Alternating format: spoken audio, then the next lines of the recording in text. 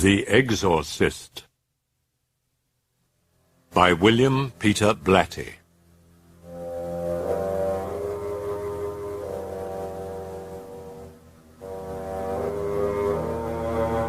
The blaze of sun wrung pops of sweat from the old man's brow, yet he cupped his hands around the glass of hot, sweet tea as if to warm them. He could not shake the premonition. It clung to his back like chill, wet leaves. The dig was over, nothing exceptional. An Assyrian ivory toilet box, and man, the bones of man. The fragrance of licorice plant and tamarisk tugged his gaze to poppied hills and the ragged, rock-strewn bolt of road that flung itself headlong into dread. Northwest was Mosul. East, Erbil. South was Baghdad and Kirkuk, and the fiery furnace of Nebuchadnezzar. He shifted his legs underneath the table in front of the lonely roadside chaikhana and stared at the grass stains on his boots and khaki pants. He sipped at his tea. The dig was over. What was beginning? He dusted the thought like a clay-fresh find, but he could not tag it. The withered proprietor shuffled toward him, kicking up dust in Russian-made shoes. The dark of his shadow slipped over the table. "Come on, chai, chawaga." The man in khaki shook his head, staring down at the laceless, crusted shoes caked thick with debris of the pain of living. The Kurd stood, waiting like an ancient debt. The old man in khaki looked up into eyes that were damply bleached, glaucoma. Once he could not have loved this man. He slipped out his wallet and probed for a coin among its tattered, crumpled tenants. A few dinars, an Iraqi driver's license, a faded plastic calendar card that was 12 years out of date. It bore an inscription on the reverse: "What we give to the poor is what we take with us when we die." The card had been printed by the Jesuit missions. He paid for his tea and left a tip on a splintered table the color of sadness. He walked to his jeep. The gentle, rippling click of key sliding into ignition was crisp in the silence. For a moment he waited, feeling at the stillness. Clustered on the summit of a towering mound, the fractured rooftops of Erbil hovered far in the distance, poised in the clouds like a rubbled, mud-stained benediction. The leaves clutched tighter at the flesh of his back. Something was waiting. The man in khaki started the engine, turned in a U, and headed toward Mosul. The Kurd stood watching, puzzled by a heart-dropping sense of loss as the jeep gathered speed. What was it that was gone? What was it that he had felt in the stranger's presence? Something like safety, a sense of protection and deep well-being. Now it dwindled in the distance with the fast-moving jeep. He felt strangely alone.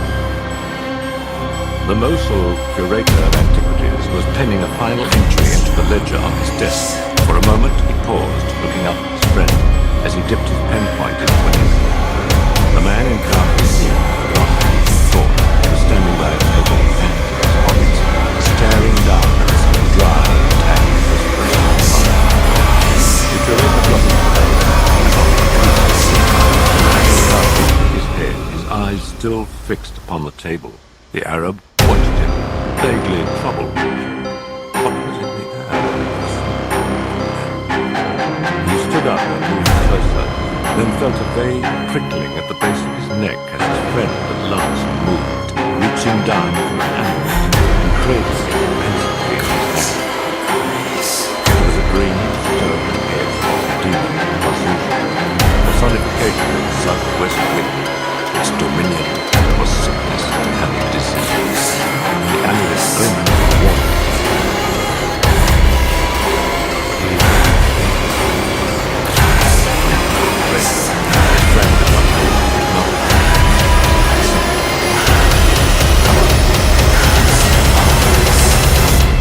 The man in khaki still appeared not to hear, absorbed in the amulet, the last of his finds. After a moment, he set it down, and soon they were murmuring farewells.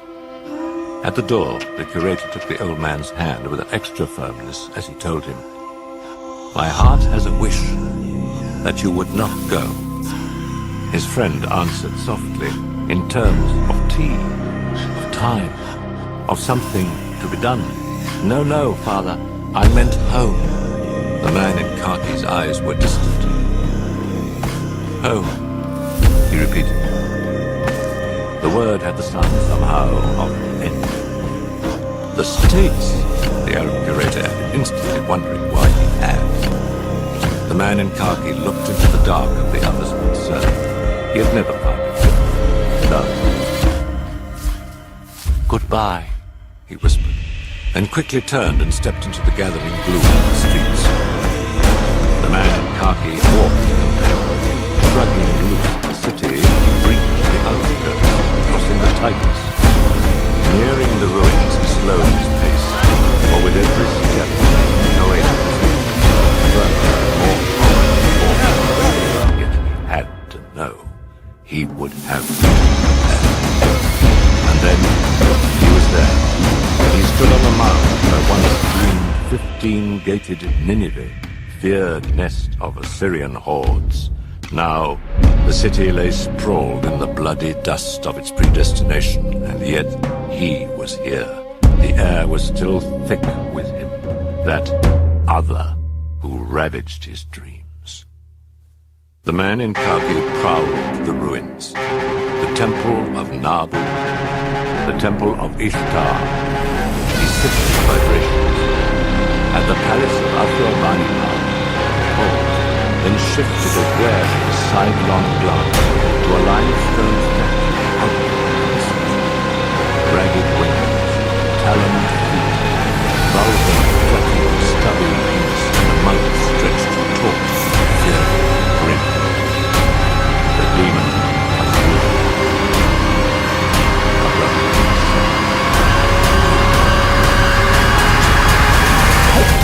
He stared at the dust, quickening shadows. He heard dim yaps of savage dog packs prowling the fringes of the city. The orb of the sun was beginning to fall below the rim of the world. He rolled his shirt sleeves down and buttoned them as a shivering breeze sprang up. It sought the southwest. He hastened toward motion and his train.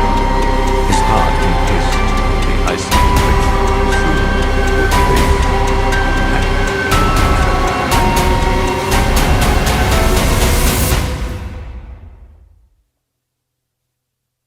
like the brief doomed flare of exploding sun that blazed dimly on blind men's eyes, the beginning of the horror passed almost unnoticed.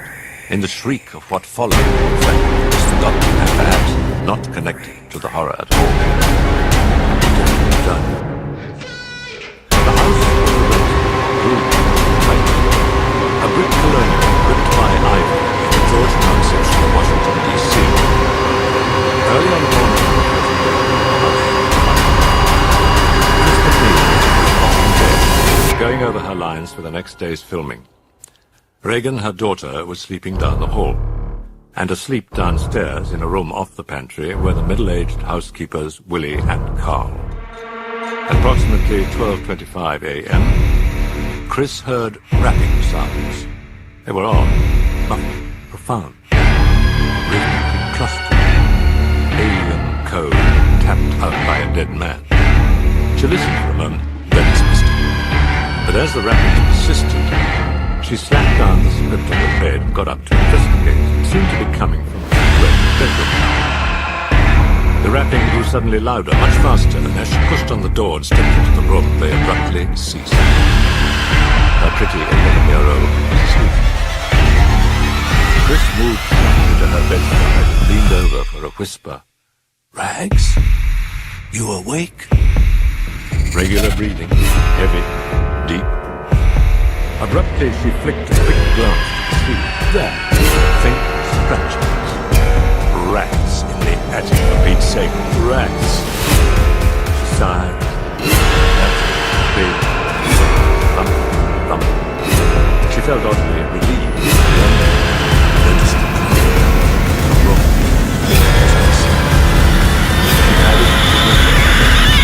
closed. She touched the radio. Hot. Puzzled, she moved to the bedside and touched her hand to Regan's cheek. It was smooth as thought, light as thought. She looked at her daughter, leaned over the bed. She whispered, and then returned to her bed. The film was a musical comedy remake of Mr. Smith Goes to Washington, a sudden plot had been deep with insurrection.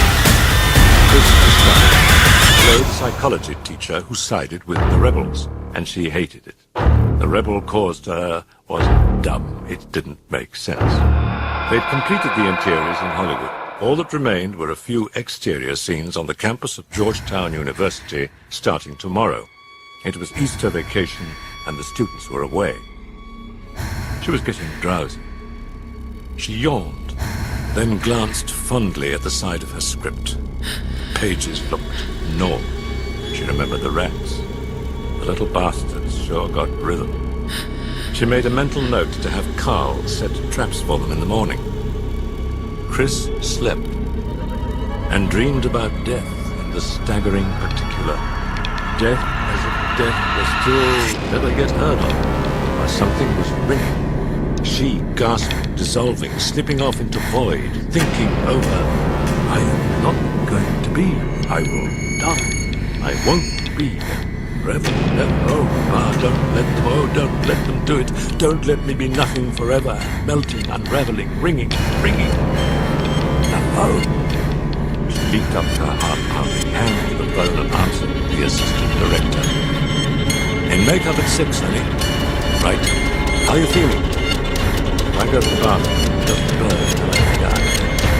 Chuck. I'll feel. Right. And back. She hung up. And for moments she sat motionless, more like the thought. But terrible clarity, gleam of the skull, non-being, irreversible. She couldn't imagine it. God, it can't be. She considered, and at last bowed her head. But it is. She put on a robe and padded quickly down to the kitchen. Good morning, Mrs. MacNeil. Grey, drooping Willie, squeezing oranges, a trace of accent, Swiss, like Carl's. The actress poured coffee, then moved to the breakfast nook and smiled as she looked at her plate. A blush red rose. Regan, that bitch. Many a morning when Chris was working, Regan would come down to the kitchen and place a flower, then grope her way, crusty-eyed, back to her sleep. Her expression turned briefly sad. She'd recalled a son, Jamie. He had died long ago at the age of 3 when Chris was very young. She'd sworn she would not give herself ever again as she had to Jamie, as she had to his father, Howard MacNeil. She lit a cigarette. Willie had brought juice. Chris remembered the rats. Where's Carl? She asked. And here. Thickly muscled, green around the table, glittering eyes, walking over all the way. Hey, Carl, we've got rats in the attic. Better get us some traps. But the attic is clean. We've only got tiny rats. I heard them last night. Maybe plumbing. I'll probe. Maybe boards. Maybe rats. Will you buy traps and quit arguing? Yes, ma'am. Busted away. It was gone. Chris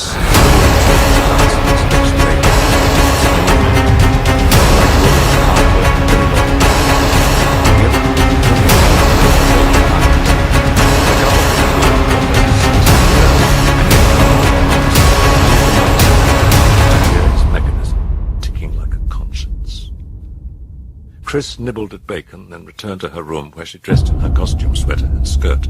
She glanced in a mirror and stuck out her tongue at herself, then sagged. Ah, Christ, what a life. She picked up her wig box, slouched downstairs and walked out to the tree-lined street. For a moment, she paused outside the house and regarded it wistfully. Damn it, why don't I stay? Buy the house. Time to live. She walked toward her work, toward ghastly charade. She entered the main front gates of the campus, and pressure diminished. By 8 a.m. and the day's first shot, she was almost herself. She started an argument over the script. Hey, Burke, take a look at this damn thing, will you? Oh, you do have a script. See? How nice. Director Burke Dennings, taut, elfin, gleaming with mischief, surgically shaved a narrow strip from a page of the script with crippling fingers.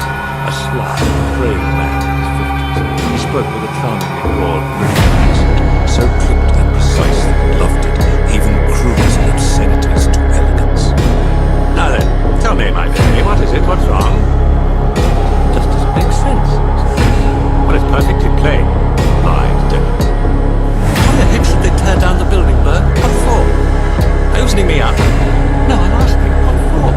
Because it's there, love. In the script? No, on the grounds. But it doesn't make sense, Burke. She just wouldn't do that. She would.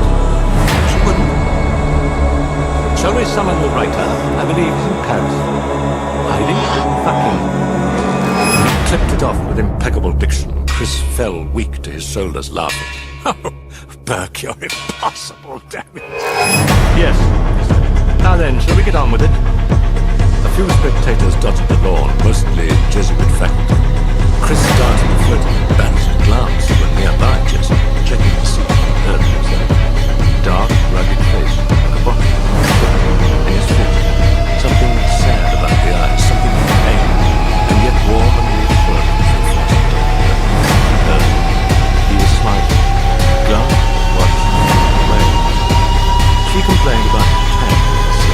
That's nothing, said Chris. It's dumb. Yes, it is, love, it is, agreed Burke sincerely. However, the cutter insists that we do it.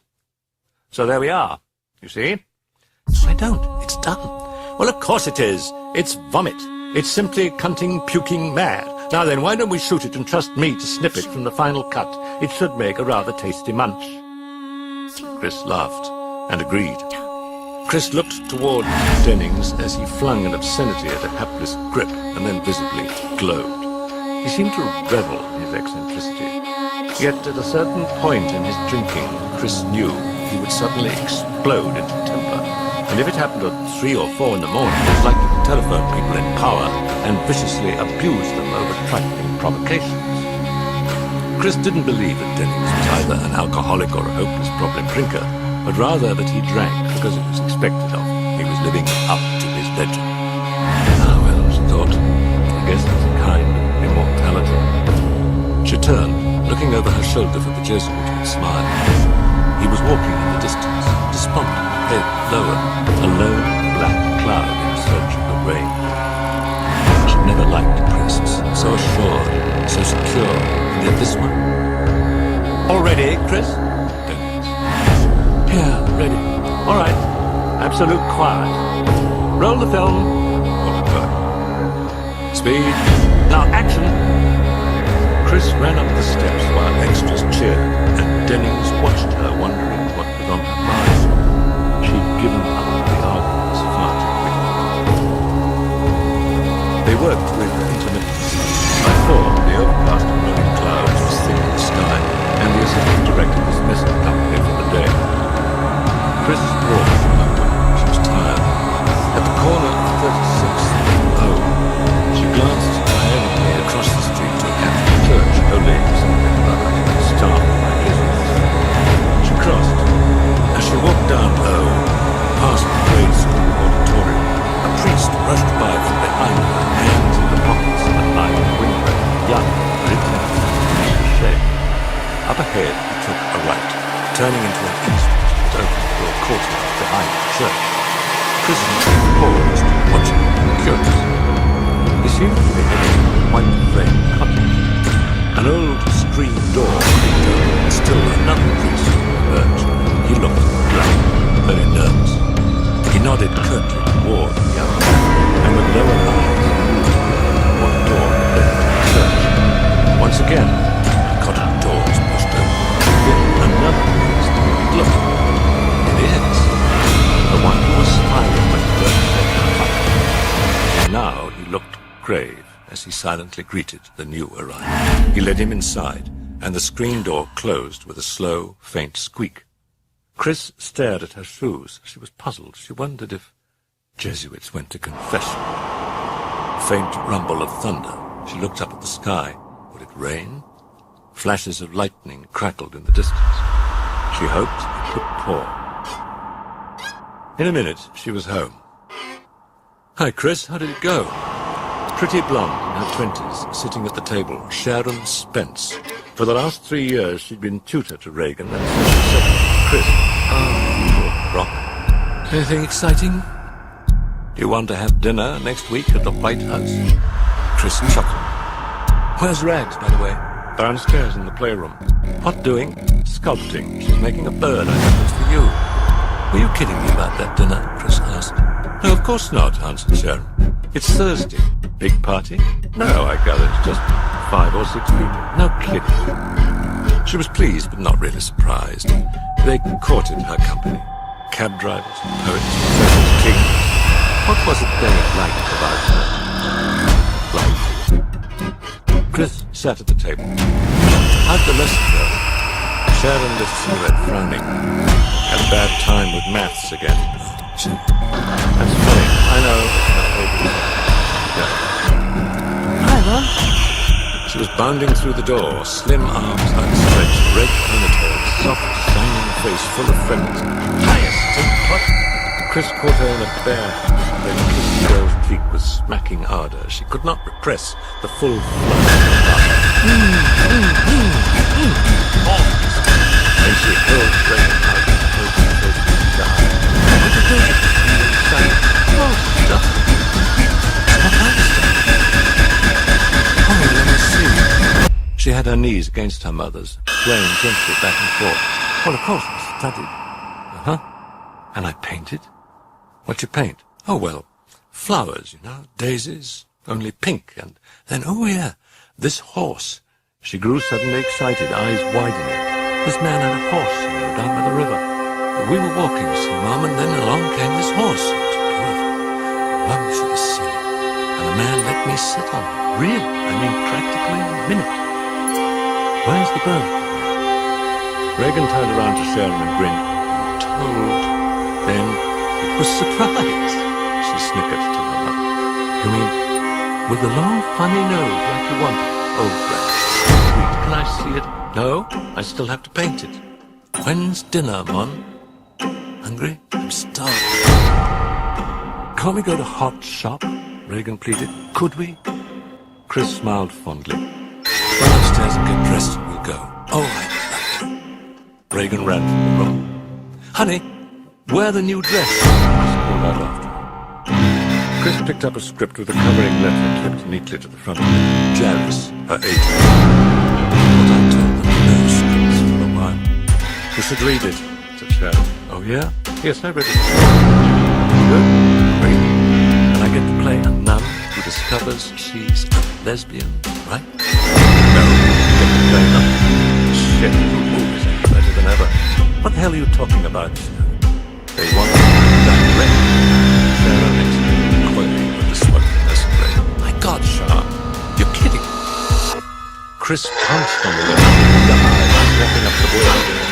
Hunks, new script, interest, studio wants more, accepting role provided. I direct this work. This and then with both her hands, she cuddled the letter.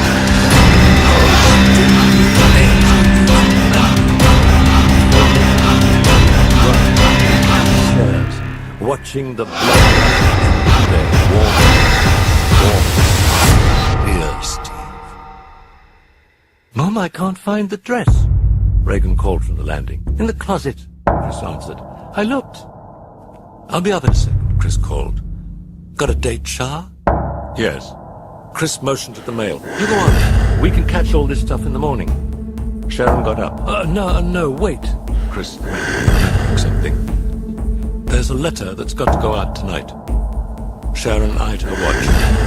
"Gee, it's time for me to meditate."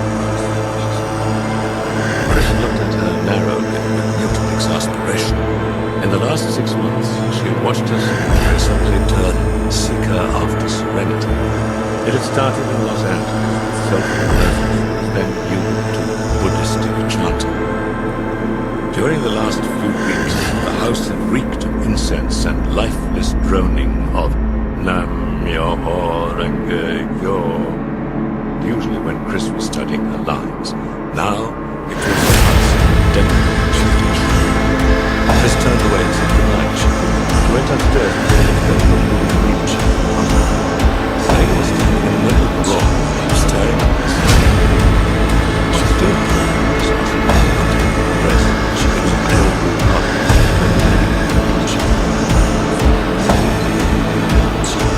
Hello, the things, Regan. Squirrels, jiggles again. Her daughter was screaming. She turned her head. The hunt for the dress proved fruitless. See, Mom, it's not there. Yes, I see. Maybe William.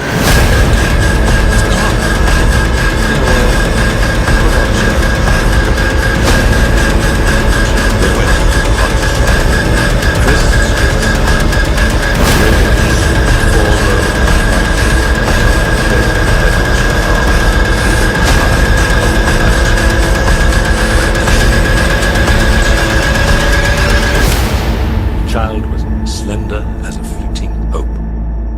I enjoyed my dinner, Mom. Chris turned to her, and as often happened, felt again that ache on seeing Howard's image in Regan's face. They were back before 7. Willie and Carl had already returned.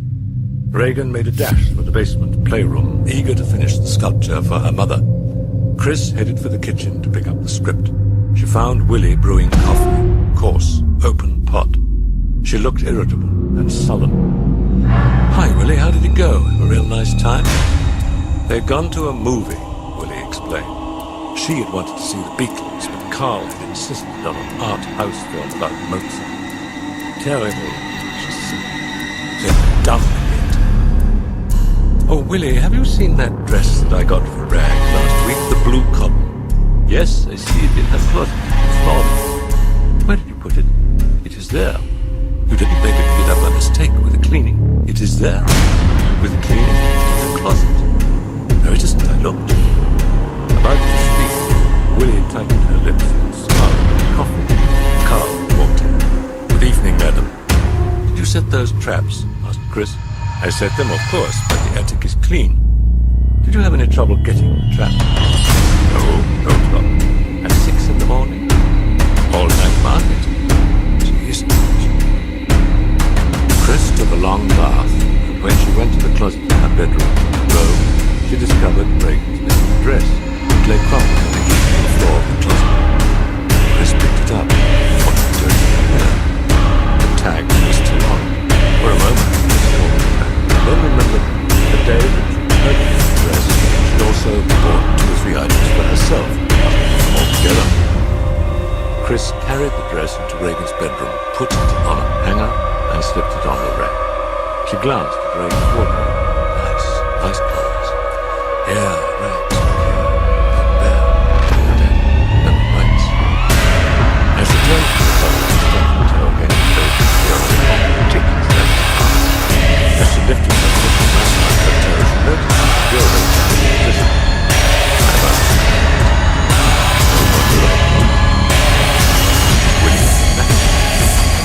She went down to the study and stood behind it.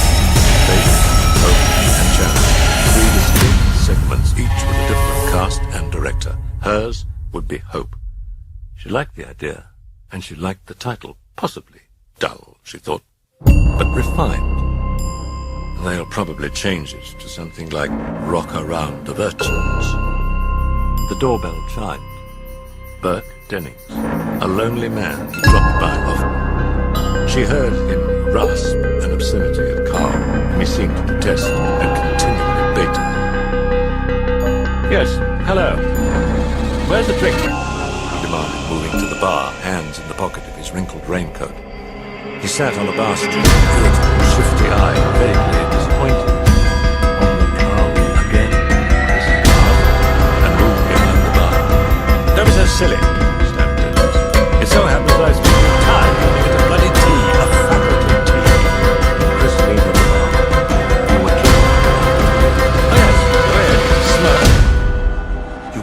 mash? No. Jesuit, sober. Are you out of your hunting mind? They swill. Never seen such capacities in all my life. Where the hell is my drink? Will you tell me what you were doing at faculty tea? Bloody public relations. Something you should be doing. Chris handed him a gin on the rocks. God, the way we've been mucking their grounds, the director muttered. Pious, the glass to his lips. Oh yes, go ahead, laugh. That's all you're good for. Laughing and showing a bit of bum. I'm just smiling. Well, someone had to make a good show. And how many times did you say fuck, Burke? Darling, that's crude. He rebuked her gently. Now tell me, how are you? She answered with a despondent shrug. Shit, I think I'll have a drink, she said. Yes, it's good for the stomach. Now then, what? She was slowly pouring vodka. Ever think about dying? What it means? Faintly edgy, he answered. No, I don't. I don't think about it at all. What the hell you bring it up for? She plopped ice into her glass. I thought about it this morning. Like a dream. Waking up. I just sort of hit me what it means. I mean, the end. Like I'd never heard it before. She shook her head. Jesus, did that spook? I felt like I was falling off the goddamn planet at 100 million miles an hour. Oh, rubbish. Death's a comfort. Debbie sniffed. Not for me, it was. I mean, think about it. Not existing forever. Oh, for heaven's sakes, show your bum at the faculty tea next week and perhaps those priests can give you comfort. No, I know. Well, you're stupid. His eyes had grown mean. Was he reaching a point of no return? She had the feeling she had touched a nerve. Jacob? No. How would I know? He suddenly bellowed. All right, you're studying me. Where's the bloody drink? Want some coffee? Don't be fat. I want another drink. He shoved his glass across the bar and she poured more. Yes, baby. Ask a couple of them. Over. Crispo. Ask who? Well, over. She shrugged. The big weird, you know. Priests. They'll never leave. They're fucking plunderers. He rasped and gulped his tea. Yeah, he started to blow. Suddenly, she explained about the script, her chance, wrecked her. Oh, good. Deming muttered. Oh, Michael. My baby, the difficult thing about directing is making it seem as if the damn thing were difficult. I hadn't a clue my first time out. Here I am. It's Charles. What's important? And you time. And you demand that. You could not only tell them how to move and read a line, my baby, you could show them. She still looked doubtful.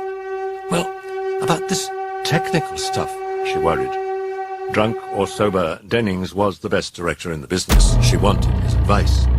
For almost an hour, she probed to the barricades of minutiae. Darling, all you really need is a brilliant cutter.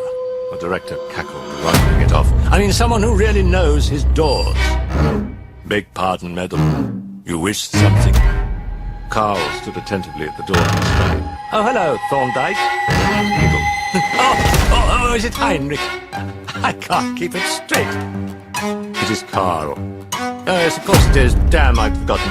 Tell me, Carl, was it public relations you told me you did for the Gestapo, or was it community relations? I believe there's a difference. Carl spoke politely. Neither one, sir. I'm Swiss. Oh, yes, of course. The director guffawed. And you never went close to doubles, I suppose? Carl, impervious, turned to Chris. And never went flying with Rudolph S? Madame wishes. I don't know, but you want coffee? Fuck it. The director stood up abruptly and strode belligerently from the room and the house. Chris shook her head and turned to Carl. Unplugged the phones, she ordered expressions. Where's Max? Down?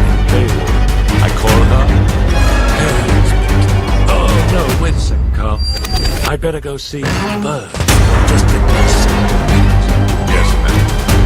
And for the undertaken time, I apologize. I pay no attention. No, that's not. Chris walked to the entry hall of the house, pulled open the door of the basement staircase, and started downstairs. The playroom was paneled and brightly decorated. Easels, benches, furniture, tables for games, and a table for sculpting. Hey, great! Exclaimed Chris as her daughter handed him the figure. It was not quite dry. It looked something like a warrior. Painted out, except for the beam. That was green, white, tough feathers.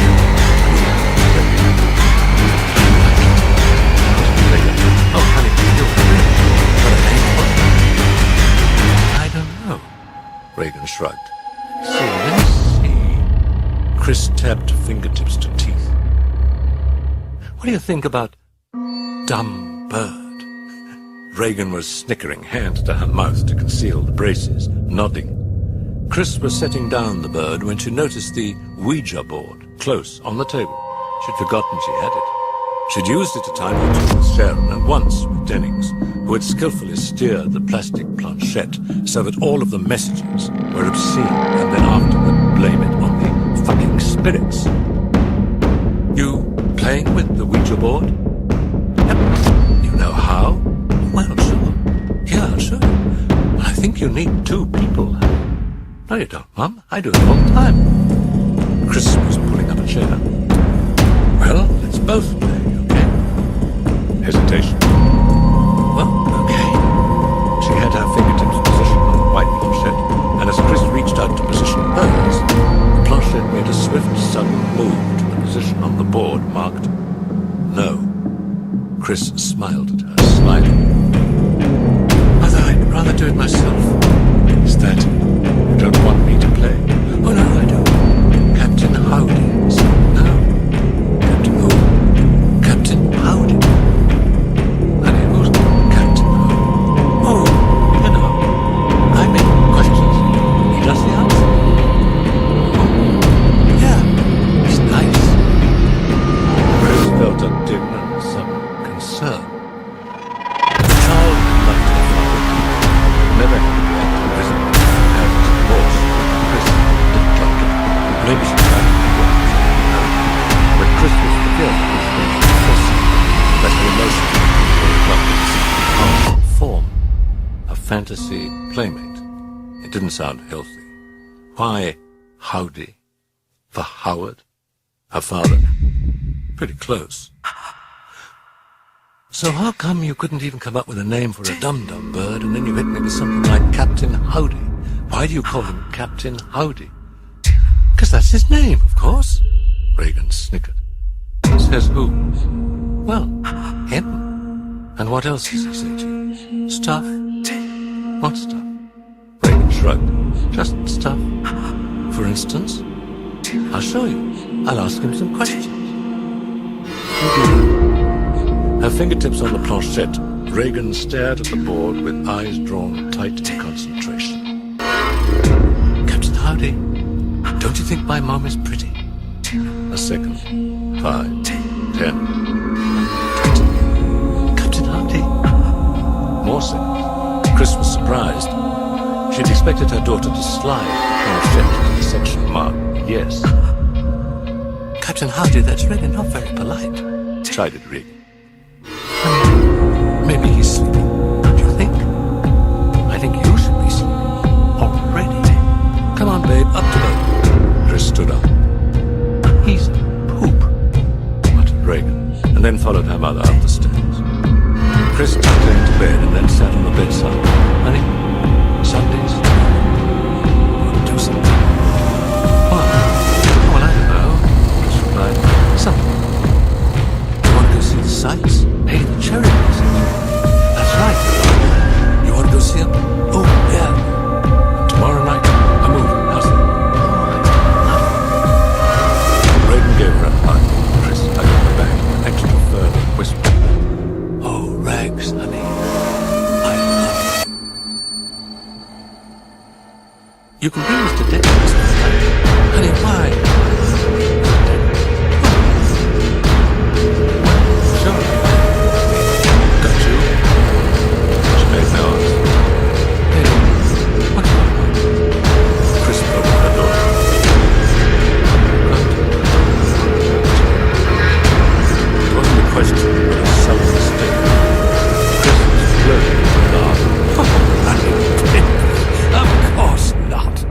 earth are you talking about? Mr.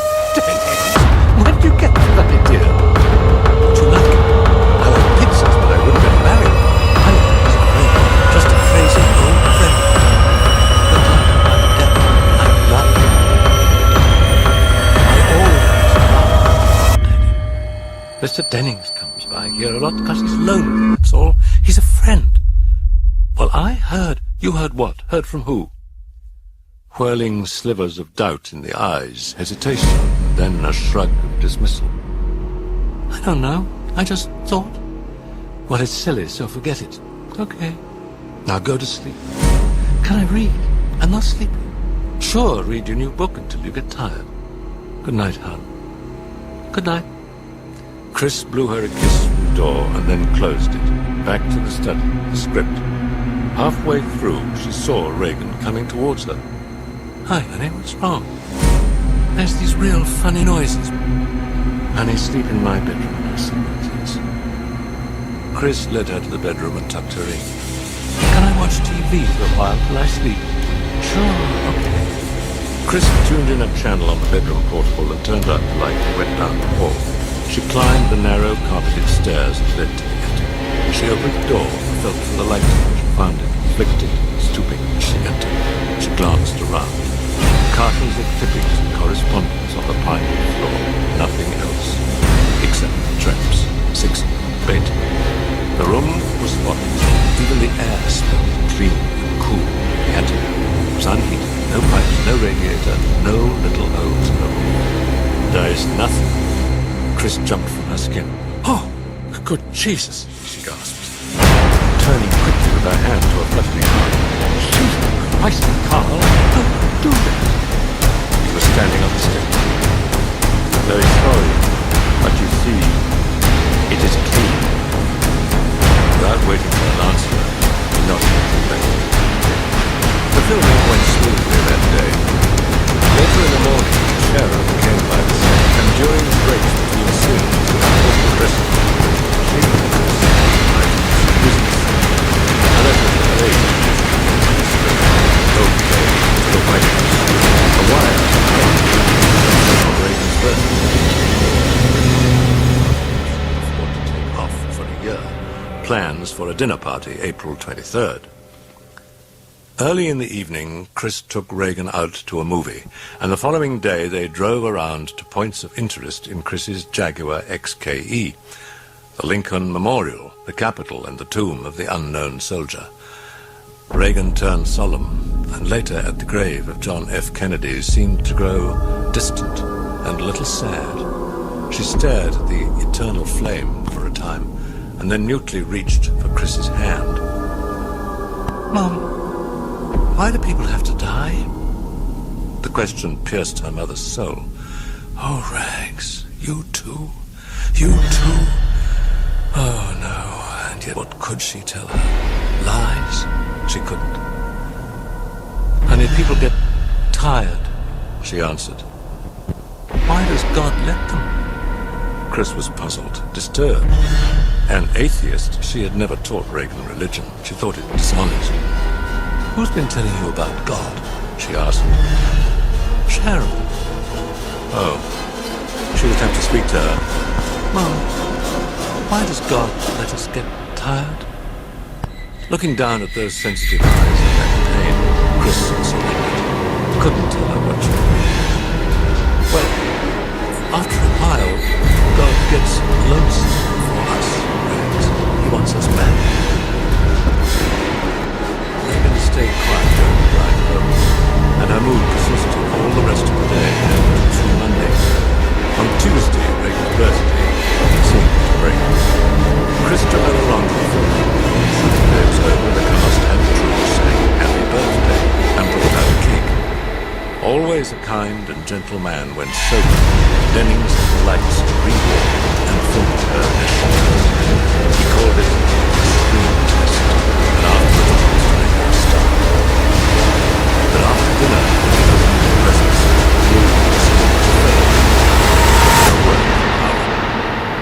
Chris made excuses. Regan nodded, subdued, and shook her head to her mother's suggestion that they go to the hot shop for a shake. Without a word, she went downstairs to the basement playroom, where she remained until time for bed. The following morning, when Chris opened her eyes, she found Regan in bed with her, half awake. "Well, what are you doing here?" Chris chuckled.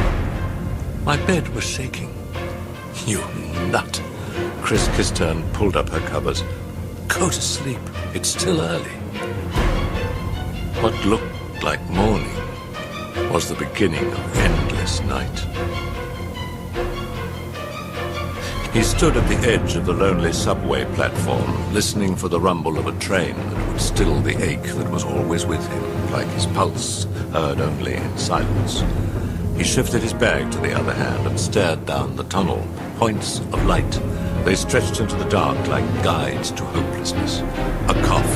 He glanced to the left.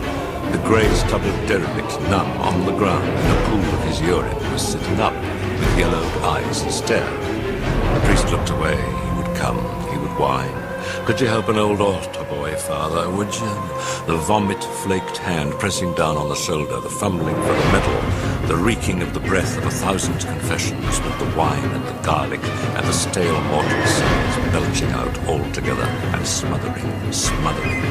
The priest heard the derelict rising. "Hi, Father." He winced, sagged, couldn't turn.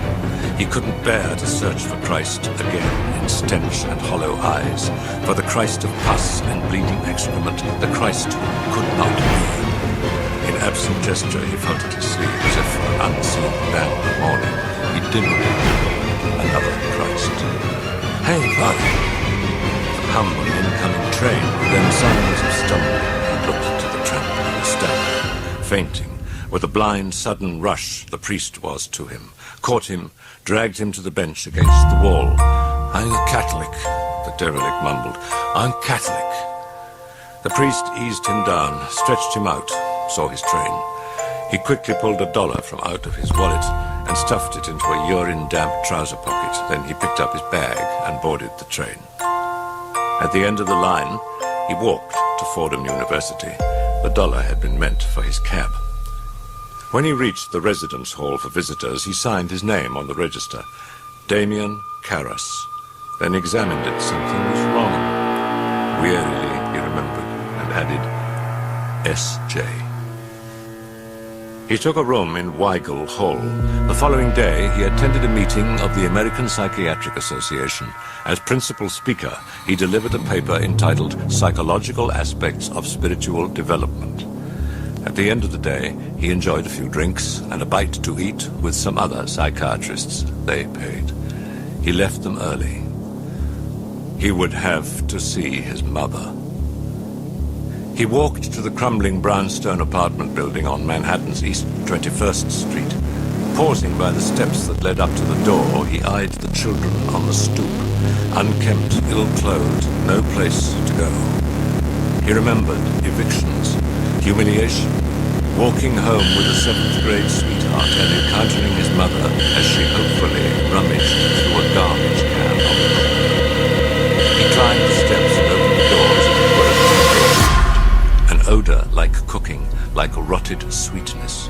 He gripped the banister and climbed, overcome by a sudden draining weariness that he knew was caused by guilt. He should never have left her. Not alone. Her greeting was joyful, a shout, a kiss. She rushed to make coffee, dark, stubby, gnarled legs. He sat in the kitchen and listened to her talk, the dingy walls and soiled floor seeping into his bones. The apartment was a hovel. Social security. Each month, a few dollars from a brother. He avoided those eyes that were wells of sorrow. He should never have left her. He spent time repairing the tuner on a crackling plastic radio. Her world, the news, Mayor Lindsay. He went to the bathroom. Yellowing newspaper spread on the tile, stains of rust in the tub and the sink. On the floor, an old corset, seeds of vocation. From these he had fled into love. Now the love had grown cold. In the night, he heard it whistling through the chambers of his heart like a lost, crying wind. At 11:15, he kissed her goodbye, promised to return just as soon as he could. He left with the radio tuned to the news. Once back in his room in Weigel Hall, he gave some thought to writing a letter to the Jesuit head of the Maryland province. He'd covered the ground with him once before. Request for transfer to the New York province in order to be closer to his mother. Request for a teaching post and relief from his duties. In requesting the latter, he'd cited as a reason unfitness for the work. On the point of Damien Karras's mother, the provincial had expressed his sympathy, but the question of the priest's unfitness he thought contradictory on its fact. But Karras, some of their problems come down to vocation, to the meaning of their lives. Hell, it isn't always sex that's involved, it's their faith. And I just can't cut it, Tom. It's too much. I need out. I'm having problems of my own. I'm in doubts. What thinking man doesn't dare? A harried man with many appointments, the provincial had not pressed him for the reasons for his doubt, for which Karras was grateful. He knew that his answers would have sounded insane. The need to rend food with the teeth and then defecate. My mother's 9 First Fridays. Stinking socks, thalidomide babies. An item in the paper about a young altar boy waiting at a bus stop. Set on by stranger, sprayed with kerosene, ignited. No. Too emotional, vague, existential. More rooted in logic was the silence of good. In the world there was evil. And much of the evil resulted from doubt, from an honest confusion among men of goodwill. Would a reasonable God refuse to end it? Not reveal himself? Not speak? Lord, give us a sign. At various times, the priest would long to have lived with Christ, to have seen, to have touched, to have probed his eyes. Ah, my God, let me see you. Let me know. Come in dreams. The yearning consumed him. He sat at the desk now with pen about paper. The provincial had promised to consider the request, but thus far nothing had been done. Karras wrote the letter and went to bed. He sluggishly awakened at 5 a.m. and went to the chapel in Weigel Hall, secured a host, then returned to his room and said Mass. Et clamor meus ad te veniat, he prayed with murmured anguish, let my cry come unto me. He lifted the host in consecration with an aching remembrance of the joy it once gave, felt once again, as he did each morning, the pang of an unexpected glimpse from afar and unnoticed of a long-lost love. He broke the host above the chalice. Peace I give you. My peace I give you. He tucked the host inside his mouth and swallowed the papery taste of despair. When the Mass was over, he polished the chalice and carefully placed it in his bag. He rushed to the 7:10 train back to Washington, carrying a pain of black balloons. Early on the morning of the 11th of April, Chris made a telephone call to her doctor in Los Angeles and asked him for a referral to Rose and Barry's brain. She noticed a sudden and dramatic change in her daughter's behavior and disposition. Insomnia, pulse, fits of temper, kicked things, threw things, screamed, wouldn't eat. In addition, she was constantly turning, running and jumping about, doing poorly with schoolwork, fantasy playmate, eccentric, attention-getting tactics. Such as what? The physician inquired. She started with the rappings. She'd heard them again on 2 occasions. In both instances, Regan was present in the room, and the rappings would cease at the moment Chris entered. Secondly, she told him Regan would lose things in the room: a dress, her toothbrush, books, her shoes. She complained about somebody moving her furniture. Finally, on the morning following the dinner at the White House, Chris saw Carl in Regan's bedroom, pulling a bureau back into place from a spot that was halfway across the room. Shortly thereafter, Chris had found Regan in the kitchen, complaining that someone had moved all her furniture during the night when she was sleeping. Chris mentioned the matter of the shaking bed, which had happened twice more. Well, that could be physical, the internist ventured. No, Mark. I didn't say the bed is shaking. I said that she says that it's shaking. Do you know that it isn't shaking? No. Well, it might be clonic spasms, he murmured. Any temperature? No. Listen, what do you think? She asked. Should I take her to a shrink or what? Chris, how is she doing with her maths? Just rotten. Something rotten. He grunted. Why do you ask? She repeated. Well, it's part of the syndrome. Of what? Nothing serious. I'd rather not guess about it over the phone. Got a pencil? He wanted to give her the name of a Washington internist. Mark, can't you come out here and check her yourself? Jamie. A lingering infection. Chris's doctor at that time had prescribed a new, broad-spectrum antibiotic. Refilling a prescription at a local drugstore, the pharmacist was wary. I don't want to alarm you, ma'am, but this... Well, it's quite new on the market, and they've found that in Georgia it's been causing... Jamie. Dead. And ever since, Chris had never trusted her.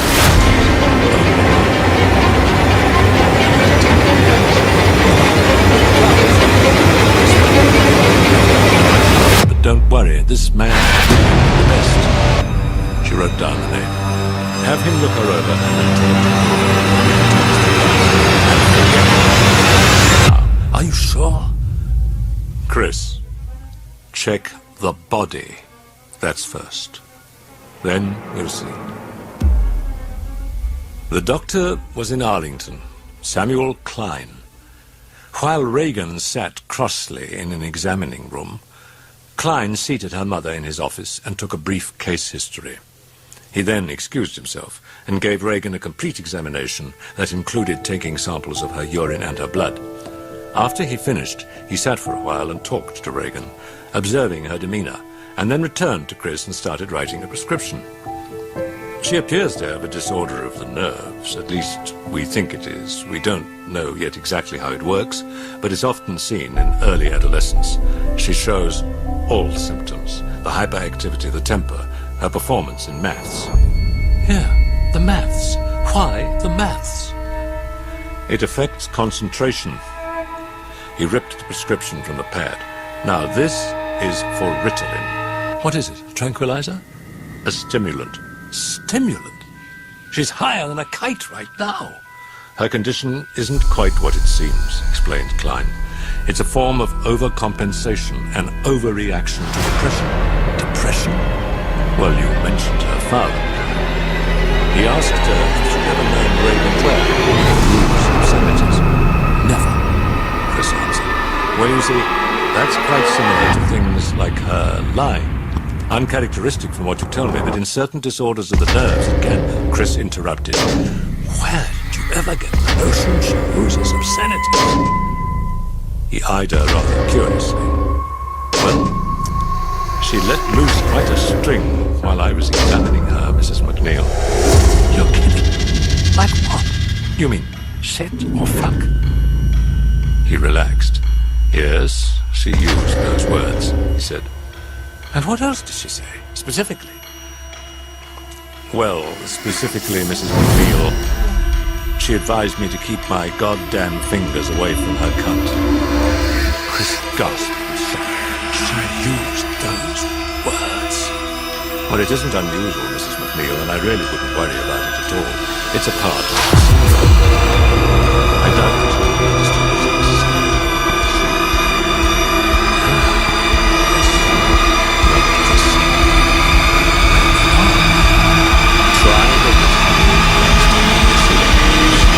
and I'd like to take a look at her again in 2 weeks.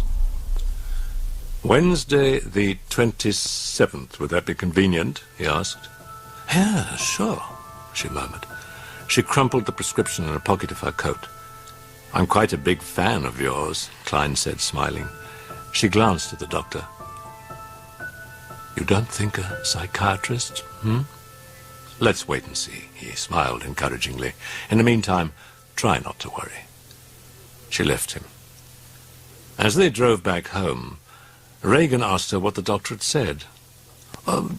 That you're nervous. Chris had decided not to talk about her language, but she did speak to Sharon about it later, asking if she'd ever heard Regan use that kind of obscenity.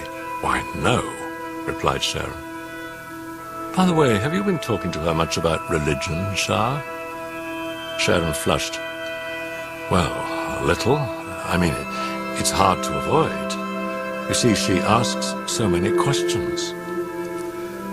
Chris was extremely diligent in seeing that Regan took her dosage of Ritalin. By the night of the party, however, she had failed to observe any noticeable improvement. There were subtle signs, in fact, of gradual deterioration, increased forgetfulness, untidiness, and one complaint of nausea. As for attention-getting tactics, there appeared to be a new one. Reports of a foul, unpleasant smell in Regan's bedroom. At Regan's insistence, Chris took a whiff one day and smelled nothing. You don't? You mean you smell it right now? Chris had asked her. Well, sure. She'd wrinkled her nose. Well, like something burny. Chris smelled nothing, but she was preoccupied with a number of other concerns. One was arrangements for the dinner party. Another had to do with the script. The third of Chris's concerns was the failure of 2 financial ventures. These were the problems that her gloomy business manager flew into town to discuss. He frowned when she brought up the design of Ferrari. You mean a new one? He said, and cautioned that he thought a new car was improvident. I made £800 last year, and you're saying I can't get a freaking car? That is ridiculous. Where did it go? I then he was gross. Federal income tax. Projected federal income tax. Her state tax. Tax on her real estate holdings. 10% commission to her agent, 5 to him, 5 to her publicist, 1 1/4 taken out as donation to the Motion Picture Welfare Fund, an outlay for wardrobe in tune with the fashion, salaries to Willie and Carl and Sharon and the caretaker of the Los Angeles home, various travel costs, and finally, her monthly expenses. Will you do another picture this year? He asked her. She shrugged. I don't know, do I have to? Yes, I think you'd better. She eyed him moodily. What about a Honda? He made no reply. Chris tried to keep herself busy with preparations for the next night's party. She'd invited an interesting mixture. In addition to Burke and the youngest director of the 2nd unit, she expected a senator and wife, an Apollo astronaut and wife, 2 Jesuits from Georgetown, her next-door neighbors, and Mary Jo Perrin and Ellen Cleary. Mary Jo was a plump and grey-headed Washington seeress whom Chris liked immensely. Ellen Cleary was a middle-aged State Department secretary who'd worked in the U.S. Embassy in Moscow when Chris toured Russia. Hey, Shah, she asked, which priests are coming? I'm not sure yet. I invited the president and the dean of the college, but I think that the president's sending an alternate. Sharon rummaged through scraps of notes. Yes, here it is, his assistant, Father Joseph Dyer. Where's Rags? Downstairs. You know, maybe you should start to keep your typewriter there, don't you think? I mean, that way you can watch her when you're typing. Okay? I don't like her being alone so much. Good idea. Okay, later. Go home, meditate, play with horses. Chris tried to watch television, couldn't concentrate, felt uneasy. There was a strangeness in the house, like settling stillness, weighted dust. By midnight, all in the house were asleep. That night. She greeted her guests in a lime green hostess costume with long belled sleeves and pants. The first to arrive was Mary Jo Perrin, who came with Robert, her teenage son. The last was pink-faced Father Dyer. He was young and diminutive, with fey eyes behind steel-rimmed spectacles. The drinks did their work. By 9:45, they were scattered about the living room, eating their dinners in vibrant knots of conversation. Chris scanned the room for Mary Jo Perrin. There, on a sofa, was Father Wagner, the Jesuit dean. Chris drifted to the sofa and folded to the floor in front of the coffee table as the series chuckled with mirth. Mary Jo was telling me there used to be a Jesuit who was also a medium. I just said it was hard to believe. But of course, said Mary Jo. Why, he even used to levitate. Oh, said the Jesuit quietly. You mean he held seances? Chris asked Mary Perrin. Well, yes, she answered. He was very, very famous in the 19th century. In fact, he was probably the only spiritualist of his time who wasn't ever clearly convicted of fraud. You know, I had an experience once, began Chris. The dean interrupted. Are you making a confession? Chris smiled and said, no, I'm not Catholic. Well, now you're Dominican slander, retorted the dean. Then to Chris he said, I'm sorry, my dear, you were saying? Well, just that I thought I saw somebody levitate once in Bhutan. She recounted the story. Do you think that's possible? She ended. Who knows? He shrugged. Who knows what gravity is, or matter when it comes to that? Chris said, do you know that little cottage that's back of the church over there? Holy Trinity, he asked. Yes, right. Oh, well, what goes on in there? That's where they say Black Mass, said Mrs. Perrin. What's that? She's kidding, said the dean. Yes, I know, said Chris, but I'm dumb. What's a Black Mass? Oh, basically it's a travesty on the Catholic Mass, explained the dean. It's connected to witchcraft, devil worship. Really? You mean there really is such a thing? I really couldn't say, but I'll tell you who might. Joe Dyer. The dean looked around. Over there, he said, nodding towards the other priest. Hey, Joe. Just a second, answered Dyer, and resumed his attack on the curry. That's the only leprechaun in the priesthood, said the dean with an edge of fondness. He sipped at his wine. They had a couple of cases of desecration in Holy Trinity last week, and Joe said something about one of them reminding him of some things they used to do at Black Mass, so I expect he knows something about the subject. What happened at the church? Asked Mary Jo Perrin. Oh, it's really too disgusting, said the dean. Come on, we're all through with our dinners. He described the desecrations. In the first of the incidents, the elderly sacristan of the church had discovered a mound of human excrement on the altar cloth directly before the tabernacle. The dean then employed indirection and one or two euphemisms to explain how a massive phallus sculpted in clay had been found glued firmly to a statue of Christ on the left side altar. Sick enough, he concluded. Chris noticed that Mary Jo seemed genuinely disturbed as she said, Oh, that's enough now. I'm sorry that I asked. Let's change the subject, please. No, I'm fascinated, said Chris. Yes, of course. I'm a fascinating human. It was Father Dyer. He was hovering over her with his plate. Listen, give me just a minute, and then I'll be back. I think I've got something going over there with the astronaut.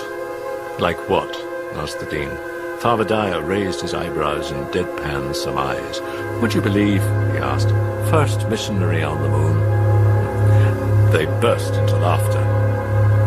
You're just the right size, said Mrs. Perrin. They could stow you in the nose cone. With deadpan gaze, Dyer glanced towards the astronaut. Excuse me, he said, and walked away. I like him, said Mrs. Perrin.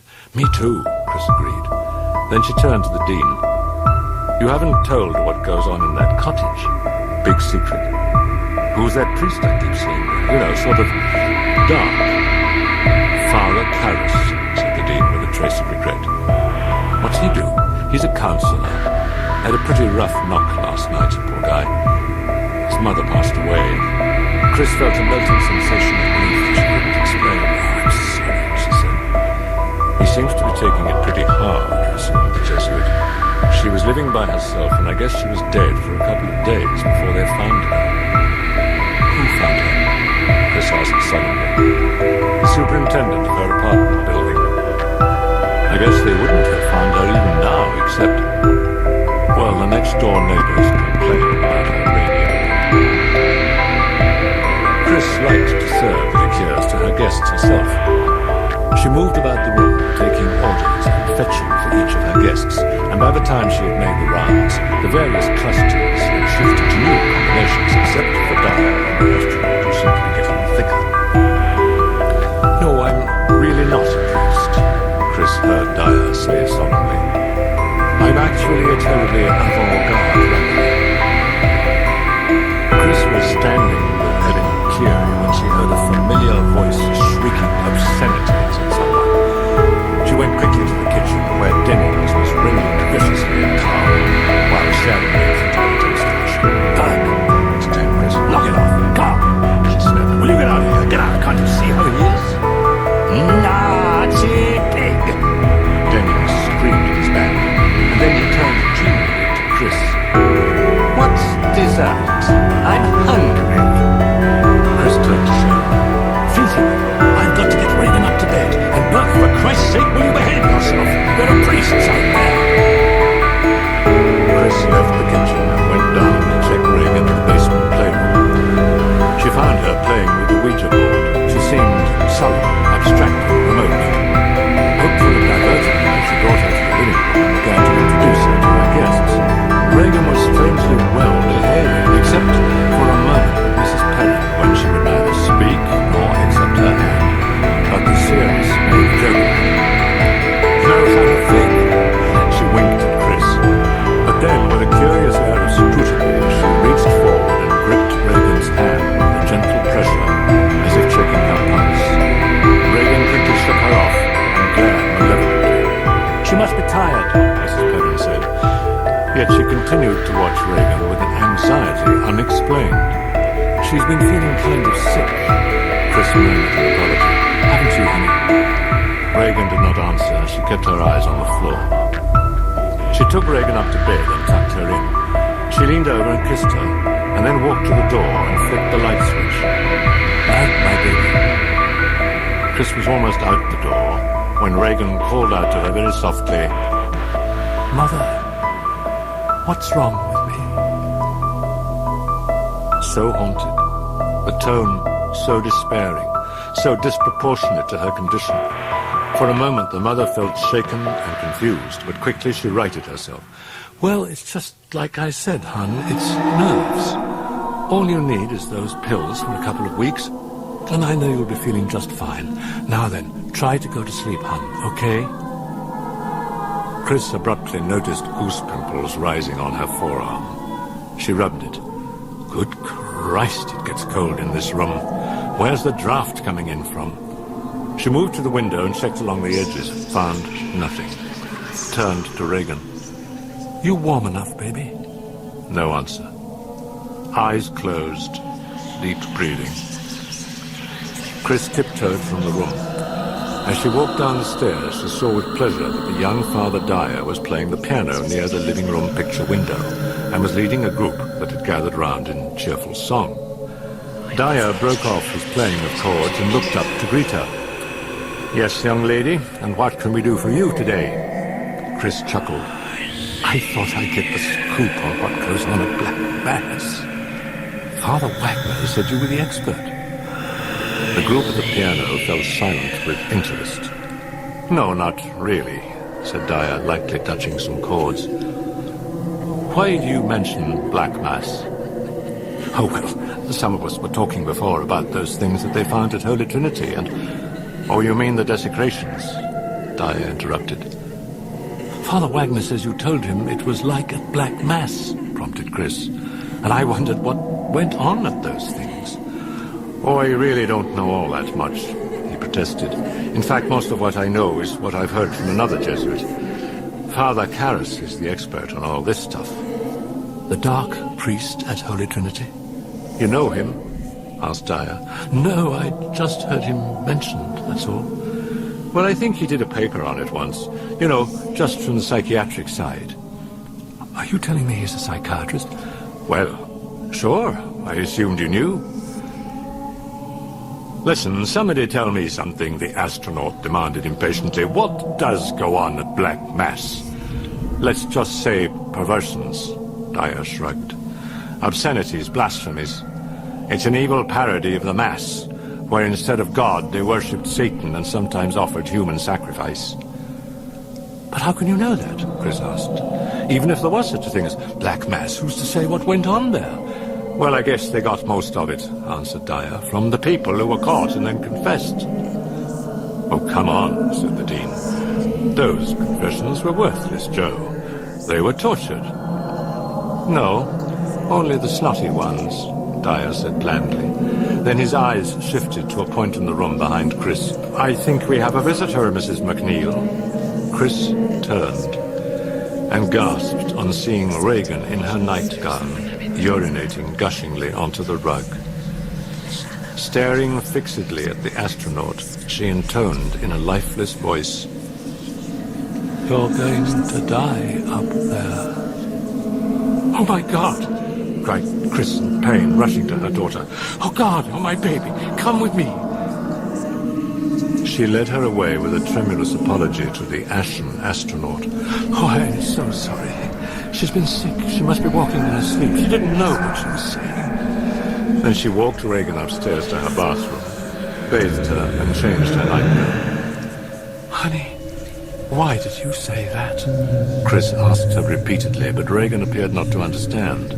Her eyes were vacant and clouded. Chris tucked her into bed, and almost immediately Regan appeared to fall asleep. For a time, Chris waited, listening to her breathing, then left the room. She returned to the living room, where the guests who still remained expressed their sympathy as she gave them a brief account of Regan's illness.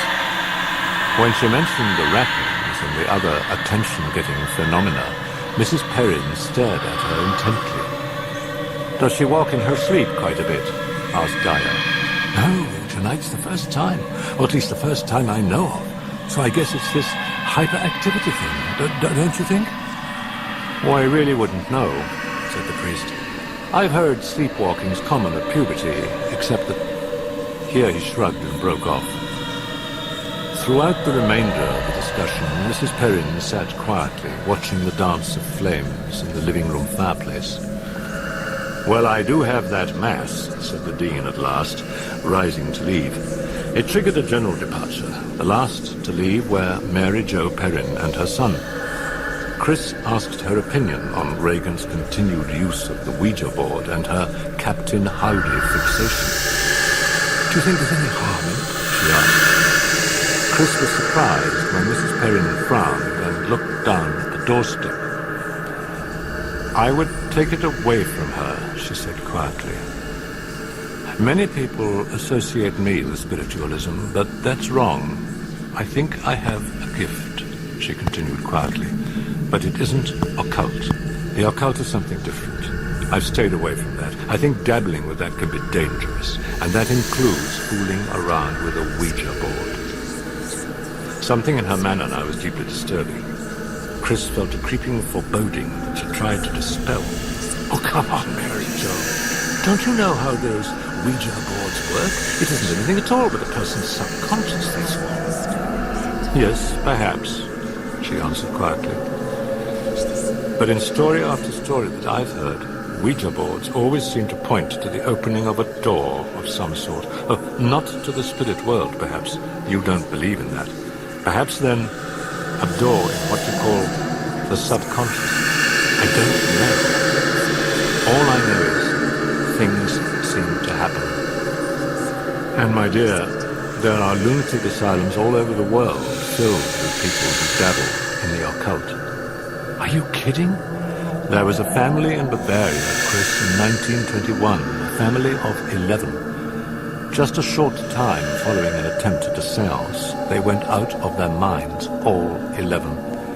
They went on a burning spree in their house, and when they'd finished with the furniture, they started on the 3-month-old baby of one of the younger daughters, and that is when the neighbors broke in and stopped them. The entire family," she ended, "was put in an asylum." "Oh, boy," breathed Chris, as she thought of Captain Howdy. He had now assumed a menacing coloration. "Mental illness? Was that it? Something. I knew I should take her to see a psychiatrist. Oh, for heaven's sake, said Mrs. Perrin. You just listen to your doctor. I'm great at the future, Mrs. Perrin smiled, but in the present, I'm absolutely helpless. Lovely home, she remarked as she glanced up at the upper facade of the house. Gives a feeling of warmth. God almighty, I'm relieved. For a second there I thought you were going to tell me it's haunted. Why would I tell you a thing like that? It's a very fine house, Mrs. Perrin reassured her. I've been here before, you know, many times. Have you really? Yes, an admiral had it, a friend of mine. I get a letter from him now and then. They've shipped him to sea again, poor dear. I don't know if it's really him that I miss, or this house. She smiled. But then maybe you'll invite me back. Mary Jo, I'd love to have you back. I mean it. Please. Will you call me next week? Yes, I would like to hear how your daughter's coming on. Got the number? Yes, at home in my book. What was off, wondered Chris. There was something in her tone that was slightly off-center. Well, good night, said Mrs. Perrin, and thanks again for a marvelous evening. And before Chris could answer her, she was walking rapidly down the street. She went to the living room and stood over Willie, who was kneeling by the urine stain. She was brushing up the nap of the rug. White vinegar I put on, muttered Willie, twice. Coming out? Maybe now, answered Willie. I do not know. We will see. Chris started up the stairs with weary steps. Great curry there, Willie. Everybody loved it. Yes, thank you, madam. Chris looked in on Regan and found her still asleep. She remembered an incident when her daughter was only 3, the night that Howard had decided she was much too old to continue to sleep with her baby bottle, on which she had grown dependent. He'd taken it away from her that night, and Regan had screamed until 4 in the morning, then acted hysterical for days. And now Chris feared a similar reaction. Better wait until I took it all out with a shrink. Moreover, the Ritalin, she reflected, hadn't had a chance to take effect. At the last, she decided to wait and see. Chris retired to her room, settled wearily into bed, and almost instantly fell asleep. Then awakened to fearful, hysterical screaming at the rim of her consciousness. Chris raced down the hall to Regan's bedroom, whimpering, crying, sounds like bed springs. Oh, my baby, what's wrong? Chris exclaimed as she reached out and flicked on the lights. Good Christ almighty.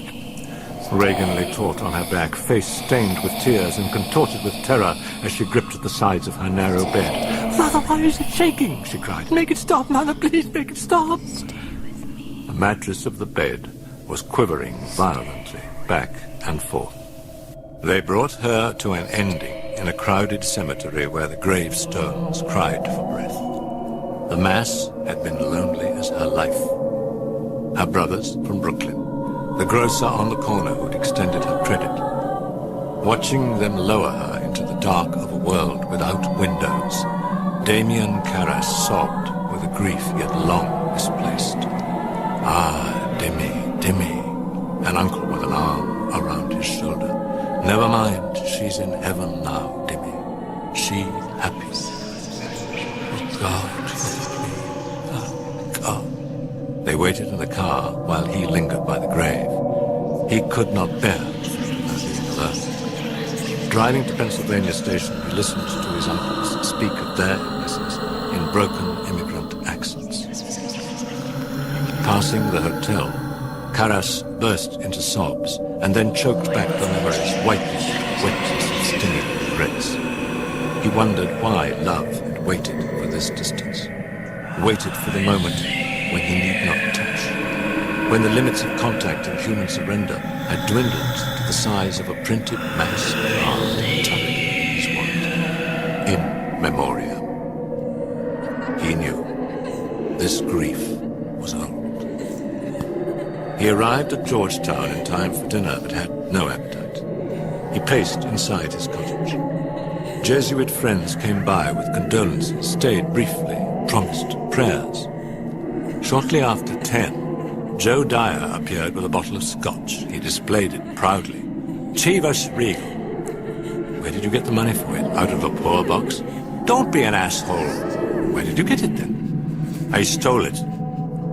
Karras smiled and shook his head as he fetched a glass and a pewter coffee mug. He rinsed them out in his tiny bathroom sink and said, I believe you. Greater faith I have never seen.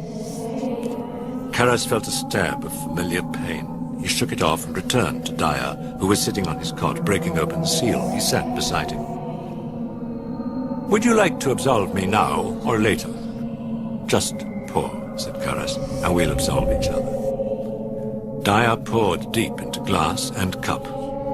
College presidents shouldn't drink, he murmured. It sets a bad example. I figure I'd relieve him of a terrible temptation. Karras swallowed scotch, but not the story. He knew the president's ways too well.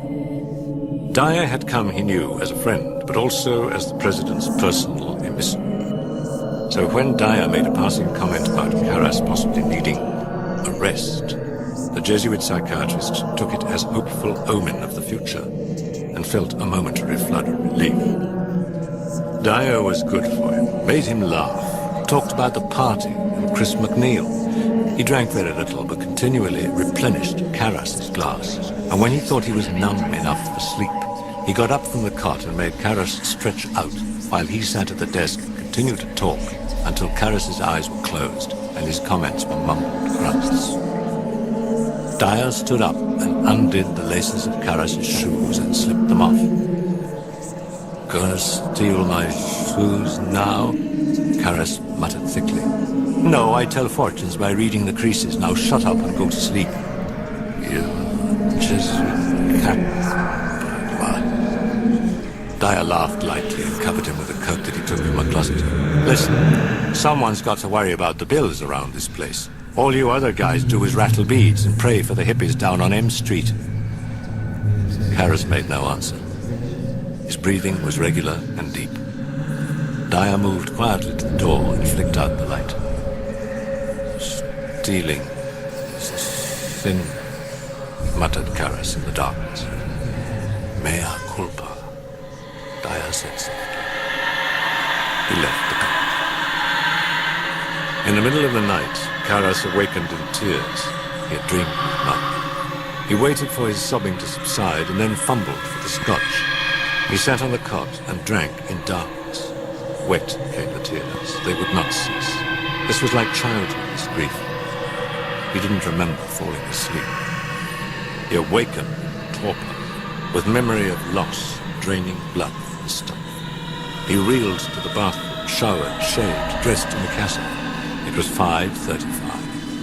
He unlocked the door to Holy Trinity, put on his vestments, and offered up Mass at the left side altar. Memento etiam, he prayed with despair. Remember thy servant, Mary Karras. Agnus Dei, he murmured as he bowed and struck his breast. Lamb of God, who takest away the sins of the one, grant him rest. An anguished moan escaped from Karras as he bowed his head above the host. He struck his breast as if it were time and murmured, Domine non sum dignus. I am not worthy. Say but the word, and my soul shall be healed. Against all reason, against all knowledge, he prayed there was someone to hear his prayer. He did not think so. After the Mass, he returned to the cottage and tried to sleep without success. Later in the morning, a youngish priest that he'd never seen came by unexpectedly. In the eyes, the restless birds, in the voice, the tugging plea. For a moment, Karras hated him. Come in, he said gently, and inwardly raged at this portion of his being that rendered him helpless, that he could not control, that lay coiled within him like a length of rope, always ready to fling itself unbidden and deprive someone else of it. The young priest thought it seemed shy. Karras gave him patience, offered cigarettes, instantly coffee, then forced a look of interest as the moody young visitor gradually unfolded a familiar problem, the terrible loneliness of Chris. Of all the anxieties that Karras encountered among the community, this one had lately become the most prevalent. Cut off from their families as well as from women, many of the Jesuits were also fearful of expressing affection for fellow priests, of forming deep and loving friendships. I'd like to put my arm around another guy's shoulder, but right away I'm scared he's going to think I'm queer. I mean, you hear all these theories about so many latents attracted to the priesthood, so I just don't do it. I won't even go to somebody's room just to listen to records or talk or smoke. It's not that I'm afraid of him. I'm just worried about him getting worried about me.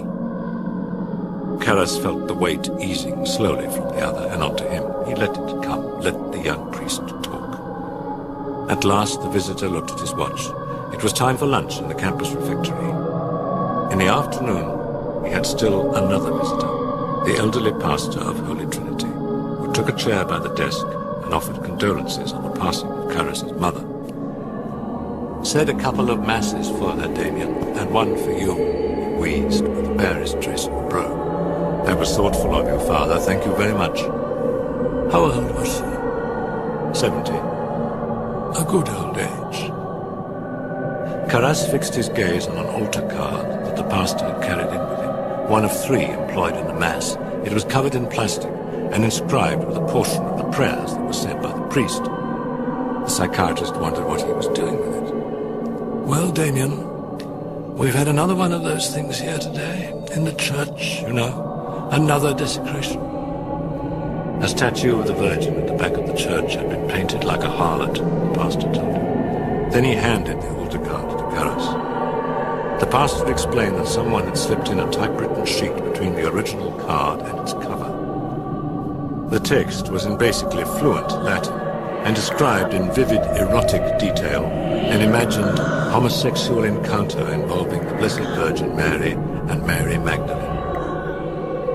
That's enough now.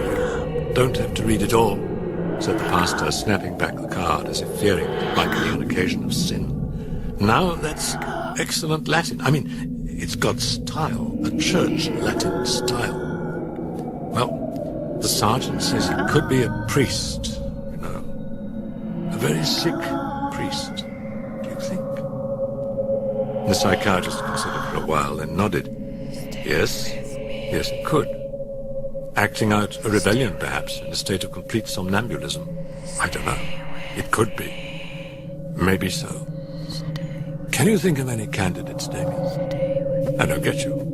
Well, now, sooner or later they come and see you, wouldn't you say? I mean, the sick ones, if there are any, from the campus. Do you know any like that?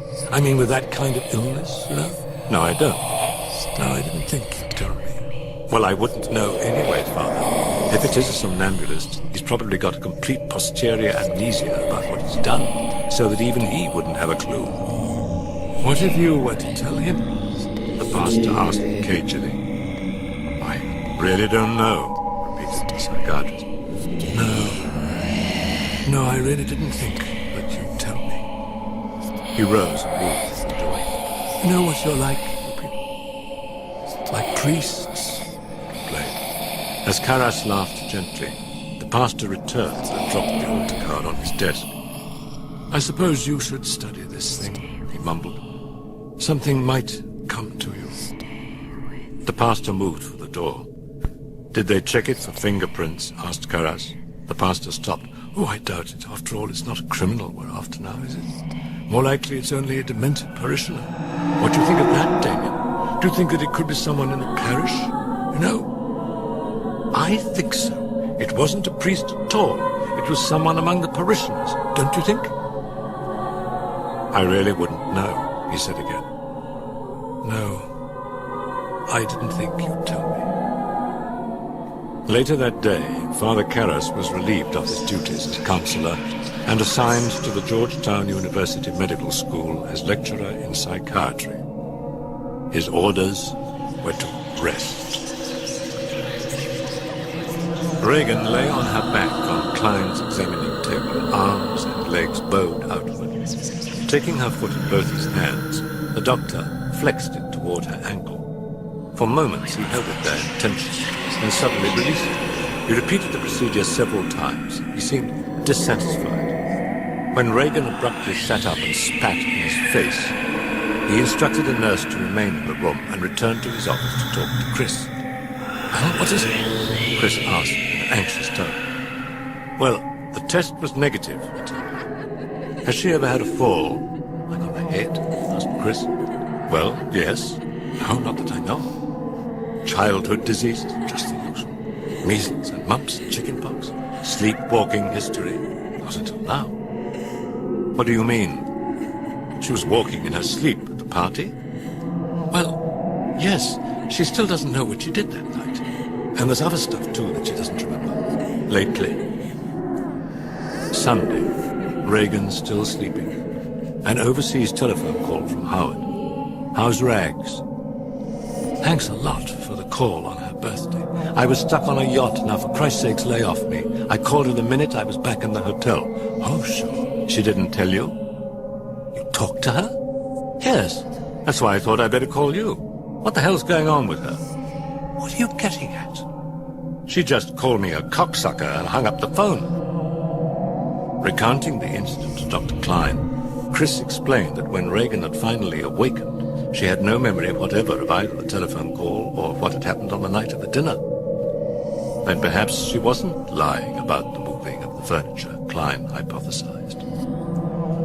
Well, she moved it herself, no doubt, but perhaps while in one of those states where she didn't really know what she was doing. It's known as automatism, like a trance state. The patient doesn't know or remember what he's doing. But something just occurred to me, Doc, you know that? There's a great big heavy bureau in her room made out of teak wood. It must weigh half a ton. I mean, how could she have moved that? Extraordinary strength is pretty common in pathology. Oh, really? How come? The doctor shrugged. No one knows. Now, besides what you've told me, continued, have you noticed any other bizarre behavior? Well, she got real sloppy. Bizarre, he repeated. For her, that's bizarre. Oh, now wait, there's this. You remember that Ouija board she's been playing with? Captain Howdy? The fantasy playmate. The internist nodded. Well, now, she can hear you. The doctor leaned forward, folding his arms atop the desk. Yesterday morning, Chris, I could hear her talking to Howdy in her bedroom. I mean, she'd talk and then seem to wait, as if she were playing with the Ouija board. When I peeked inside the room, there wasn't any Ouija board there, just Rags. And she was nodding her head, Doc, just like she was agreeing with what he was saying.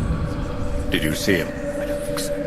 She sort of had her head to the side, the way she does when she listens to records. The doctor nodded thoughtfully. Yes, I see. Any other phenomena like that? Does she see things, smell things? Smell.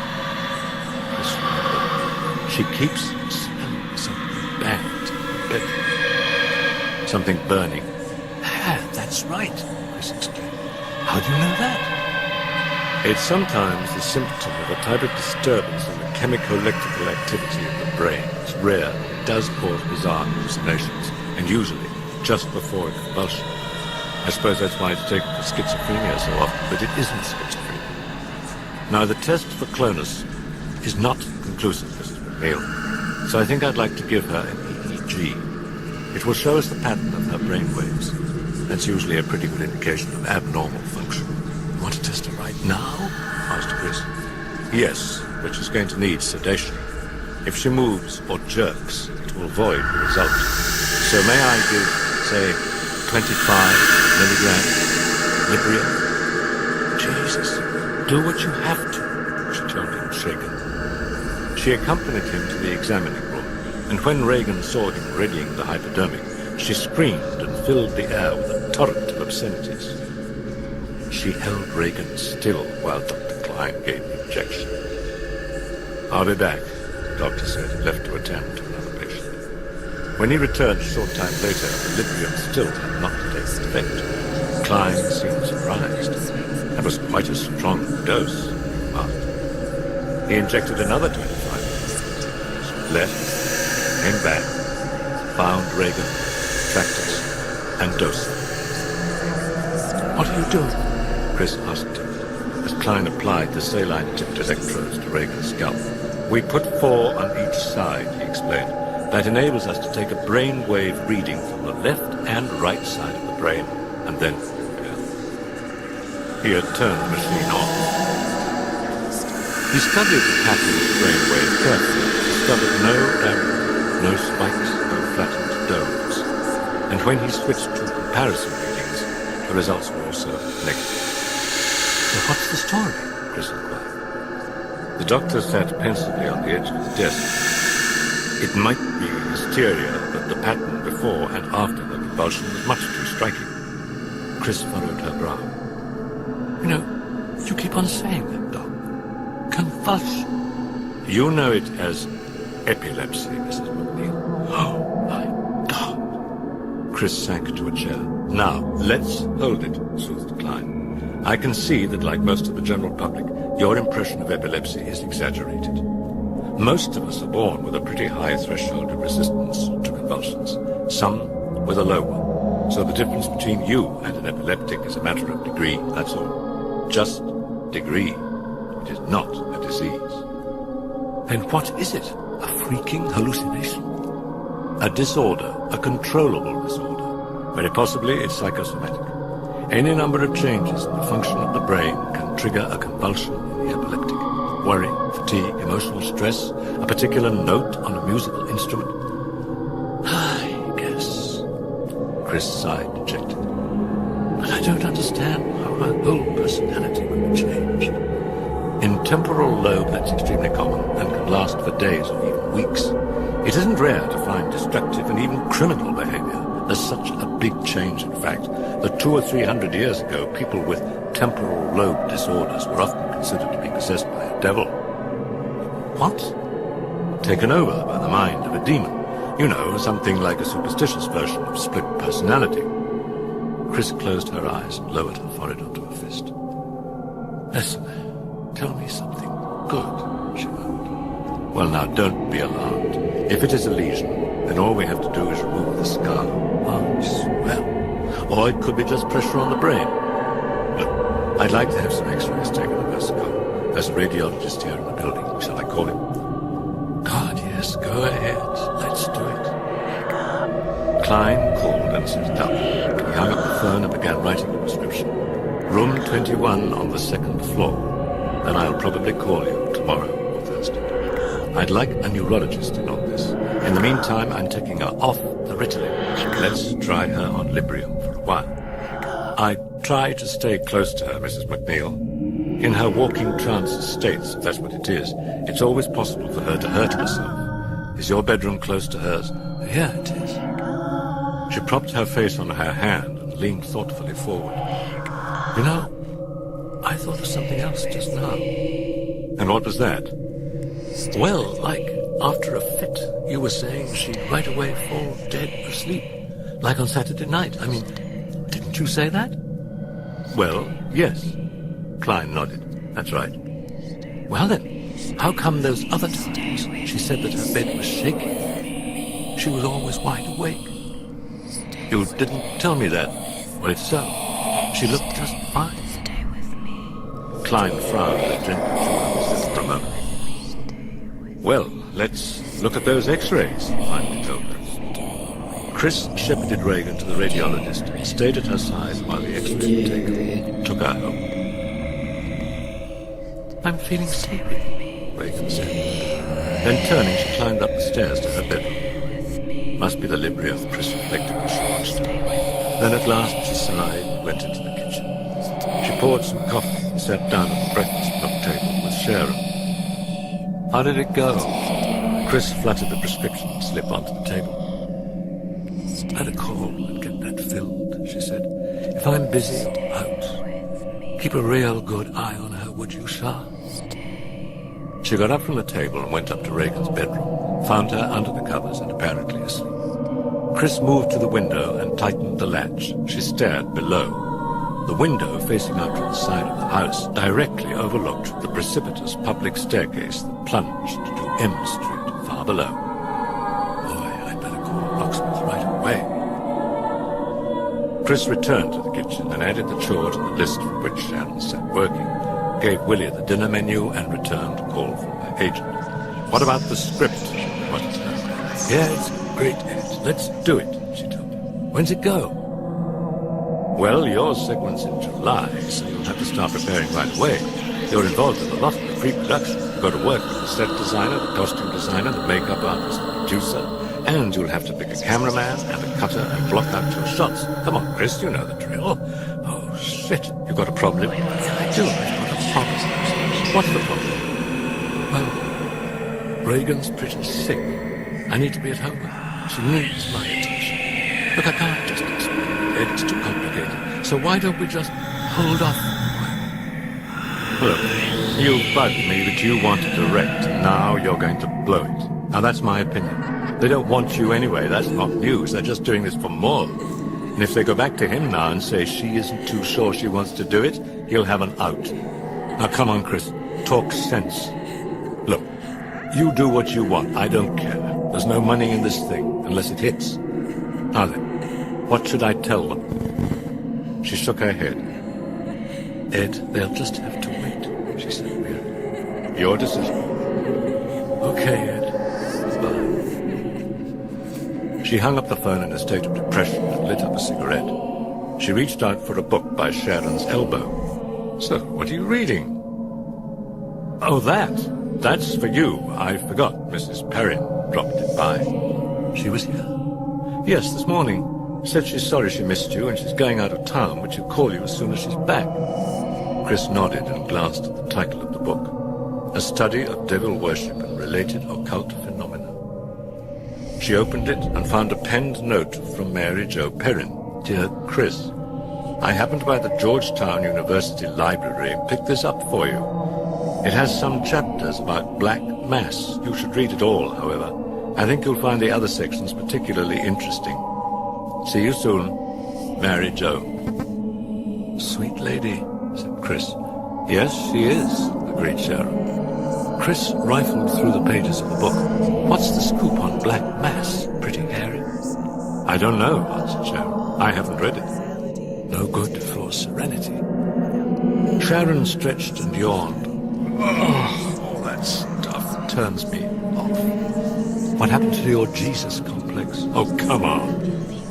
Chris slid the book across the table to Sharon. Here, read it and tell me what happens. And get nightmares? What do you think you get paid for? Throwing up. I can do that myself, Chris muttered as she picked up the evening paper. All you have to do is to stick your business manager's advice down your throat and you're vomiting blood for a week. Sharon had dinner at the house with Chris and then left for a date. She forgot the book. Chris saw it on the table and thought about reading it, and finally she felt too weird. She left it on the table and walked upstairs.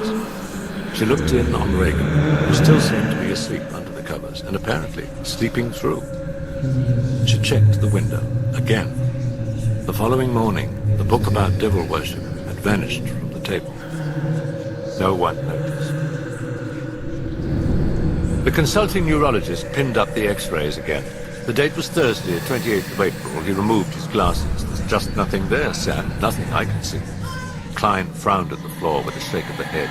Doesn't figure. I'd like you to see. Telephone bell. Excuse me. He picked up the telephone. Her voice was distraught and on the brim of hysteria. Oh, God, Doc. It's Regan. Can you come right away? Well, what's wrong?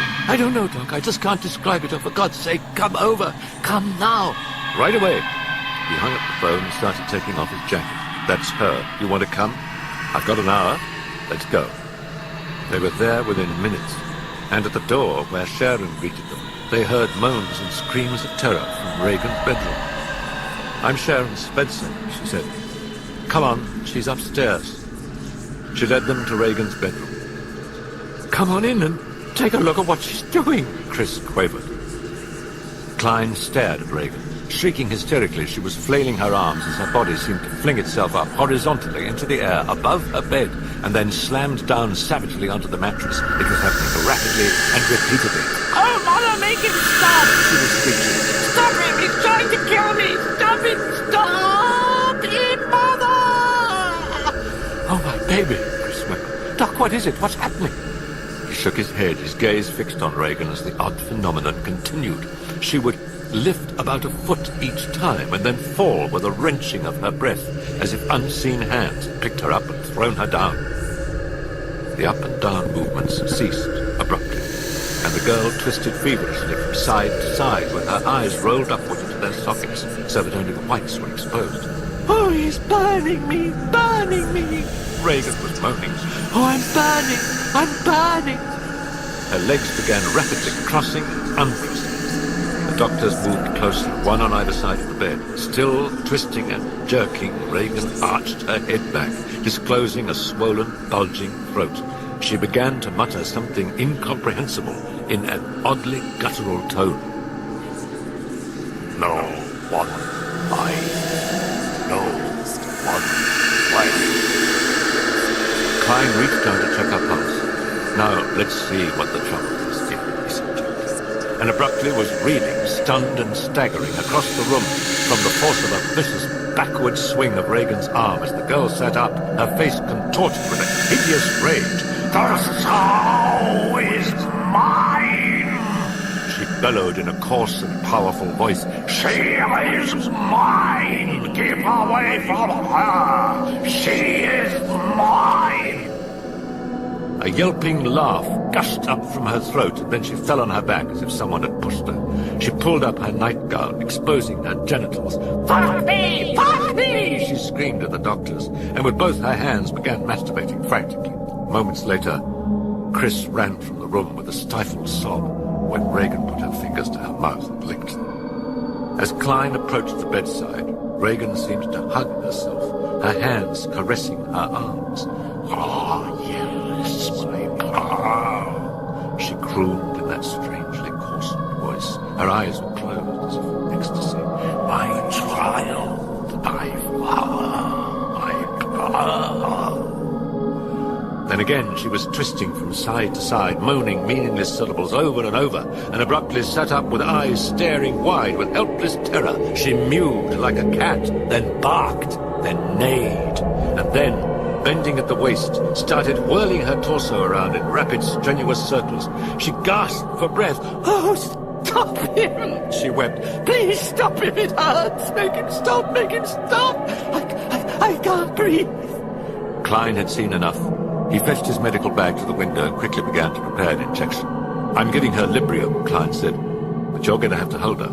The neurologist nodded. He seemed preoccupied. He inclined his head to the side, as if listening to the muttering from the bed. "What's she saying?" Klein whispered. "I don't know. Just gibberish, nonsense syllables." Yet his own explanation seemed to leave him unsatisfied. "She says it as if it means something, though. It's got cadence." As they came, she went rigid, as if in the stiffening grip of tetany, and the doctors looked at each other significantly, then looked again to Regan as she started to arch her body upward into an impossible position, bending it backward like a bow until the brow of her head had touched her feet. She was screaming in pain. Then Regan fell limp in a faint and wet the bed. Klein leaned over and rolled up her eyelid, checked her pulse. "I think she convulsed, don't you?" "Yes, I think so." "Well, let's take some insurance," said Klein. Deftly, he administered the injection. "Well, what do you think?" Klein asked the consultant, as he pressed a circle of sterile tape against the puncture. "Temporal lobe. Sure, maybe schizophrenia is a possibility, Sam, but the onset's much too sudden. She hasn't any history of it, right?" "No, she hasn't." "Hysteria, maybe?" offered the consultant. "Oh, I've thought of that." "Sure. But she'd have to be a freak to get her body twisted up like she did voluntarily. You say?" He shook his head. "No, I think it's pathological, Sam. Her strength, the paranoia, the hallucinations. Schizophrenia, okay, those symptoms it covers, but temporal lobe would also cover the convulsions. There's one thing that bothers me. What's that?" "Well, I'm really not sure, but I thought I heard sounds of dissociation. My pearl, my child, my flower, the sun. I had the feeling she was talking about herself. Was that your impression, too?" Klein stroked his lip as he mulled the question. "Could be. Yes. Yes, it could." They left the room and entered the hallway. Chris wiped her nose with a bald, moist handkerchief. Her eyes were red from crying. She's sleeping, Klein told her. And she's heavily sedated. She'll probably sleep right through until tomorrow. That's good, Chris said weakly. Doc, I'm sorry about being such a baby. You're doing just fine, he assured her. It's a frightening ordeal. Oh, by the way, this is Dr. David. He's a neurologist. Okay, so what's next? Chris sighed. A lumbar tap, answered David.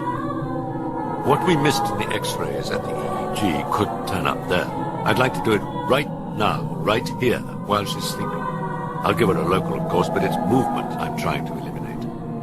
How could she jump off the bed like that? Chris asked. Well, said Klein, pathological states can induce abnormal strength and accelerated motor performance. What about the spinal? Klein asked Chris. May we? Do whatever you have to. Just make her go. Klein called his office and instructed an assistant to deliver the necessary equipment and medications to the house. When he finished the call, he turned to Chris and asked what had happened since last he saw Regan. Well, Tuesday, Chris pondered. There was nothing. Last night again, nothing. Then she shook her head. She'd been sitting in the kitchen, Chris told the doctors, when Regan ran, screaming, down the stairs and to her mother, cowering defensively behind her chair as she clutched Chris's arms, and explained in a terrified voice that Captain Howdy was chasing her, had been pinching her, punching her, shoving her, mouthing obscenities, threatening to kill her. There he is! She had shrieked at last, pointing to the kitchen door. Then she'd fallen to the floor, her body jerking in spasms as she gasped and wept that Howdy was kicking her. And suddenly Chris recounted. Regan had stood in the middle of the kitchen with arms extended and had begun to spin rapidly like a top, continuing the movements for several minutes until she had fallen to the floor in exhaustion. And then, all of a sudden, Chris finished distressfully, I saw there was this hate in her eyes. This hate. And she told me. She was choking up. She called me. Oh, Jesus. She burst into sobs and wept convulsively. David stood up and, after some reassuring statements, said goodbye. After the arrival of the equipment, Klein anesthetized Regan's spinal area with Novocaine, and as Chris and Sharon watched, extracted the spinal fluid. Pressure's normal, he murmured. He went to the window to see if the fluid was clear or hazy. It was clear. Klein told the women, in case she awakens in the middle of the night and creates a disturbance, you might want a nurse here to give her sedation. I'd rather do it myself, Chris said. Could you teach me how to do it? She asked him. He nodded. Yes, I guess I could. He wrote prescriptions for soluble thorazine and disposable syringes. He gave it to Chris. Have this filled right away. Chris handed it to Sharon. Honey, do that for me, would you? I'd like to go to the doctor while he makes those tests. Do you mind? They left the house precisely 6:18 p.m. In his laboratory, Klein ran a number of tests.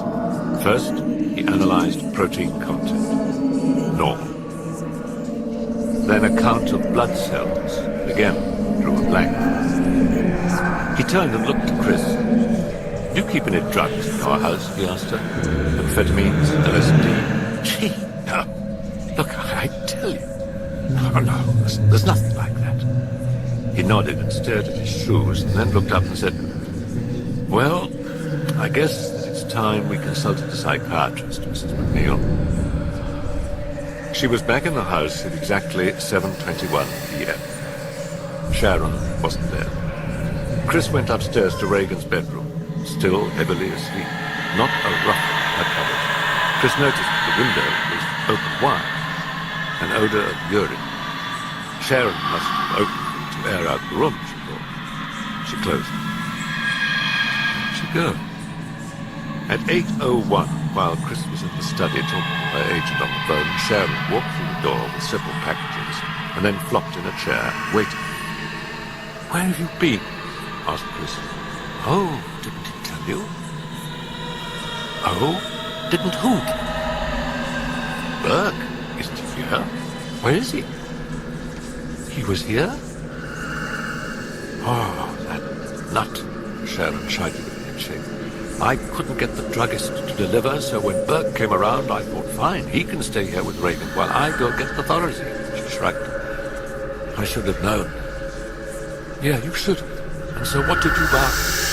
Well, since I thought at the time, I went and bought a rubber groceries for the bed, she explained. At 9:28, the doorbell rang. Willie answered. It was Carl. As he passed through the kitchen en route to his room, he nodded a good evening and remarked he'd forgotten to take his key. Can't believe it, Chris said to Sharon. That's the first time he's ever admitted a mistake. They passed the evening watching television in the study. At 11:46, Chris answered the phone. The young director of the second unit. He sounded grave. Have you heard the news yet, Chris? No. Burke's dead. He'd been drunk. He'd stumbled. He had fallen down the steep flight of stairs beside the house, fallen far to the bottom, where a passing pedestrian on M Street watched as he tumbled into the night without end. A broken neck. This bloody, crumpled scene. His last. Burke's dead. Chris sobbed. Oh, God. Then later, they talked for hours. They reminisced about decades. At a little past 5 in the morning, Chris was standing behind the bar, waiting for Sharon to return from the kitchen with a tray of ice. She heard her coming. Chris looked up and froze. Gliding spider-like rapidly close behind Sharon, her body arched backward in a bow, with her head almost touching her feet, was Regan. Her tongue flicking quickly in and out of her mouth, while she hissed sibilantly like a serpent. Sharon turned, and then screamed as she felt Regan's tongue snaking out at her ankle. Chris whitened. Call that doctor! Get him out of bed! Get him now! Wherever Sharon moved, Regan would follow. Friday, the 29th of April, Dr. Klein and a noted neuropsychiatrist were examining Regan. Doctors observed her for half an hour, flinging, whirling, tearing at the hair.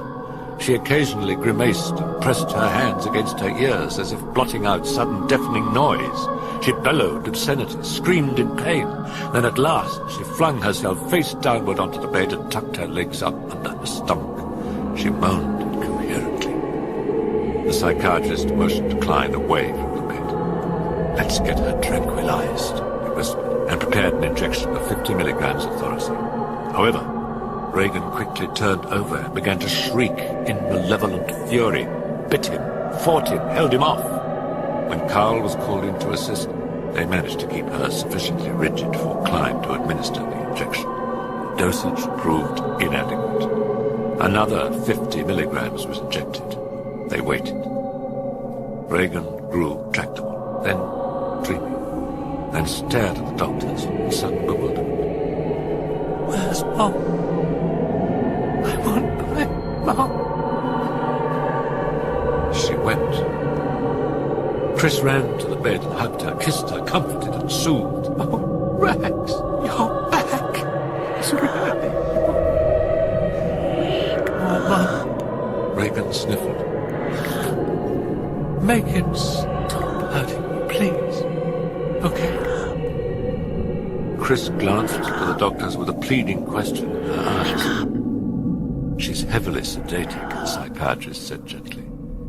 He turned to Regan, reaching in his pocket for a shining bauble attached to a silver-linked chain. Have you ever seen movies where someone gets hypnotized? Regan nodded. Well, I'm a hypnotist. Now, I think if I hypnotize you, Regan, it will help you. Stay with me. The psychiatrist glanced abruptly at the sound of pottery breaking behind him. A delicate vase had fallen to the floor from the top of a bureau. Never mind, Doc. Willie will get it, Chris told him. The psychiatrist gripped the chain in his fingertips and began to swing the bauble back and forth with a easy movement. Now watch this, Regan. Keep watching, and soon you'll feel your eyelids close. Within a very short time, she seemed to be in trance. Are you comfortable, Regan? Yes. The voice was soft and whispered. How old are you, Regan? 12. Is there someone inside you? Sometimes. When? Different times. It's a person. Yes. Who is it? Don't know. Captain Howdy? Don't know. A man? I don't know. But he's there. Yes, sometimes. Now? I don't know. If I ask him to tell me, will you let him answer? No! Why not? I'm afraid. Of what? I don't know. If he talks to me, Regan, I think he will leave you. Do you want him to leave you? Yes. I am speaking to the person inside Regan now, the psychiatrist said firmly. If you are there, you too are hypnotized and must answer all my questions. Come forward and answer now. Are you there? Silence. Then something curious happened. Regan's breath turned suddenly foul. It was thick, like a current. The psychiatrist smelled it from 2 feet away. Chris stifled a gasp. Her daughter's features were contorting into a malevolent mask, lips pulling tautly into opposite directions, tumefied tongue lolling wolfish from the mouth. Oh, my God! Breathed Chris. Are you the person in Regan? The psychiatrist asked. She nodded. Who are you? No woman. I think. She answered, touching. That's your name? She nodded. Where do you come from? Dog. You say that you come from a dog? Dog. Wolf. Regan replied. The psychiatrist thought for a moment, then attempted another approach. When I ask you questions now, you will answer by moving your head. A nod for yes, and a shake for no. Do you understand? Regan nodded. Did your answers have any meaning, he asked her. No. Are you someone whom Regan has known? No. Are you someone she has invented? No. You're real? Yes. Part of Regan? No. Were you ever a part of Regan? No. Do you like her? No. Dislike her? Yes. Do you hate her? Yes. Over something she's done? Yes. Do you blame her for her parents' divorce? No. Has it something to do with her parents? No. With a friend? No. But you hate her? Yes. Are you punishing Regan? Yes. You wish to harm her? Yes. To kill her? Yes. If she died, wouldn't you die too? No. In the smothering stillness, Regan's breathing rasped as from a rotted, putrid bellows. Here, yet far, distantly sinister. Is there something she can do that would make you leave her? Yes. Will you tell me? No. The psychiatrist gasped in startled pain as he realized with horrified incredulity that Regan was squeezing his scrotum with a hand that had gripped him like an iron talon. Eyes wide staring, he struggled to free himself. He couldn't. Sam, help me, he croaked. Agony, bedlam. Regan with her head back, cackling demonically, then howling like a wolf. Chris slapped the light switch, turned, and saw Regan and the doctors writhing on the bed in a tangle of shifting arms and legs, in a melee of grimaces, gasps and curses, and the howling and the yelping and hideous laughter with Regan oinking, Regan neighing, and the bedstead shaking, violently quivering from side to side as Chris watched helplessly while her daughter's eyes rolled upward into their sockets and she wrenched up a keening shriek of terror, torn, raw and bloody from the base of her spine. Regan crumpled and fell unconscious. Something unspeakable left. The doctors untangled themselves and stood up. After a time, Klein took Regan's pulse. Satisfied, he slowly pulled up her blanket and nodded to the others. They left the room and went down to the study. What the hell's going on?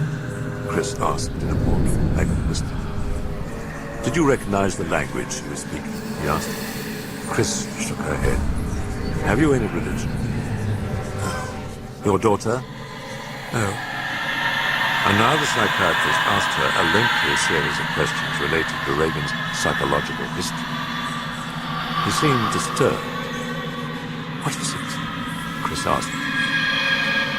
The psychiatrist sighed, fingering his brow. "To begin with," he told her, "it's highly improbable that she's fake. A psychic effect like that is unlikely unless she believed in this person. I tend to reject schizophrenia, which leaves us the field of hysteria. Hysteria, he continued, is a form of neurosis in which emotional disturbances are converted into bodily disorders. Now, in certain forms, there's dissociation. In psychasthenia, for example, the individual loses consciousness of his actions, but he sees himself act and attributes his actions to someone else. His idea of a second personality is vague, and Regan is specific. So we come to what Freud calls the conversion hysteria. It grows from unconscious feelings of guilt and the need to be punished. But would she have to feel guilty about it? Well, a cliché answer, the psychiatrist responded, might be the divorce. Children often feel they are the ones rejected and assume the full responsibility for the departure of one of their parents. Chris gave her head a shake. "I'm confused. Where does this new personality come in?" "Well," he replied, "assuming that it is conversion hysteria stemming from guilt, then the second personality is simply the agent who handles the punishment. As I said, I don't know," replied the psychiatrist. "It's extremely unusual for a child of Regan's age to be able to pull together and organize the components of a new personality. And certain other things are puzzling.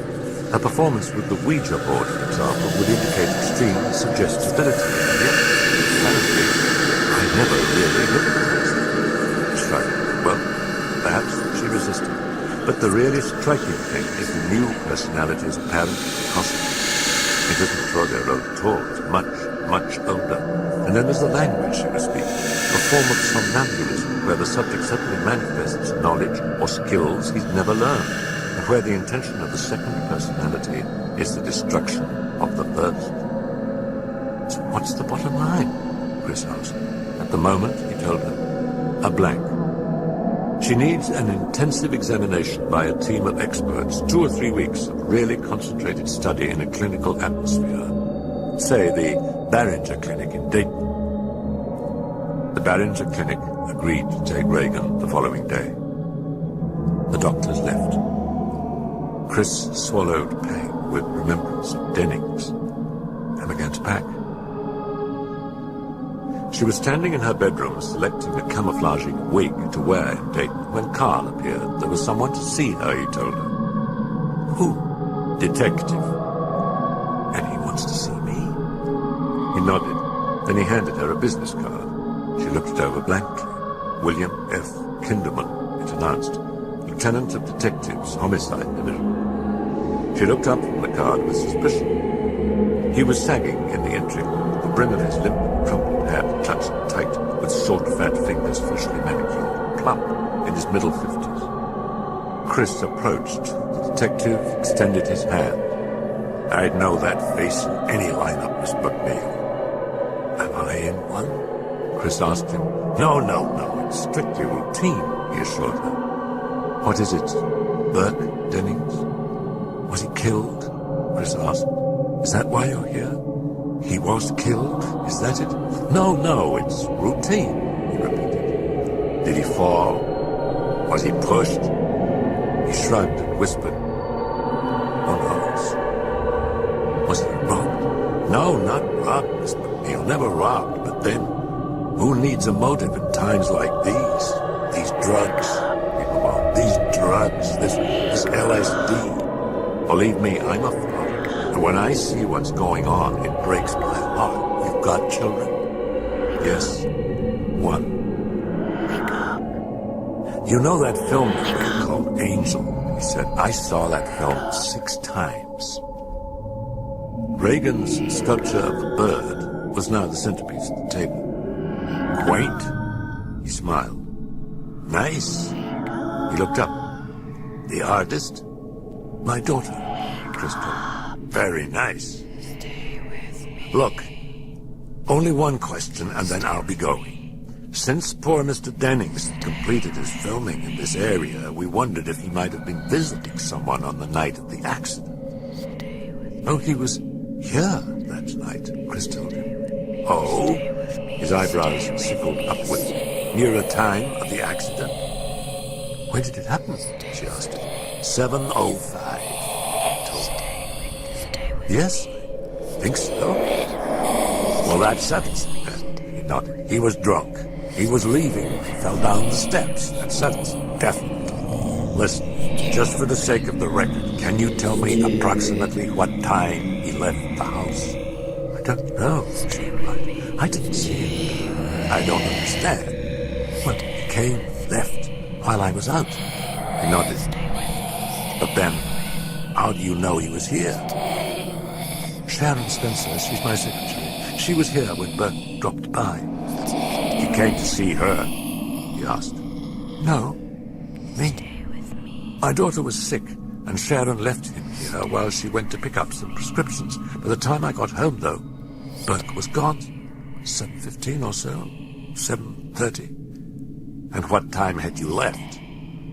Maybe 6:15-ish. What time had Miss Spencer left? I don't know. And between the time Miss Spencer left and the time you returned, who was here in the house with Mr. Dennings besides your daughter? No one. No one. He left her alone. She nodded. No servants? No. Willie and Carl went. Who were they? The nuzzling interview, she realized, the suddenly steely interrogation. Well, Carl's right there. She motioned with her head. And Willie's his wife. They're my husband.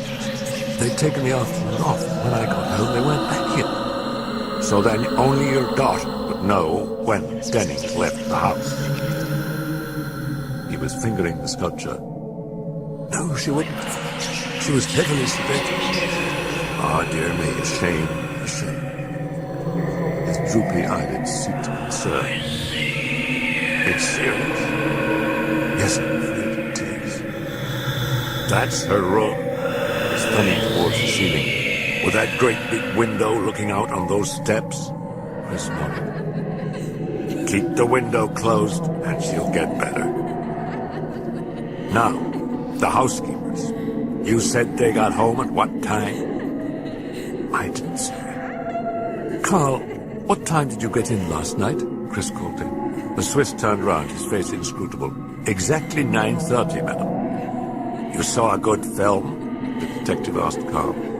Paul Schofield in Lear, Carl informed the detective. Ah, I saw that. That's excellent, marvelous. Yes, at the Crest, Carl continued. The 6 o'clock showing. And then immediately after, I take the bus from in front of the theater and I get off at Wisconsin Avenue and M Street. 9:20 perhaps. And then I walk to the house. Look, you didn't have to tell me, the detective told him. But anyway, it was very considerate. He turned back to Chris. Finished. We're finished. Oh, no. Wait. Mrs. Engstrom. They went and came together. He was gesturing towards Carl. No, she went to see a Beatles film, Chris answered. She got in a few minutes after I did. He shrugged. Chris rose along with him. They reached the front door of the house. Well, I would say that it's been a pleasure, but under the circumstances, he bowed his head and shook it. I'm sorry. Really, I'm terribly sorry. Kinderman opened the door and stepped outside. Well, good luck with your daughter. Thanks, she smiled wanly. Good luck with the world. He waddled away toward a waiting squad car parked near the corner in front of a fire hydrant. Chris closed the door. When he'd entered the passenger side of the squad car, Kinderman turned and looked back at the house. He thought he saw movement at Regan's window. A quick, lithe figure flashing to the side and out of view. He wasn't sure, but he noticed that the shutters were open. The detective turned and opened the glove compartment, extracting a small brown envelope and a pencil. Unclasping the smallest blade of the knife, he held his thumb inside the envelope, inserting a sprig of paint from Regan's sculpture from under his thumb. When he had finished and was sealing the envelope, he nodded to the detective sergeant behind the wheel. They pulled away. Later that evening, Lieutenant Kinderman examined the pathologist's report on Dennings. Tearing of the spinal cord with fractured skull and neck, plus numerous contusions, lacerations and abrasions, stretching of the neck skin, shearing of platysma, sternomastoid, splenius, trapezius, and various smaller muscles of the neck, with fracture of the spine and of the vertebrae and shearing of both the anterior and posterior spinous ligaments. He shut his eyes, recalling his conversation with the distant pathologist at 11:55 on the night of Denning's death. It could have happened in a fall. No, it's very unlikely. Could another human being have done it? Yes, but it'd have to be an exceptionally powerful man. Kinderman had checked Carl Engstrom's story regarding his whereabouts at the time of Denning's death. The show times matched, as did the schedule that night of a DC transit bus. Yet on Kinderman's desk was a record of a felony charge against Engstrom on the 27th of August 1963, alleging he had stolen a quantity of narcotics over a period of months from the home of a doctor in Beverly Hills, where he and William were then employed. Born 20th April 1921 in Zurich, Switzerland. Married to Willie May Brown, 7th September 1941. Daughter Elvira, born New York City, 11th January 1943, current address unknown. The doctor, abruptly and without any explanation, dropped the charge. The Engstroms were hired by Chris MacNeil only 2 months later, which means that the doctor had given them a favorable reference. Engstrom had certainly pilfered the drugs, and yet a medical examination at the time of the charge had failed to yield the slightest sign of the man addict or even user. Signs, glance, the psychologist's report on the recent desecrations of Holy Trinity, statues, the phallus, human excrement. Damien Karras. He reached for a scholarly work of witchcraft, turning to a page he had marked with a paper clip. Black Mass. A form of devil worship, the ritual in the main consisting of 1. Exhortation of the soul, the performance of evil among the community. 2. Coition with the demon, reputedly painful, the demon's penis invariably described as icy cold. And 3. A variety of desecrations that were largely sexual in nature. For example, communion hosts of unusual size were prepared, compounded of flour, feces, menstrual blood, and pus, which were then slit and used as artificial vaginas with which the priests would ferociously copulate while raving that they were ravishing the Virgin Mother of God or that they were sodomizing Christ. In another instance of such practice, a statue of Christ was inserted deep in a girl's vagina, while into her anus was inserted a host, which the priest then crushed as he shouted blasphemies and sodomized the girl. Life-sized images of Christ and the Virgin Mary also played a frequent role in the ritual. The image of the Virgin, for example, usually painted to give her dissolute, sluttish appearance, was equipped with breasts which the cultists sucked, and also a vagina into which the penis might be inserted. The statues of Christ were equipped with a phallus for fellatio by both the men and the women, and also for insertion into the vagina of the women and the anus of the men. Occasionally, rather than an image, a human figure was bound to a cross and made to function in place of the statue, and upon the discharge of his semen it was collected in a blasphemously consecrated chalice and used in the making of the communion host, which was destined to be consecrated on an altar covered with excrement. Kinderman flipped the pages to an underlined paragraph dealing with ritualistic murder. He read it slowly, and when he had finished, he left his office and drove to the morgue. The young attendant at the desk was munching at a sandwich. "Dennings," the detective whispered. The attendant nodded and moved down the hall. Kinderman followed him. They halted at locker 32. The attendant slid it out. Kinderman pulled back the sheet to expose what he'd seen and yet could not accept. Burke Dennings' head was turned completely around, facing back. Cupped in the warm green hollow of the campus, Damien Karras, alone, around an oval track in shorts and a t-shirt. He noticed someone sitting on a bench. He seemed to be watching. Father Karras? Lieutenant Kendall called. The priest turned around. Have we met?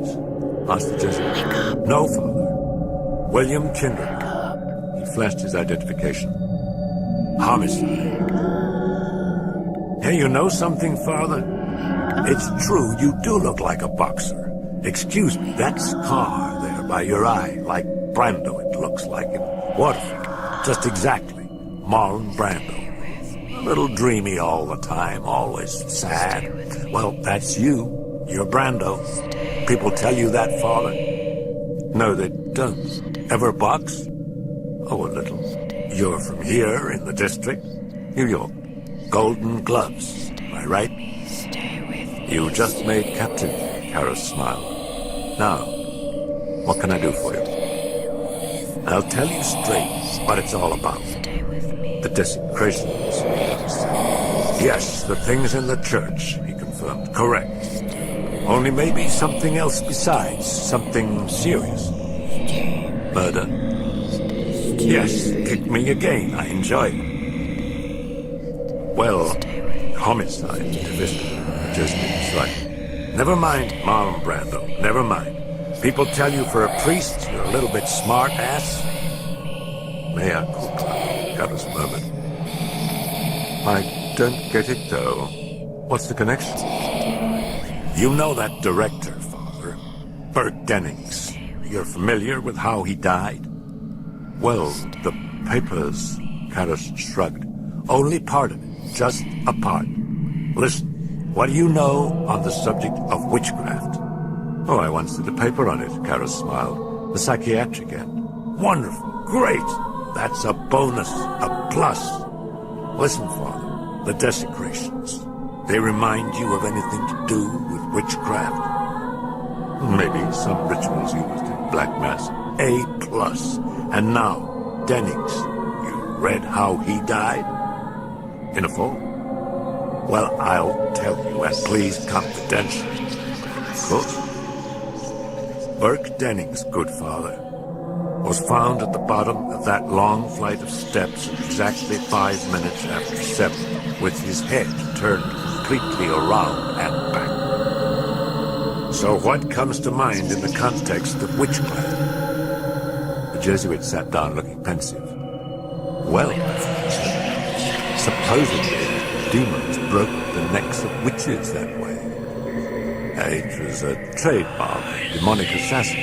Kinderman nodded. Exactly. In this case, you can see some connection, maybe, with that and things in the church. Maybe somebody crazy, Father. Maybe somebody with a spite against the church. Some unconscious rebellion, perhaps. Sick priest, murmured Karras. That's it. Listen, you're the psychiatrist, Father. You tell me. Well, of course, the desecrations are clearly pathological, Karras said. And if Dennings was murdered, well, I guess that the killer's pathological too. And perhaps had some knowledge of witchcraft. Could be. The detective grunted. So who fits the bill? Also lives in the neighborhood, and also has access in the night to the church. Sick priest, Karras said. Listen, Father, this is hard for you, I understand, but for priests on campus here, you're the psychiatrist, Father, so, no, I've had a change of assignment. Still, you'd know who was sick at the time and who wasn't, correct?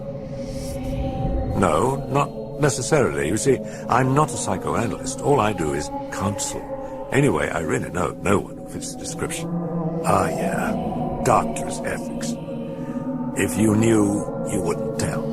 No, I probably wouldn't. Incidentally, this ethic is lately considered illegal. That a threat? Don't talk paranoid. I mentioned it in passing. I could always tell the judge it was a matter of confession, said the Jesuit priest, grinning. The detective glanced up at him. Want to go into business, Father? He said. Father? What? Father, he asked rhetorically, you're a Jew. I could tell when I met you. Karras laughed. Come on, I'll walk you to your car. The detective looked up at me. When we're finished? Ah, well, I never thought it was a priest in the first place. They started walking. To keep up with the times these days, you have to be a little bit crazy. Karras nodded. Strange things, the detective brooded. Strange. Listen, Father, am I crazy? Or could there be maybe a witch coven here in the district right now, right today? I really wouldn't know, answered Karras. But in parts of Europe, they say Black Mass. You mean just like the old days, Father? With the sex, statues, who knows, whatever. Not meaning to disgust you, they did all those things. It's for real? The Jesuit chuckled. I think it's for real. But anyone doing those things is disturbed in a very special way. There's a clinical name for that kind of disturbance. It's called Satanism. Means people who can't have any sexual pleasure unless it's connected to a blasphemous action. Again, forgive me, but the things with the statues, Jesus, Mary... That's true, Karras said. When they came to the squad car, Kinderman paused. So what am I looking for? A madman, said Damien Karras softly. Perhaps someone on drugs. The detective thought it over. Want a ride? He asked. Oh, thanks, but it's just a short walk. Never mind that. Enjoy. You can tell all your friends you went riding in a police car. The Jesuit grinned and slipped in the back. You like movies, Father Karras? Very much. I get passes for the very best shows. Mrs. K, she gets tired. Never likes to go. Oh, it's too bad. It's too bad. Yeah, I hate to go alone. You know, I love to talk, to discuss, to critique. Would you like to see a film with me sometime, Father? It's free, I get passes, he added quickly. The priest looked at him, grinning. As Elwood P. Dowd used to say in Harvey, Lieutenant. When? Oh, I'll call you, the detective beamed eagerly. They'd come to the residence hall and parked. Karras put a hand on the door. I'm sorry that I wasn't much help. Oh, you were a help. Kinderman waved him. In fact, for a Jew who's trying to pass, you're a very nice man. Karras turned, closed the door, and leaned into the window with a faint, warm smile. Do people ever tell you you look like Paul Newman? Always. And believe me, inside this body, Mr. Newman is struggling to get out. Too crowded. Inside, he said, is also Clark Gable.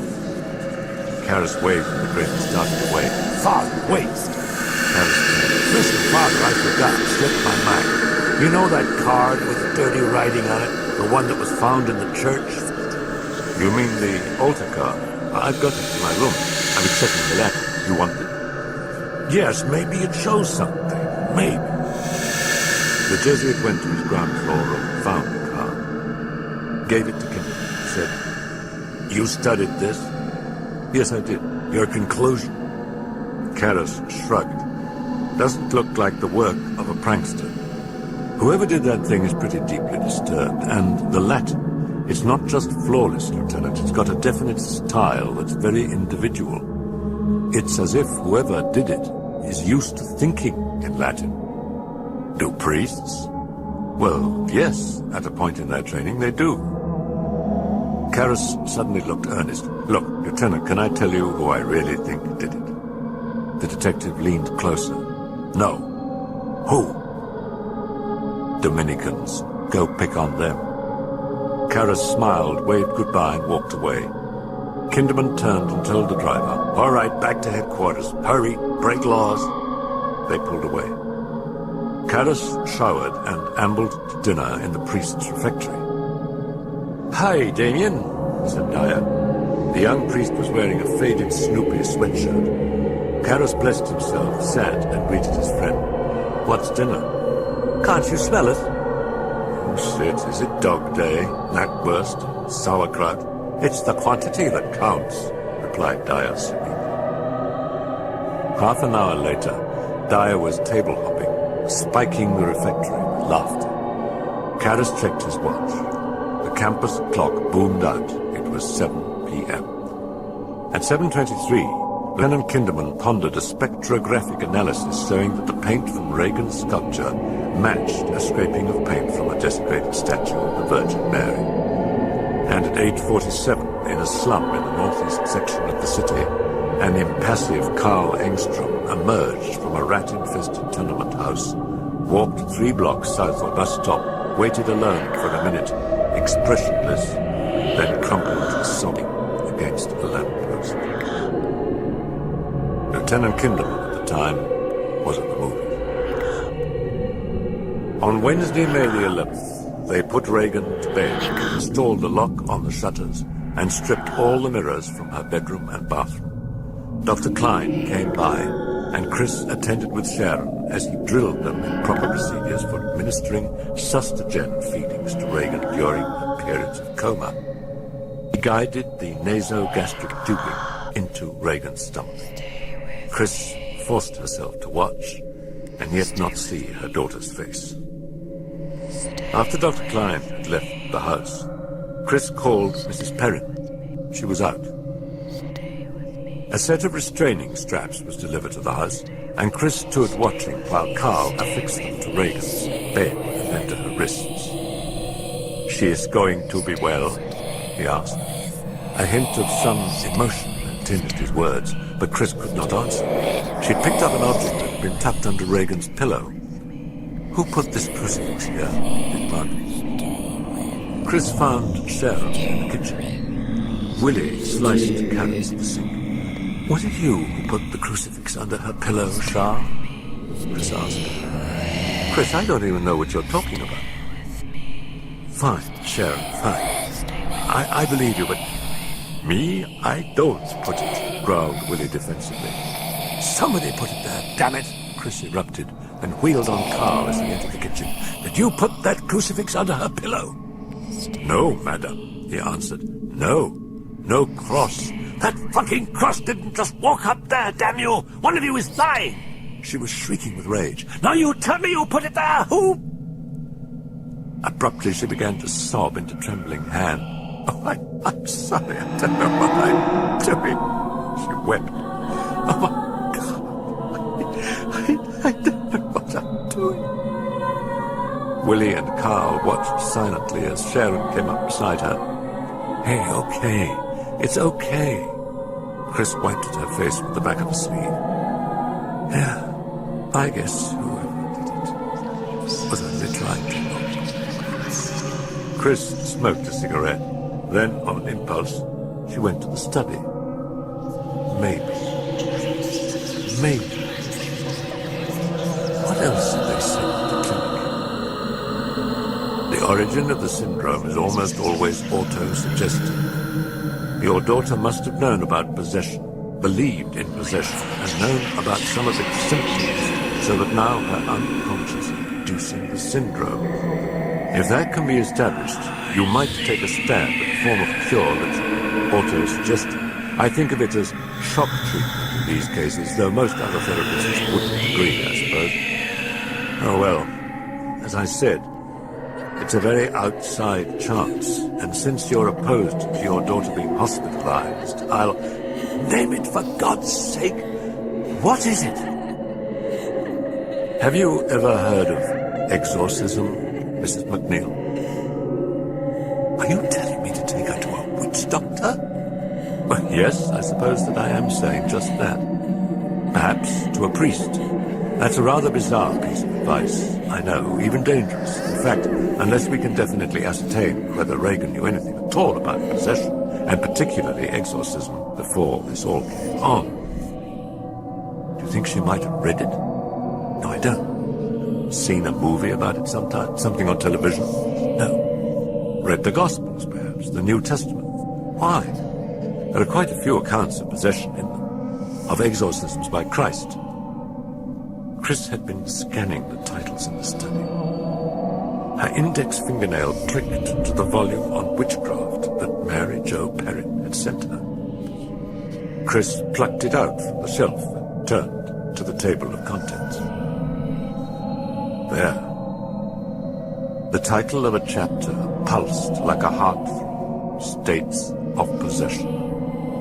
She walked slowly to the kitchen. Sharon was typing. Chris held up the book. "Did you read this, Shah?" "Read what?" she answered. "This book on witchcraft." "No." "Did you put it in the study?" "No, never touched it." "Where's Willie?" "At the market." Chris nodded, considering, then went back upstairs to Regan's bedroom. She showed Carl. "Did you put this in the study, Carl? On the bookshelf?" "No, ma'am." "Maybe Willie," Chris murmured. Were the doctors at Barringer Clinic right? Was this it? Had Regan plucked her disorder through auto-suggestion from the pages of this book? Chris opened to the chapter on possession and began to search, to read. Immediately derivative of the prevalent belief in demons, a state in which many individuals believe that their physical and mental function had been invaded and were being controlled by either a demon or the spirit of someone dead. In the demoniacal form of possession, the demon may speak in languages unknown to the first personality, or there. Regan's gibberish, an attempt at a language. She read on quickly. Or manifest various parapsychic phenomena. The movement of objects without application of material force. Rapids, the flinging up and down, dead. In cases of possession by the dead, there are manifestations such as Österreich's account of a monk who abruptly, while possessed, became a brilliant dancer, although he had never had occasion to dance so much as a step. So impressive at times are these manifestations that Jung, the psychiatrist, after studying a case at first hand, could offer only partial explanation for what he was certain could not have been fraud. Chris did not hear the doorbell chime, did not hear Sharon stop typing to rise and go answer it. "Chris? There's a homicide detective wants to see you." He came in with Sharon, wheezing and listening. "So sorry. You're busy. I'm a bother." "How's the world?" "Very bad, very bad." "How's your daughter?" "I'm terribly sorry." He was hovering by the table now. "Your daughter, it's a worry. God knows when my Ruthie was down with... Please sit down." Chris cut in. "Oh, yes, thank you." He exhaled, gratefully settling the bulk in a chair across the table from Sharon, who had now returned to her typing of letters. "Ah, you're reading. Witchcraft," he murmured, reading the title at the top of the page. "What's doing?" Looked suddenly grave. "Well, Mr. Dennings, Mrs. MacNeil." "Dot!" snapped Sharon with irritation as she ripped out a letter from the platinum typewriter. She balled it up and tossed it in the newspaper basket near Kinderman. "You're the secretary?" Kinderman asked. "Perhaps you can help. On the night of Mr. Dennings' demise, you went out to a drugstore and left him alone in the house, correct?" "Well, no. Regan was here. Let's see. I remember the pharmacist said the delivery boy had gone home. I remember I said something about it only being 6:30. Then Burke came along, just 10, maybe 20 minutes after that. So a medium," concluded the detective, "would have put him here at 6:45. "So what's all this about?" asked Chris. "Well, it raises a question, Mrs. MacNeil. To arrive in the house at, say, 6:45, leave only 20 minutes later." "Oh, well, that was Burke," said Chris, "just like him." "Was it also like Mr. Dennings to frequent the bars on M Street?" No, I thought not." "And was it also not his custom to travel by taxi? He wouldn't call a cab from the house when he left?" "Yes, he would." "Then one wonders how he came to be walking a platform at the top of the steps. And one wonders why taxicab companies do not show a record of calls from this house on that night, added Kingdom. Except for the one that picked up your Miss Spencer here at precisely 6:47. You knew all along, gasped Sharon Kinderman. Yes, forgive me, the detective told her. However, the matter has now grown serious. You say he was murdered? Chris tensed. The position of Denning's head and certain shearing of the muscles of the neck would... Oh, God, Chris winced. Yes, it's painful. I'm sorry. But you see, this condition never could happen unless Mr. Dennings had fallen some distance before he hit the steps. For example, some 20 or 30 feet before he went rolling down to the bottom. He turned now to a frowning Sharon. When you left, he was where, Mr. Dennings? With the child? No, down here in the study, fixing a drink. Might your daughter remember, turned to Chris, if perhaps Mr. Dennings was in her room that night? No, I told you before, she was heavily sedated, and she was also sedated, he interrupted, when last we spoke. Oh, well, yes, as a matter of fact, she was. So what? I thought I saw her at the window that day. You're mistaken. He shrugged. It could be, I'm not sure. Listen, why are you asking this? Chris demanded. Well, a clear possibility, as I was saying, is maybe the deceased was so drunk that he stumbled and fell from the window in your daughter's bedroom. Chris shook her head. No way.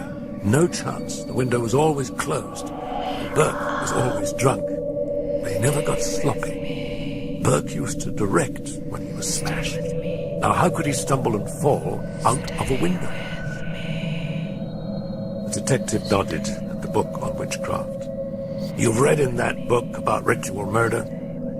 Mr. Dennings was discovered with his neck wrenched around in the type of ritual murder by so-called demons, Mrs. MacNeil. Chris went white. Some lunatic killed Mr. Dennings, the detective continued. It could technically still be an accident, but I believe he was killed by a powerful man, point one. And the fracturing of his skull, point two. Plus the various things I have mentioned would make it very probable the deceased was killed and then afterward pushed from your daughter's window. No one was here except your daughter, so how could this be? It could be one way. If someone came calling between the time Miss Spencer left and the time you returned, who might have come? The servants? They have visited? Never. Not at all. Any deliveries? Not that I know of. Bath, said Kinderman with a head shake. Well, I'm sorry. I've bothered you for nothing. Forgive me. Here, I'll walk you to the door, Chris told him. Incidentally, he said as they moved from the kitchen, just a chance in a million, I know, but your daughter. You could possibly ask her if she saw Mr. Dennings in her room that night. When she's well enough, yes, I'll ask. Kinderman faltered embarrassed. Look, I really hate to ask you.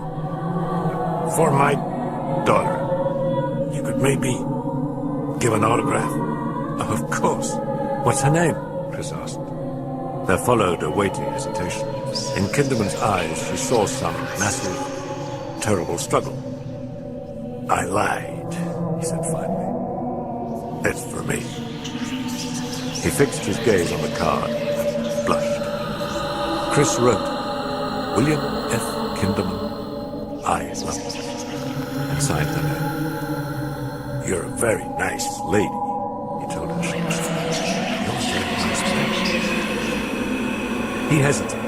It's pointless, I know, it's a bother, it's dumb, but could I? The question of deliverance, I really should. If you insist, Chris smiled.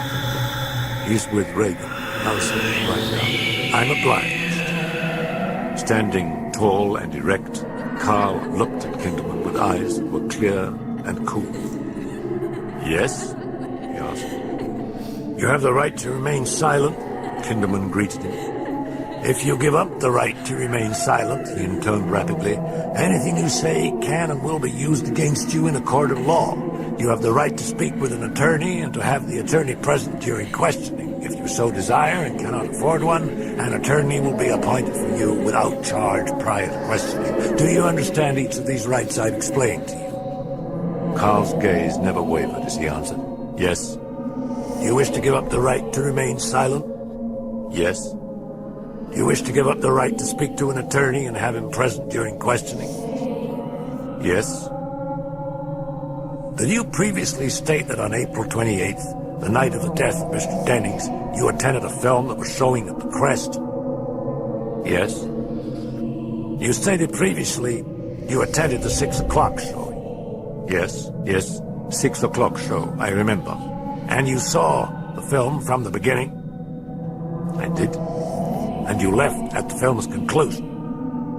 I did. And leaving the theater, you boarded the D.C. transit bus in front of the theater, debarking at M Street and Wisconsin Avenue at approximately 9:20 p.m.?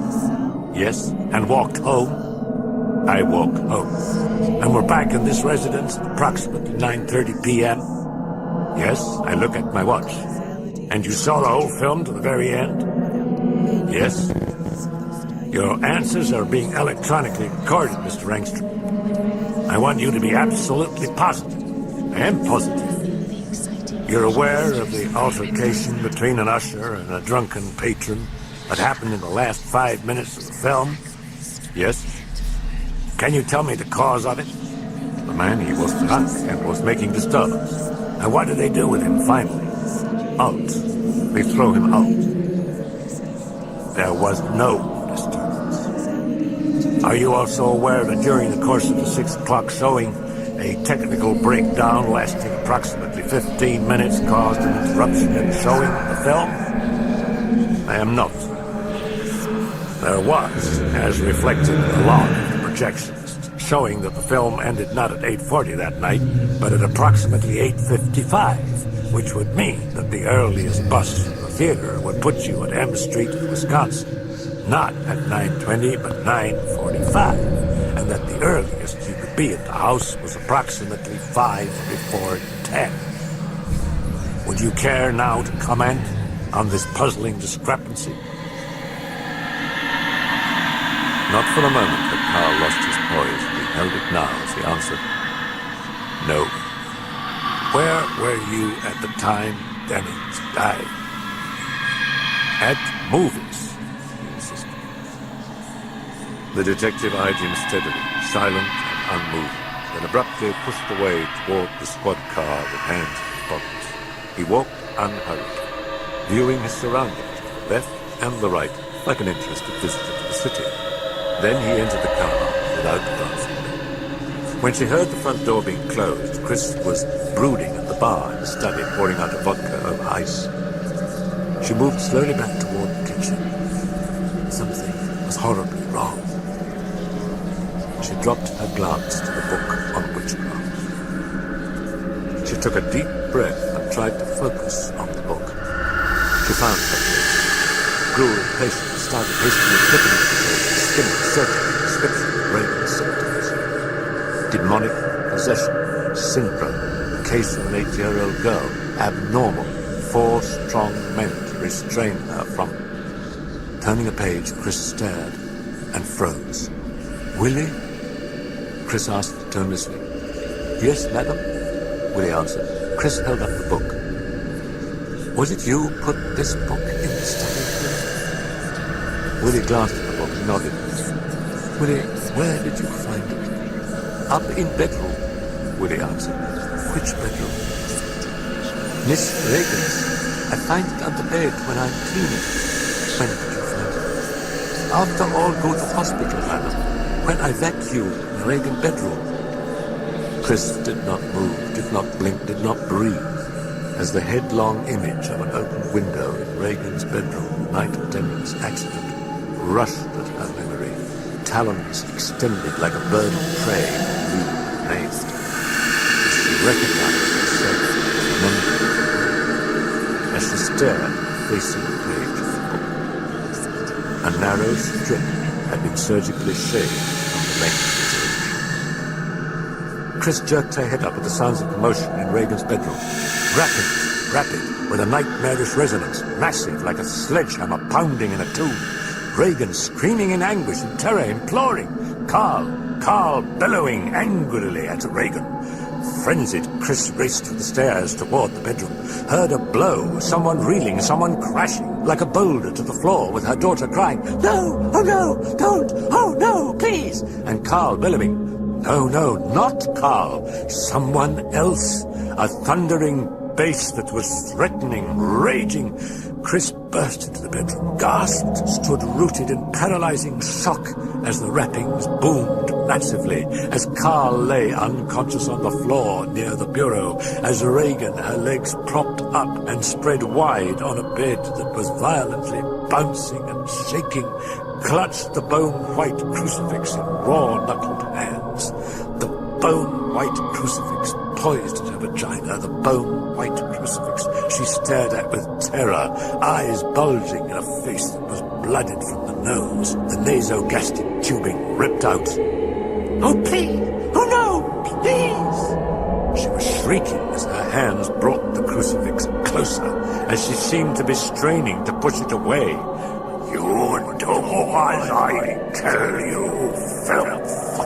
You do it!" A threatening bellow, the words came from Regan, her voice coarse and guttural, bristling with venom, while in an instantaneous flash her expression and features were hideously transmuted into those of the feral demonic personality that had appeared in the course of hypnosis. And now, faces and voices interchanged with rapidity. "No! You'll do it! Please! You will, you bitch! I'll kill you! Please! Yes, you're going to let Jesus fuck you! Fuck you!" Regan now, eyes wide and staring, flinching from the rush of some hideous finality, mouth agape, shrieking at the dread of some ending. Then abruptly, the demonic face once more possessed her, now filled her, the room choking suddenly with a stench in the nostrils, with an icy cold that seeped from the walls as the rappings ended, and Regan's piercing cry of terror turned to a guttural, yelping laugh of malevolent spite and rage triumphant, while she thrust down the crucifix into her vagina and began to masturbate ferociously, roaring in that deep, coarse, deafening voice, "No, you're mine! Now you're mine! You stinking cow, you bitch! Let Jesus fuck you! Fuck you!" Chris stood rooted to the ground in horror, frozen, her hands pressing tight against her cheeks, as again the demonic, loud laugh cackled joyously, as Regan's vagina gushed blood onto sheets with her hymen. Abruptly, with a shriek clawing raw from her throat, Chris rushed to the bed, grasped blindly at the crucifix, was still screaming as Regan flared up at her in fury, features contorted infernally, reached out a hand, clutching Chris's hair, and yanked her head down, pressing her face hard against her vagina, smearing it with blood while she frantically undulated her pelvis. "Ah, little pig mother!" Regan crooned with a guttural, rasping, throaty hypnoticism. "Let me, while it coming!" Then the hand that was holding Chris's head down jerked it upward while the other arm smashed her a blow across the chest that sent Chris reeling across the room and crashing to a wall with stunning force, while Regan laughed with bellowing spite. Chris crumpled to the floor in a daze of horror, then looked towards the blurred bed, toward Regan with her back to her, thrusting the crucifix gently and sensibly into her vagina, then out, then in, with that deep bass voice crooning, "Oh, there's my soul, yes, my sweet honey, piglet, my piglet, my..." The words were cut off as Chris started crawling painfully toward the bed with her face smeared with blood, with her eyes still unfocused, limbs aching past Carl.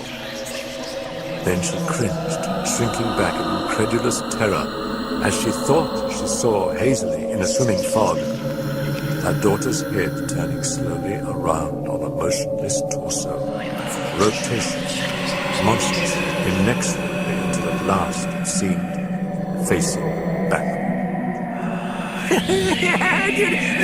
Do you know what she did, your cunting daughter? Giggled an elfin, familiar voice. Chris blinked at the mad, staring, grinning face, at the cracked, parched lips and fox-like eyes. She screamed till she fell. She was standing on the Key Bridge walkway, arms atop the parapet, fidgeting, waiting. She'd reached Mary Jo, told her lies. Regan's fine. By the way, I've been thinking of another little dinner party. What was the name of that Jesuit psychiatrist again? I thought maybe I'd include him in it. Someone hurried toward her, khaki pants and blue sweater. Miss MacNeil, I'm Father Karras.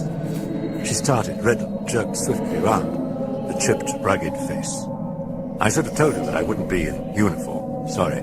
I thought it would be much less conspicuous, he continued. You seemed so concerned about keeping this quiet. I guess I should have been concerned about not making such an ass of myself, she retorted. I just thought you were human, he interjected with a smile. I knew that when I saw you one day on the campus, she said. That's why I called. You seemed human. Got a cigarette, Father? He reached into the pocket of his shirt and tapped out a Camel from the packet. Where are you from, Father Karras? Originally. New York. You too. Would never go back, though, would you? No, I wouldn't. He forced a smile. But I don't have to make those decisions. God, I'm dumb. You're a priest. You have to go where they send you. That's right. How does Shrink ever get to be a priest? She asked. He was anxious to know what the urgent problem was that she mentioned when she telephoned. You're a friend of Father Dyer's, that's right? Yes, I am. Did he talk about the party? At your home? Yes. Did he talk about my daughter? No, I didn't know you had one. She's 12. He didn't mention it. No. At the fringe of his awareness drifted a warning about women with neurotic attractions to priests who desired, unconsciously and under the guise of some other problem, to seduce the unattainable. Outside of confession, she asked him, what if a person like maybe a murderer or something came to you for help? Would you have to turn him in? If he came to me for spiritual help, I would say no, he said, but I'd try to persuade him to turn himself in. And how do you go about getting an exorcism? Beg pardon? If a person's possessed by some kind of demon, how do you go about getting an exorcism? Well, first you'd have to put him in a time machine and get him back to the 16th century. She was puzzled. It just doesn't happen anymore, Mr. MacNeil. Since when? Since we learned about mental illness, about paranoia, split personality, all those things that they taught me at Harvard, many educated Catholics, Mr. MacNeil told her, don't believe in the devil anymore. And as far as possession is concerned, since the day I joined the Jesuits, I've never met a priest who has ever in his life performed an exorcism. Not one. Really a priest? She demanded with disappointing sharpness. Or from central casting. It happens. Father Karras, someone very close to me, is probably possessed. She needs an exorcism. Will you do it? To Karras, it suddenly seemed unreal. Key Bridge. Across the river, the hot shop. Traffic. Chris MacNeil, the movie star. The desperate pleading in those haggard eyes. The woman was serious, he realized. Father Karras is my daughter, she told him huskily. My daughter. And all the more reason, he said, last gently, to forget about exorcism. The ritual of exorcism is dangerously suggestive. It could plant the notion of possession, you see, where it didn't exist before, or if it did, it could tend to fortify it. And secondly, Miss MacNeil, before the Church approves of exorcism, it conducts an investigation to see if it's warranted. That takes time. Couldn't you do the exorcism yourself? She pleaded. Look, every priest has the power to exorcise, but he has to have Church approval. Frankly, it's rarely ever given. So, can't you well, yes, I could. She needs a priest. Chris suddenly cried out, her features contorted with anger and fear. I've taken her to every goddamn fucking doctor, psychiatrist in the world, and they sent me to you. Now you send me to them. Jesus Christ, won't somebody help me? The heart-stopping shriek bolted raw above the river. Oh my God, someone help me! Chris moaned as she crumpled Karras' chest with convulsive sobs. It's all right, Karras whispered. It's all right. I'll see her. He approached the house with her in silence, with a lingering sense of unreality. Chris slipped the key in the lock and started opening the door, and it was then Karras felt a chill tugging warning. It scraped through his bloodstream like particles of ice. For a hesitant moment he stood unmoving, and abruptly he went forward, stepping into the house with an odd sense of envy. Karras heard commotion upstairs. A deep, booming voice was thundering in sentences, threatening in anger, hate, frustration. Karras glanced at Chris and gone ahead. He followed her upstairs and along the hall to Regan's bedroom, where Carl leaned against the wall, his head sank low over folded arms. Karras saw bafflement bright in his eyes.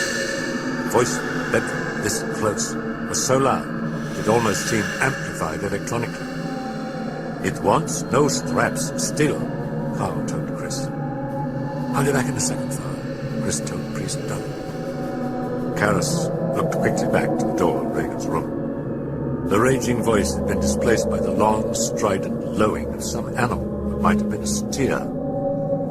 Something prodding at his hand. He looked down. That's her, Chris was saying. That's Regan. She was giving him a photograph. He took it. Young girl. Very pretty. Sweet smile. It was taken 4 months ago, Chris said numbly. Now you go and take a look at her now. She leaned against the wall beside Carl. I'll wait here. As he grasped the doorknob, the sounds from within ceased abruptly. In the ticking silence, Karras hesitated, then entered the room slowly, almost flinching backward at the pungent stench of mouldering excrement that hit him in the face like a palpable blast. Quickly reining back his revulsion, he closed the door. Then his eyes locked, stunned, on the thing that was Regan. On the creature that was lying on its back in bed, head propped against the pillow, while eyes, bulging wide in their hollow sockets, shone with mad cunning and burning intelligence, with interest and with spite as they fixed upon his, as they watched him intently, seething in a face shaped into a skeleton, hideous mask of mind-bending malevolence. Karras shifted his gaze to the tangled, thickly matted hair, to the wasted arms and legs, the distended stomach jutting up so grotesquely, then back to the eyes. They were watching him, pinning him, shifting now to follow as he moved to a desk and chair near the window.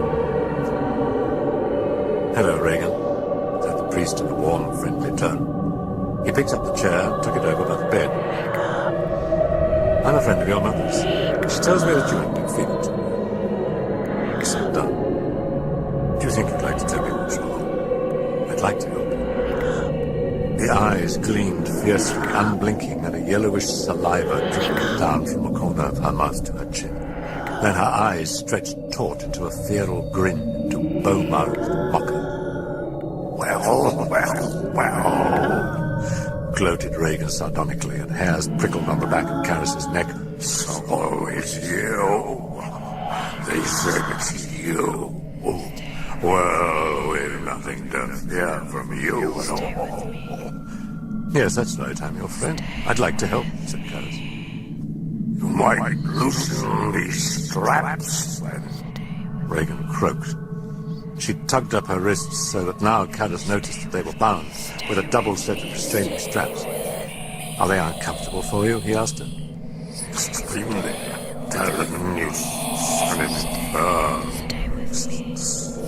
The eyes glinted slyly to see what was wrong. Karras saw the scratch marks on her face. The cuts on her lips were apparently she'd bitten.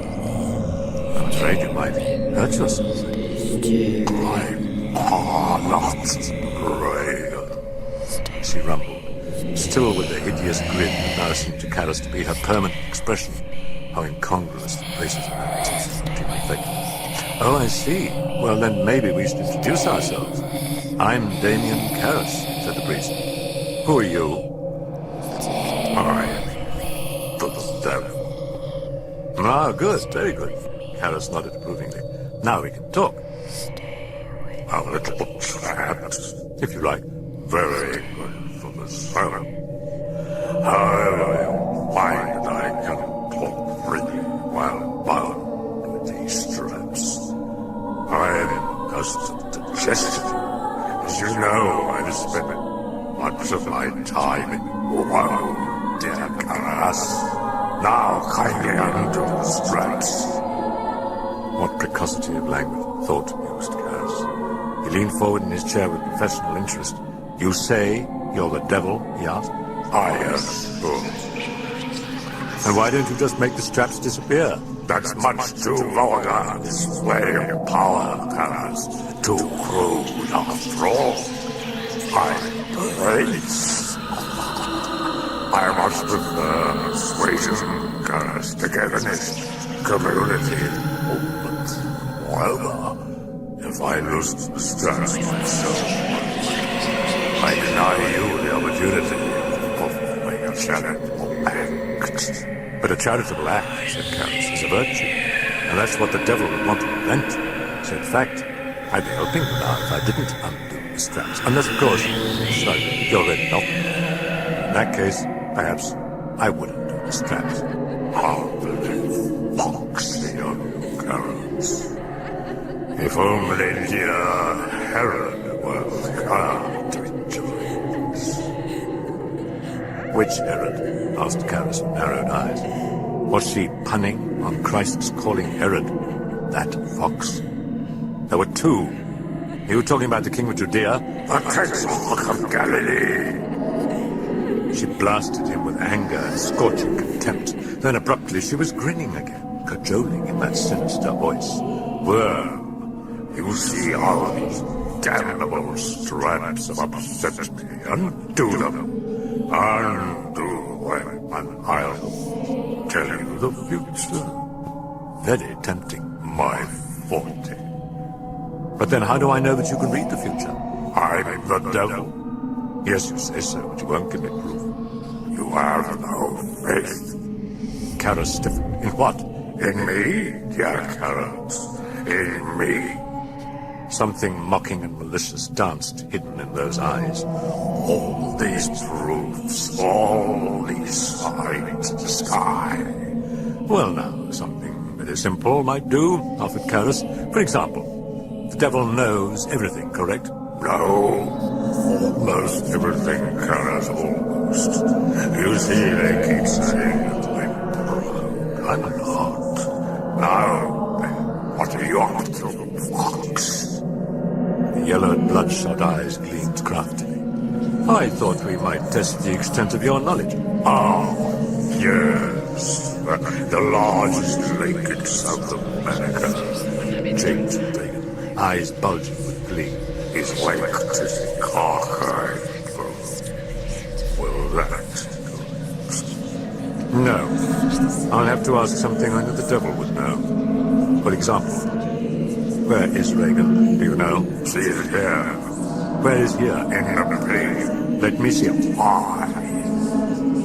Why? To prove that you're telling me the truth. Do you want, motherfucker? Loose the straps and I will let you go at it. Let me see her. Very succulent, God. Leered Regan, her furred and lolling tongue licking spittle across cracked lips. But the poor conversation rests, my friend. I strongly advise you to stay with me. Well, it's obvious you don't know where she is, Karras shrugged. So apparently you aren't the devil. I am. Regan bellowed with a sudden jerk forward, her face contorting with rage. Karras shivered as the massive, terrifying voice boomed, crackling off the walls of the room. I am. Well, then let me see, Regan, said Karras. That would prove it. I will read your mind. Think of a number between 1 and 20. No, that wouldn't prove a thing. I would have to see Regan. Abruptly, it chuckled, leaning back against the head. Nothing would prove anything at all. How splendid indeed. Try to keep you properly. We will not stoop. Who is we? Karras broke, alert and quick interest. We are quite a group in the beginning.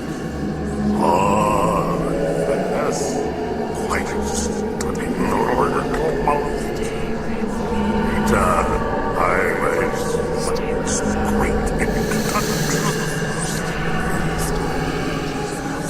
Suffering from a maddening itch that I cannot reach.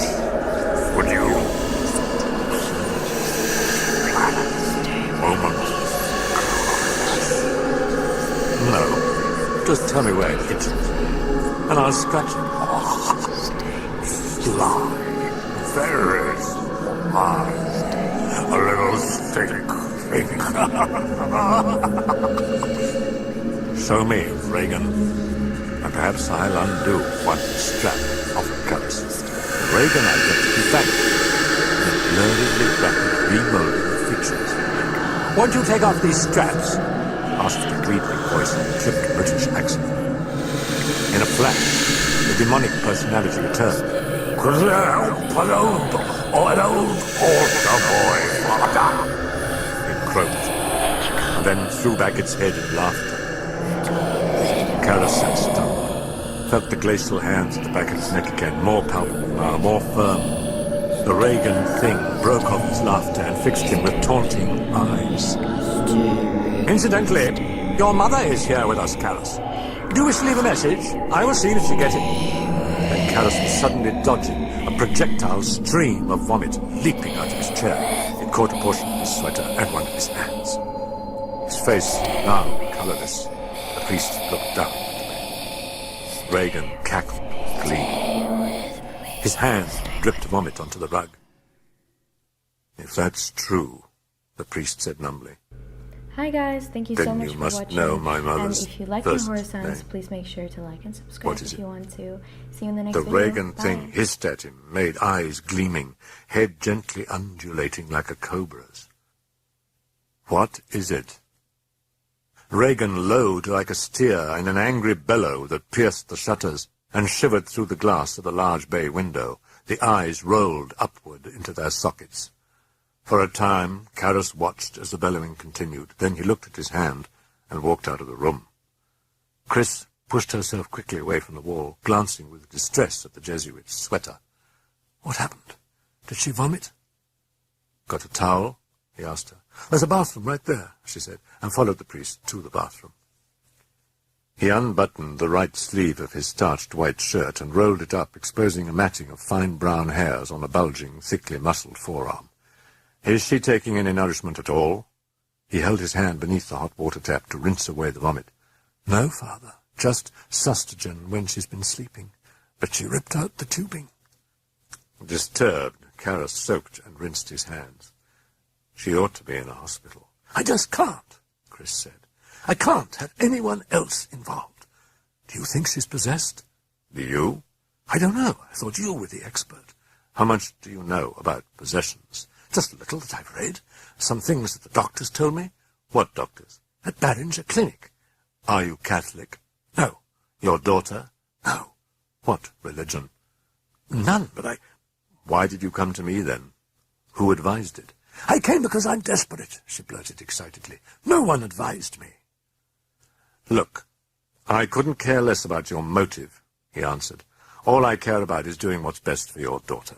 But I'll tell you right now that if you're looking for an exorcism as an auto-suggestive shock cure, you're much better off calling central casting, Miss MacNeil, because the church won't buy it, and you'll have wasted precious time.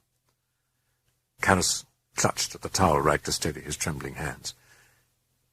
Incidentally, it's Mrs. MacNeil, he heard Chris telling him dryly. He gentled his tone. Look, whether it's a demon or a mental disorder, I'll do everything I possibly can to help, but I've got to have the truth. Now, why don't we both get out of this bathroom and go downstairs where we can talk? I could use a cup of coffee. I could use a drink. While Carl and Sharon looked after Regan, they sat in the study, and Chris related the history of Regan's illness. What do you think, Father? She asked. Compulsive behavior produced by guilt, perhaps, put together with split personality. Father, I've had all that garbage. Now, how can you say that after all you've just seen? If you've seen as many patients in psychiatric wards as I have, you can say it very easily, he assured her. Possession by demons. All right, let's assume it happens. But your daughter doesn't say she's a demon. She insists she's the devil himself, and that's the same thing as saying you're Napoleon Bonaparte. And explain all those rappings and things. Well, you've heard of poltergeist phenomena, haven't you? Ghosts, throwing dishes and things? Karras nodded. It's not that uncommon, and usually happens around an emotionally disturbed adolescent. Extreme inner tension of the mind can sometimes trigger some unknown energy that seems to move objects around at a distance. Call it mind over matter, if you will. Maybe I'm dumb, she retorted, but telling me an unknown gizmo in somebody's head throws dishes at a ceiling tells me nothing at all. I'm telling you, I know that thing upstairs is not my daughter. I know it. I know. Does Regan have a low-pitched voice? He asked. Normally. No. In fact, I'd say it's very light. Would you consider her precocious? Not at all. Do you know her IQ?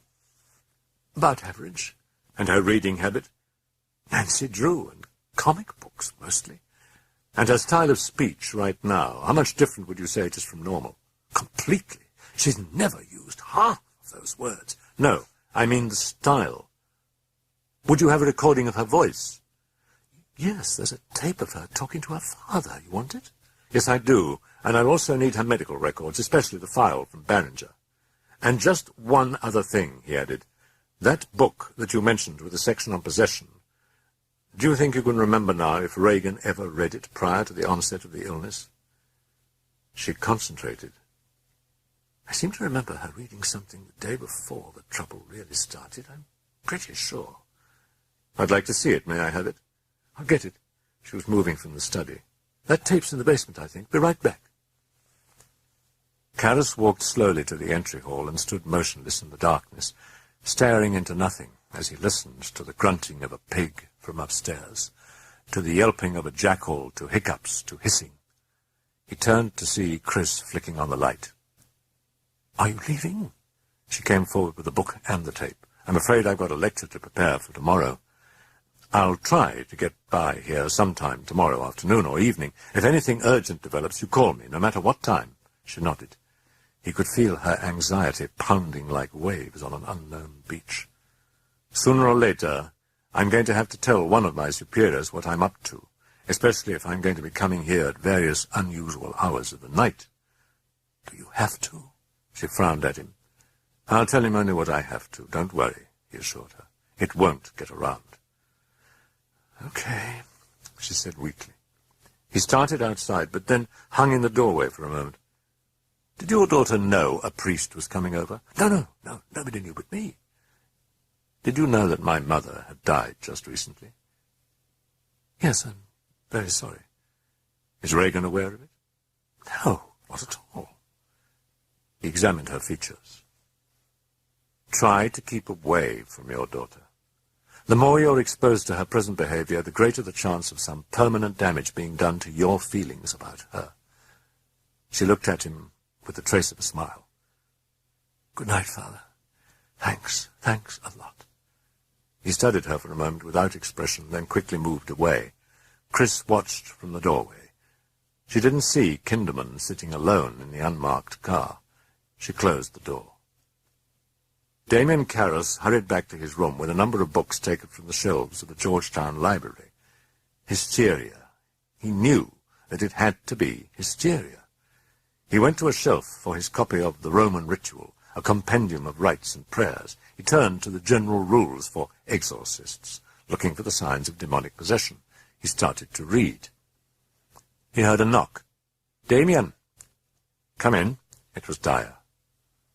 What do you need, Joe? Karras asked him. I got a lecture to prepare for tomorrow. Okay. My plan is we go to Chris MacNeil with this notion that I've got for a screenplay based on the life of St. Ignatius Loyola. The title is Brave Jesuits Marching, and... Would you get your ass out of here, Joe? Prodded Karras. I've got work to do. Is there a tape recorder in the hall? Yes, want me to get it for you, said Dyer. Could you do that? I'm really in a bind. No sweat. Great Jesuit witch doctor. Coming. Dyer opened the door and walked out. Karras showered and then dressed in a T-shirt and trousers. The time was 10:58 p.m. He began to read. Freud, McCaslin, Satan, Österreich's exhaustive study, and at a little after 4 a.m. he had finished. Regan had the physical syndrome of possession. About that he had no doubt. The symptoms of possession were substantially constant. Some Regan had not evidenced as yet: stigmata, the desire for repugnant foods, the insensitivity to pain, the frequently loud and irrepressible hiccuping, but the others she had manifested clearly: the involuntary motor excitement, foul breath, furred tongue, the wasting away of the frame, the distended stomach, the irritations of the skin and mucous membrane, and most significantly present were the basic symptoms of the hard core of cases which Österreich had characterized as genuine possession: a striking change in the voice and in the features, plus the manifestations of a new personality. Karras looked up and stared darkly down the street. Through the branches of trees he could see the house and the large bay window of Regan's bedroom. When possession was voluntary, as with mediums, the new personality was often benign, but in Regan the invading personality was vicious, malevolent, typical of cases of demonic possession, where the new personality sought the destruction of the body of its host and frequently achieved it. Moodily the Jesuit walked back to his desk. So, okay, she's got the syndrome of demonic possession. Now, how do you cure it? He mused. That depends on what caused it. If Regan's disorder was hysterical, if the onset of possession was the product of suggestion, then the source of the suggestion could only be the chapter in the book on witchcraft, the chapter on possession. Maybe she read it. But Karras wasn't convinced. What's the answer, then? Genuine possession? A demon? No way. No way. Paranormal happenings? Sure, why not? Too many competent observers had reported them. He turned to a passage he had underlined in pencil. The exorcist will simply be careful that none of the patient's manifestations are left unaccounted for. He nodded. Okay, then, let's see. Pacing, he ran through the manifestations of Regan's disorder. The startling change in Regan's features, the startling change in Regan's voice, Regan's suddenly extended vocabulary and knowledge, Regan's recognition of him as a priest, Regan's knowledge of the death of his mother, Regan's precocity of intellect. Abruptly he stopped pacing and hovered by his desk, for it suddenly dawned upon him that Regan's pun on Herod was even more complicated than at first it had appeared.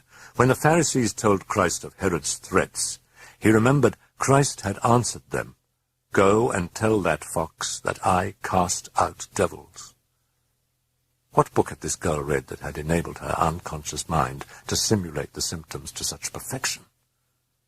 He glanced at the tape of Regan's voice. He took the tape to the language lab, found a tape recorder, sat down. He threaded the tape to an empty reel, clamped on earphones, turned on the switch, then leaned forward and listened, exhausted, intense.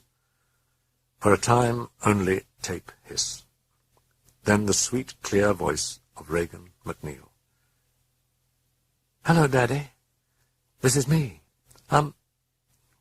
Giggling, then a whispered aside. "I can't tell what to say." More giggling. Daddy, well, you see, I mean, I hope you can hear me, okay? And, well, now, let's see.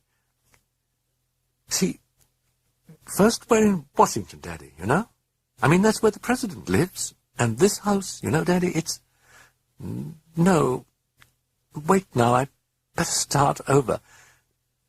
See, Daddy, there's... Karras heard the rest only dimly from afar through the roaring of blood in his ears, like the ocean, as up through his chest and his face swelled an overwhelming intuition. The thing that I saw in that room wasn't Regan. He returned to the Jesuit residence hall, found a cubicle, said Mass before the rush. As he lifted the host in consecration, it trembled in his fingers with a hope he dared not hope, that he fought with every particled fibre of his being. "For this is my body," he whispered tremulously. "No, bread. This is nothing but bread." He dared not love again and lose. That loss was too great, that pain too keen. After Mass, he skipped breakfast, met his class at the Georgetown University Medical School. "Daddy, this is me. This is me." But who was me? Karras dismissed the class early and returned to his room. Could it be? Could it possibly, conceivably be? Could the only hope for Regan be the ritual of exorcism? Must he open up that locker of aches? He could not shake it. He could not leave it untested. He must know. Wait a minute. He paused, staring down. That chapter in the book on witchcraft. Had it mentioned? Yes, it had. That demons invariably reacted with fury when confronted with the consecrated host, with relics, with holy water. Right. That's it. I'll go up there and sprinkle her with tap water, but tell her it's holy water. Sure. If she reacts the way demons are supposed to react, then I'll know she's not possessed, that the symptoms are suggestive, that she got them from the book. But if she doesn't react, it would mean genuine possession. Maybe. Feverish, he rummaged for a holy water vial. Willie admitted him to the house. In the entry, he glanced towards Regan's bedroom. Shouts, obscenities, and yet not in the deep, coarse voice of the demon. Raspy, lighter, a broad, British, yes, the manifestation that had fleetingly appeared when he'd last seen Regan. He moved to the staircase, climbed. Chris was sitting in a chair near Regan's bedroom, head lowered. "I'd like to see her," he said gently. She looked tense, afraid. She glanced furtively at the door of Regan's bedroom. From within shrieked the hoarse, mad voice. "Damn Nazi, Nazi can't!" Chris looked away. Go ahead. "Please get a tape recorder. I need to make comparisons of patterns of speech," he said firmly. "Okay," she said weakly. "I'll have it sent up." And abruptly she was walking down the hall. For a moment, Karras watched her, puzzled. What was wrong? Then he noticed the sudden silence in the bedroom. It was brief. Now the yelping of diabolic laughter. He moved forward, felt the water vial in his pocket. He opened the door and stepped into the bedroom. The stench was more powerful than the evening before. He closed the door, stared, that horror, that thing on the bed. As he approached, it was watching him with mocking eyes, full of cunning, full of hate, full of power. "Hello, Karras." The priest heard the sound of diuretic voiding into plastic pants. He spoke calmly from the foot of the bed. "Hello, devil. And how are you feeling?" "At the moment, very happy to see you. Glad." The tongue lolled out of the mouth while the eyes appraised Karras with insolence. "Flying your colours, I see. Very good." Another rumbling. "You don't mind a bit of a stink, do you, Karras?" "Not at all." "You're a liar." "Does that bother you?" "Mildly. But the devil likes liars. Only good ones, dear Karras. Only good ones." He chuckled. "Moreover, who said I'm the devil?" "Didn't you?" "Oh, I might have. I'm not well. You believe me?" "Of course. My apologies. Are you saying that you aren't the devil?" "Just a poor, struggling demon. A devil. A subtle distinction, but one not entirely lost upon our Father who is in hell. Incidentally, you won't mention my slip of the tongue to him, Karras, now will you? When you see him?" "See him? Is he here?" asked the priest.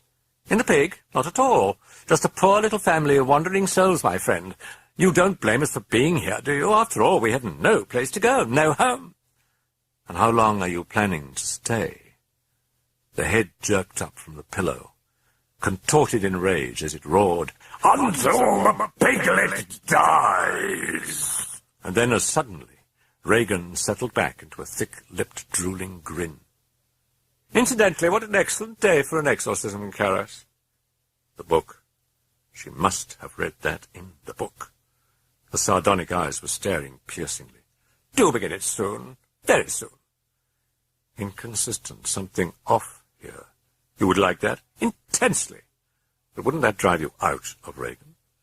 The demon put its head back, cackling maniacally, then broke off. It will bring us together. You and Regan. You and us, my good friend. You and us. And from deep in that throat, muffled laughter. Karras stared. At the back of his neck he felt hands, icy cold, lightly touching, and then gone. Caused by fear, he concluded. Fear. Fear of what? Yes, you'll join our little family, Karras. You see, the trouble with signs in the sky, my dear morsel, is that having seen them one has no excuse. Have you noticed how few miracles one hears about lately? Not our fault, Karras. Don't blame us. We try. Karras jerked around his head at a loud, sudden banging. A bureau drawer had popped open, sliding out its entire length. He felt a quick rising thrill as he watched it abruptly bang shut. There it is. And then, as suddenly, the emotion dropped away like a rotted chunk of bark from a tree. Psychokinesis. Karras heard chuckling. He glanced back at Regan. "How pleasant to chat with you, Karras," said the demon, grinning. "I feel free, like a wanton. I spread my great wings. In fact, even my telling you this will serve only to increase your damnation, my doctor, my dear and inglorious physician." "You did that? You made the dresser drawer move just now?"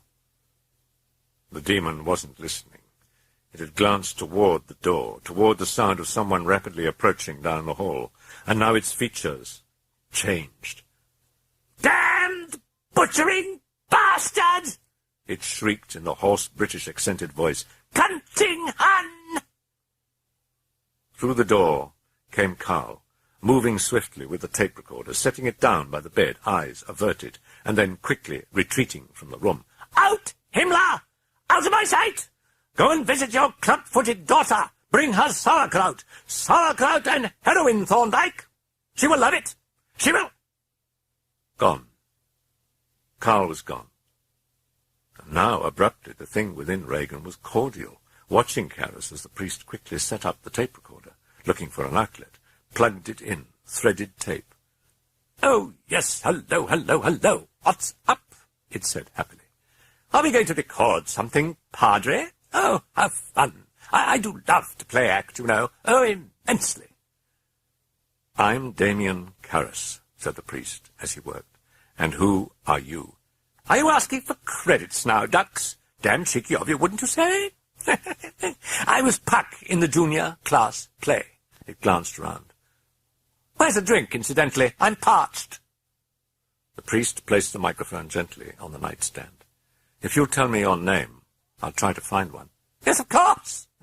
It responded with a cackle of amusement. "And then rig it yourself, I suppose." As he pushed the record button, Karras answered. "Tell me your name." "Fucking plunderer!" It rasped, and then promptly disappeared and was replaced by the demon. What are we doing now, Karras? Recording our discussion. Karras straightened, stared. Then he pulled up a chair beside the bed and sat down. "Do you mind?" he responded. Not at all. I've always rather liked infernal energies. Abruptly, a strong new stench assailed Karras. It was an odor like Sauerkraut, Karras. Have you noticed? "It does smell like sauerkraut," the Jesuit marveled. It seemed to be emanating from the bed, from Regan's body. Then it was gone, replaced by the putrid stench as before. Karras frowned. Did I image it? Autosuggestion? He thought of the holy water. Now. No. Save it. Get more of the speech pattern. "To whom was I speaking before?" he asked. Merely one of the family, Karras. "A demon?" You give too much credit. "How so?" The word demon means wise one. Ye stupid. The Jesuit grew taut. "In what language does demon mean wise one?" In Greek. "You speak Greek?" Very fluently. One of the signs, Karras thought with excitement. Speaking in an unknown tongue. It was more than he'd hoped for. Pos seniokas hoti presbyteros eme. He quickly inquired in classical Greek. I am not in the mood, Karras. Oh, then you can... I am not in the mood. Disappointment. Karras brooded. You made the dresser drawer come sliding out, inquired. Most sorry. Very impressive, Karras nodded. You're certainly a very, very powerful demon. I am. I was wondering if you'd do it again. Yes, in time. Do it now, please. I would really like to see it. In time. Why not now? We must give you some reason for doubt. Some. Just enough to assure the final outcome. It put back its head in a chuckle of malice. How novel. To attack through the truth. What joy. Icy hands lightly touching at his neck, Karras stared. Why the fear again? Fear? Was it fear? No, not fear. That was me. Hands gone now. Karras frowned, felt new wonder, chipped it down. Telepathic, or is she? Find out now. Can you tell me what I'm thinking right now? Your thoughts are too dull to entertain. Then you can't read my mind. You may have it, as you wish, as you wish. Try the holy water, now. He heard the squeaking of the tape recorder mechanism. No, just keep digging. Get more of a sampling of the speech. You're a fascinating person, said Karras. Regan sneered. Oh, no, really, said Karras. I'd like to know more about your background. You've never told me who you are, for example. A devil, rumbled the demon. Yes, I know, but which devil? What's your name? Oh, now, what is the name, Karras? Never mind my name. Call me Howdy, if you find it more comfortable. Oh, yes, Captain Howdy, Karras nodded. Regan's friend. A very close friend. Oh, really? Indeed. But then why do you torment her? Because I am her friend. The piglet likes it. She likes it? She adores it. But why? Ask her. Would you allow her to answer? No. Well, then what would be the point in my asking? None. The demon's eyes glinted spite. Who's the person I was speaking to earlier? Asked Karras. You've asked that. I know, but you never gave an answer. Just another good friend. Sweet honey. Piglet, Karras. May I speak to him? No. He's busy with your mother.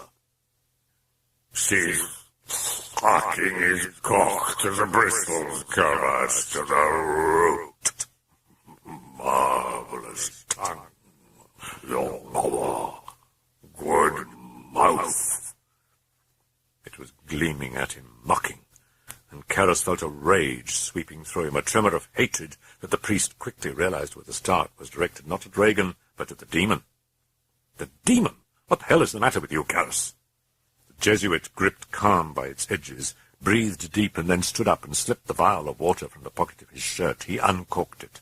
The demon looked wary. What is that? Don't you know? Asked Karras, his thumb half covering the mouth of the vial, as he started to sprinkle its contents on Regan. It's holy water, devil. Immediately the demon was cringing, writhing, bellowing in terror and in pain. It burns! It burns! Ah, stop it! Cease, priest master! Cease! Expressionless, Karras stopped sprinkling. Hysteria. Suggestion. She did read the book. He glanced at the tape recorder. Why bother? He noticed the silence. Looked at Regan, knit his brows. What's this? What's going on? The demonic personality had vanished, and in its place were other features which were similar, yet different, and the eyes had rolled upward into their sockets, exposing the whites, now murmuring, slowly, a feverish gibberish. Karras came around to the side of the bed, leaned over to listen. What is it? Nothing. And yet it's got cadence like a language. Could it be? He felt the fluttering of wings in his stomach, gripped them hard, held them still. Come on, don't be an idiot. And yet he glanced to the volume monitor on the tape recorder, not flashing. He turned up the amplification knob and then listened, intent, ear low to Regan's lips. The gibberish ceased and was replaced by breathing, raspy and deep. Karras straightened. "Who are you?" he asked. "No one, my..." The entity answered, groaning whisper, in pain, whites of eyes, lids fluttering. "No one, my..." The cracked, breathy voice, like the soul of its owner, seemed cloistered in a dark curtained space beyond time. "Is that your name?" Karras frowned. The lips moved, fevered syllables, slow, unintelligible, then shortly it ceased. "Are you able to understand me?" Silence. Only breathing, deep, oddly muffled, the eerie sound of sleep in an oxygen tent. Jesuit waited, hoped for more. Nothing came. He rewound the tape, packed the tape recorder into its case, picked it up and took the reel of tape. He gave Regan a last look. Loose ends. Irresolute, he left the room and went downstairs. He found Chris in the kitchen. She was sitting with Sharon. "So what's doing?" Chris asked him. "There are two personalities. One, I guess I'd seen for just a moment. The one that sounds British. Is that anyone you know?" Chris looked up. "Burke Dennings?" He leaned forward. "Was Regan acquainted with him?" "Yes." "So what did Burke say?" Chris asked. "Just obscenities," Karras said. Then he lowered his voice. "Incidentally, does Carl have a daughter?" "A daughter? No, not that I know of." Willie was at the sink. Chris turned to her. "You don't have a daughter, do you, Willie?" "She died, madam. Long, long before." "Oh, I'm sorry." Chris turned back to Karras. "That's the first I ever heard of her," she whispered. "Why'd you ask? How'd you know?" "Regan, she mentioned it," said Karras. "No, this other personality that I mentioned, that's the one that emerged in hypnosis once." "Talks gibberish?" "Yes. Who is it?" "I don't know." "It's not familiar at all?" "Not at all." "Have you sent for the medical records?" "They'll be here this afternoon. They're being flown down. Now, what about an exorcism, Father?" He looked down and sighed. "Well, I'm not very hopeful I can sell it to the bishop." He extracted a vial, holding it out to show Chris. "See this? I told her it was holy water," Karras explained. "And when I started to sprinkle her with it, she reacted very violently." "So?" "It's not holy water," Karras explained. "It's ordinary tap water." "So maybe some demons just don't know the difference." "You really believe there's a demon inside her?" "I believe that there's something inside Regan that's trying to kill her, Father Karras. And whether it knows piss from water doesn't seem to have very much to do with it all, don't you think? What's the difference between holy water and tap water, anyway?" "Holy water is blessed," Karras said heatedly. "The Church has criteria that have to be met. Here are the signs that the Church might accept. One is speaking in a language that the subject has never known before, never studied. I'm working on that one, with the tapes. Then there's clairvoyance, although nowadays telepathy or ESP might nullify that one. And the last one is powers beyond her ability and age. That's a catch-all. Anything occult. Well, now, what about those poundings in the wall? By itself, it means nothing. And the way she was flying up and down off the bed? Not enough. Well, then what about those things on her skin?" "What things?" "It happened at the clinic," Chris explained. There were, she traced a finger on her chest. You know, like writing, just letters. They'd show up on her chest, then disappear." Karras frowned. "You said letters, not words." No words. Just an M, once or twice, then an L." "And you saw this?" he asked her. "Well, no, but they told me." "Who told you?" "The doctors at the clinic." Yes, I'm sure, but again, that's a natural phenomenon, he said. You're a real tough case, Father Karras. Do you know that?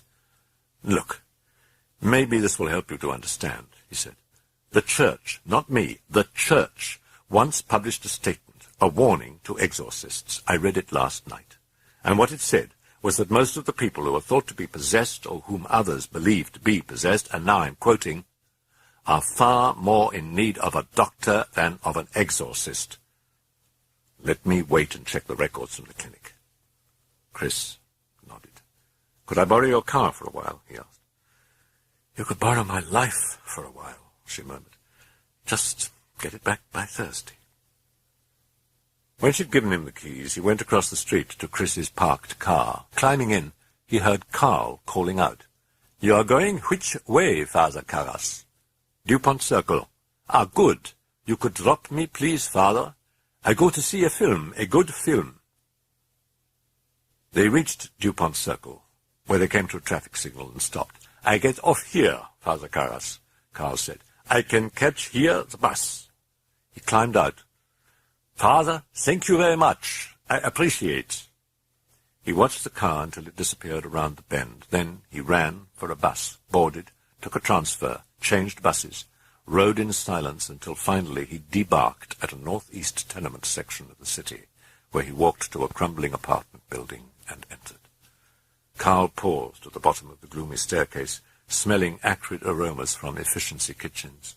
A roach scuttled quickly from a baseboard and across a stair. He clutched at the banister and seemed on the verge of turning back, but then began to climb. Each groaning footfall creaked like a rebuke. On the second floor he walked to a door. He glanced at the wall. Nicky and Ellen in penciled scroll, and below it a date and a heart whose core was cracking plaster. Carl pushed the buzzer and waited, head down.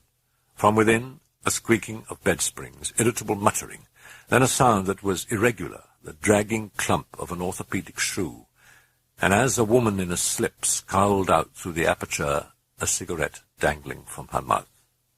"Oh, it's you," she said huskily. She took off the chain.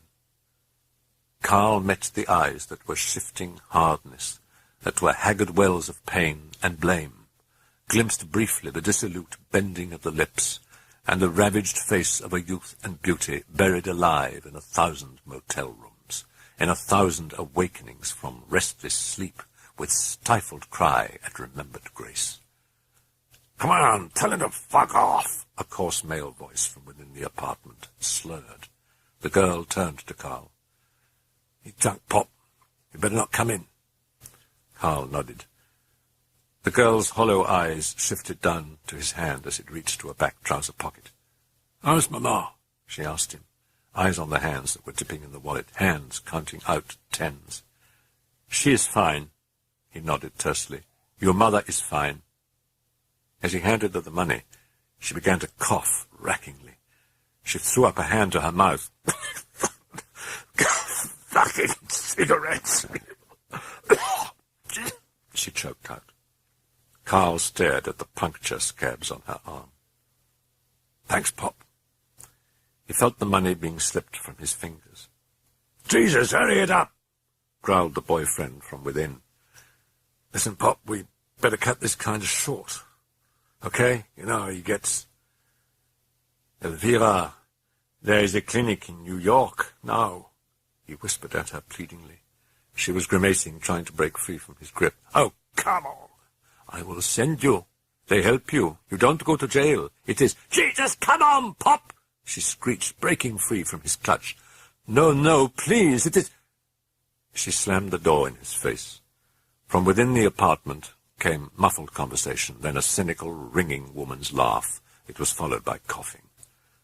Carl turned away and felt a sudden stab of shock as he found the way blocked by Lieutenant Kinderman. "Perhaps we could talk now, Mr. Engstrom." Hands in the pockets of his coat, eyes sad. "Perhaps we could now have a talk." Karras threaded tape to an empty reel in the office of the director of the Institute of Languages and Linguists. He started the tape recorder, and they listened to the fevered voice croaking its gibberish. The director pulled off his glasses. It isn't any language that I've ever heard. However, it does have the cadence of speech. Karras felt a quickening of hope. Yes, that's what I thought, he agreed. But I certainly don't recognize it, Father. Is it ancient or modern? What do you know? No, I don't. Well, why not leave it with me, Father? I'll check it with some of the boys. Could you make a copy of it, Frank? I'd like to keep the original myself. Oh, yes, surely. Karras returned to the Jesuit residence hall with the originals. He found the records from the clinic had arrived, and was soon convinced that his trip to the Institute had been wasted. He walked back to the MacNeil house. Willie admitted him and led him to the study. Chris was standing with her back to him, brow in her hand, an elbow on the bar. Her hand was obscuring her face. The hand trembled. "What's doing?" she asked him. "My honest opinion right now is that Regan can best be helped by intensive psychiatric care." She shook her head very slowly back and forth. "Where's her father?" he asked her. "In Europe," she whispered. "Have you told him what's happening?" "No," she answered. "Well, I think it would help if he were here." "I've asked you to drive a demon out, goddammit, not ask another one in!" she cried in sudden hysteria. "What happened to the exorcism all of a sudden?" "She killed Burke Dennings," Chris shrieked at him. "She killed him, and they'll put her away. They're going to put her away. Oh, my God. Oh, my God." Karras caught her up as she crumpled, sobbing. "It's all right." He eased her down and stretched her out on the sofa. Soon the crying subsided, and he helped her sit up. Karras was in turmoil. Now the weight was on his back again, heavy and oppressive. He said, "You don't know that she did it."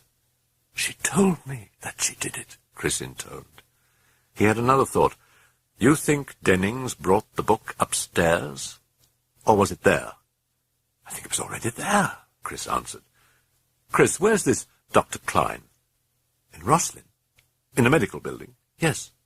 "Please call him and tell him Dr. Karras will be by, and that I'd like to take a look at Regan's EEG. I'll be back to you later." "Sure. Ciao, Father." "Ciao." In Chris's car he drove toward Roslin. As he waited on M Street for the light, he glanced right and saw Carl getting out of a black sedan on 35th Street in front of the Dixie liquor store. The driver of the car was Lieutenant Kinderman. The light changed. Karras shot forward. Had they seen him? He didn't think so. But what were they doing together? At the medical building, a nurse handed Karras the EEG. Klein hurried in. "Dr. Karras?" "Yes. How do you do?" They shook hands. Karras looked back to the graph, and Klein scanned it with him. "You see, it's very regular. No fluctuations whatsoever." "Yes, I see," Karras frowned. "Very curious." "Curious?" "Presuming that we're dealing with hysteria." Karras glanced at him. "She was certainly disordered when you ran this graph, is that right?" "Yes, she was. Yes, I'd say so." "Well, then, isn't it curious that she tested so perfectly?" A nurse interrupted.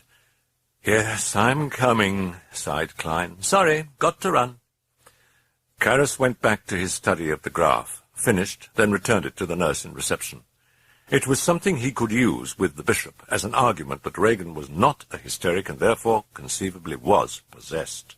And yet the EEG had posed still another mystery. Why no fluctuations? Why none at all? He drove back toward Chris's house, found a space, and parked. He stood motionless for a while on the sidewalk. Could Regan have murdered Burke Dennings so horribly? He looked up at Regan's window. What in God's name is in that house? And how much longer before Kinderman demanded to see Regan, had a chance to see the Dennings personality, to hear it? How much longer before Regan would be institutionalized or die? He had to build a case for the Chancery.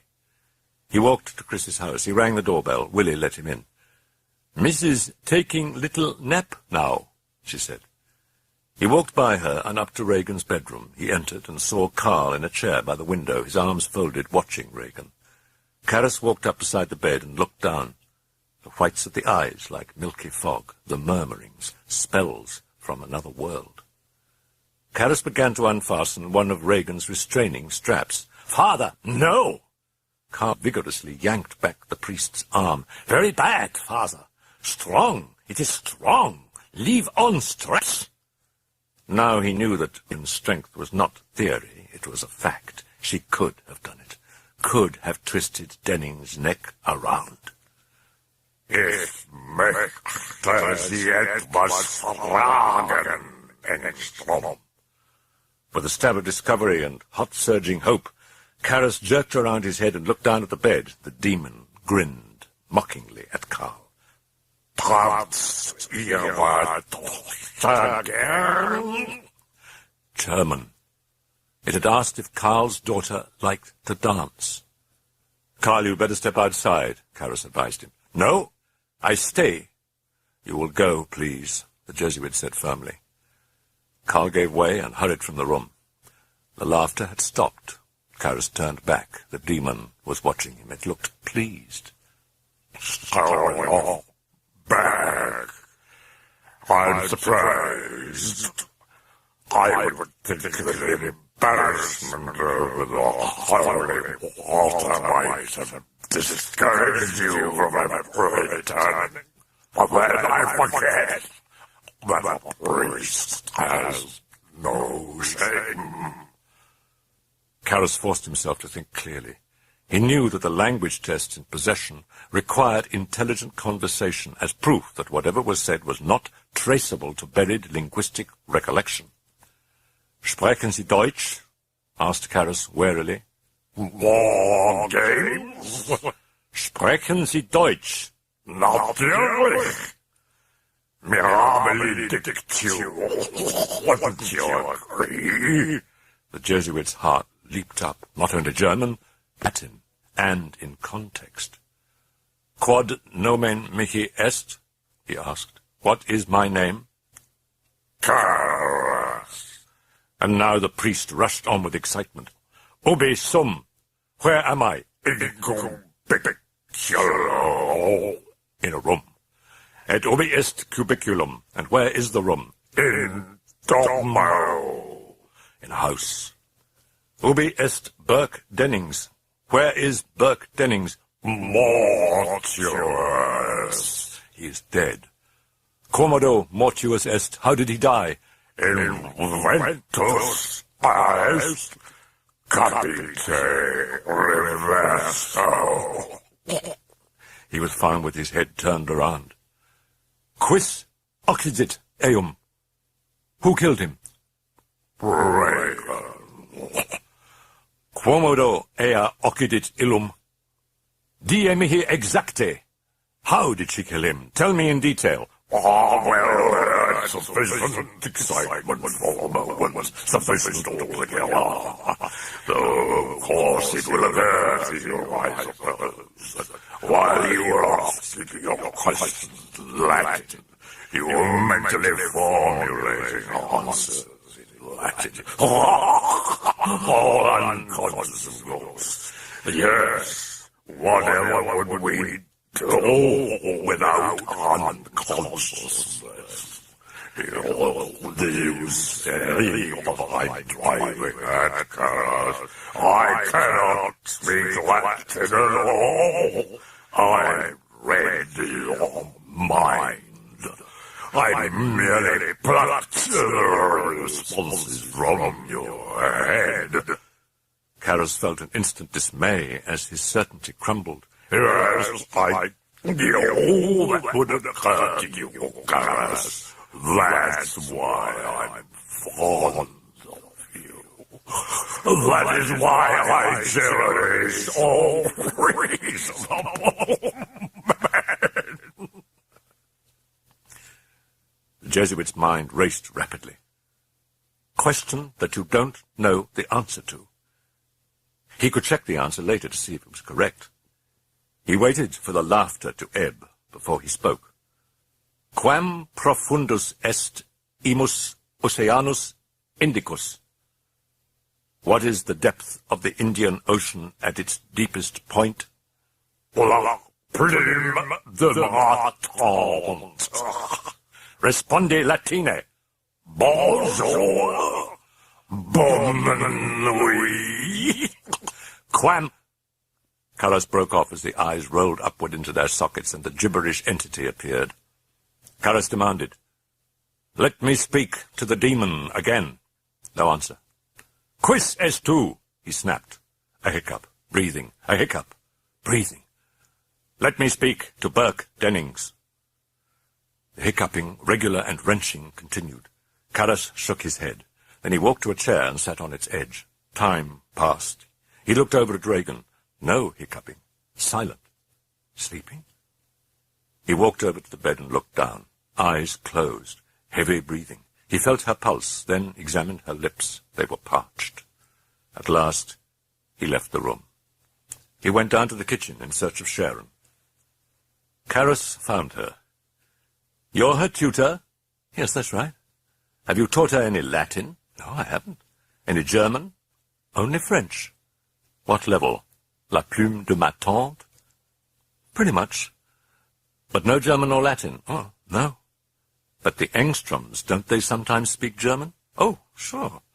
"Around Regan?" She shrugged. "I'm pretty sure." "Have you ever studied Latin?" "No, I haven't."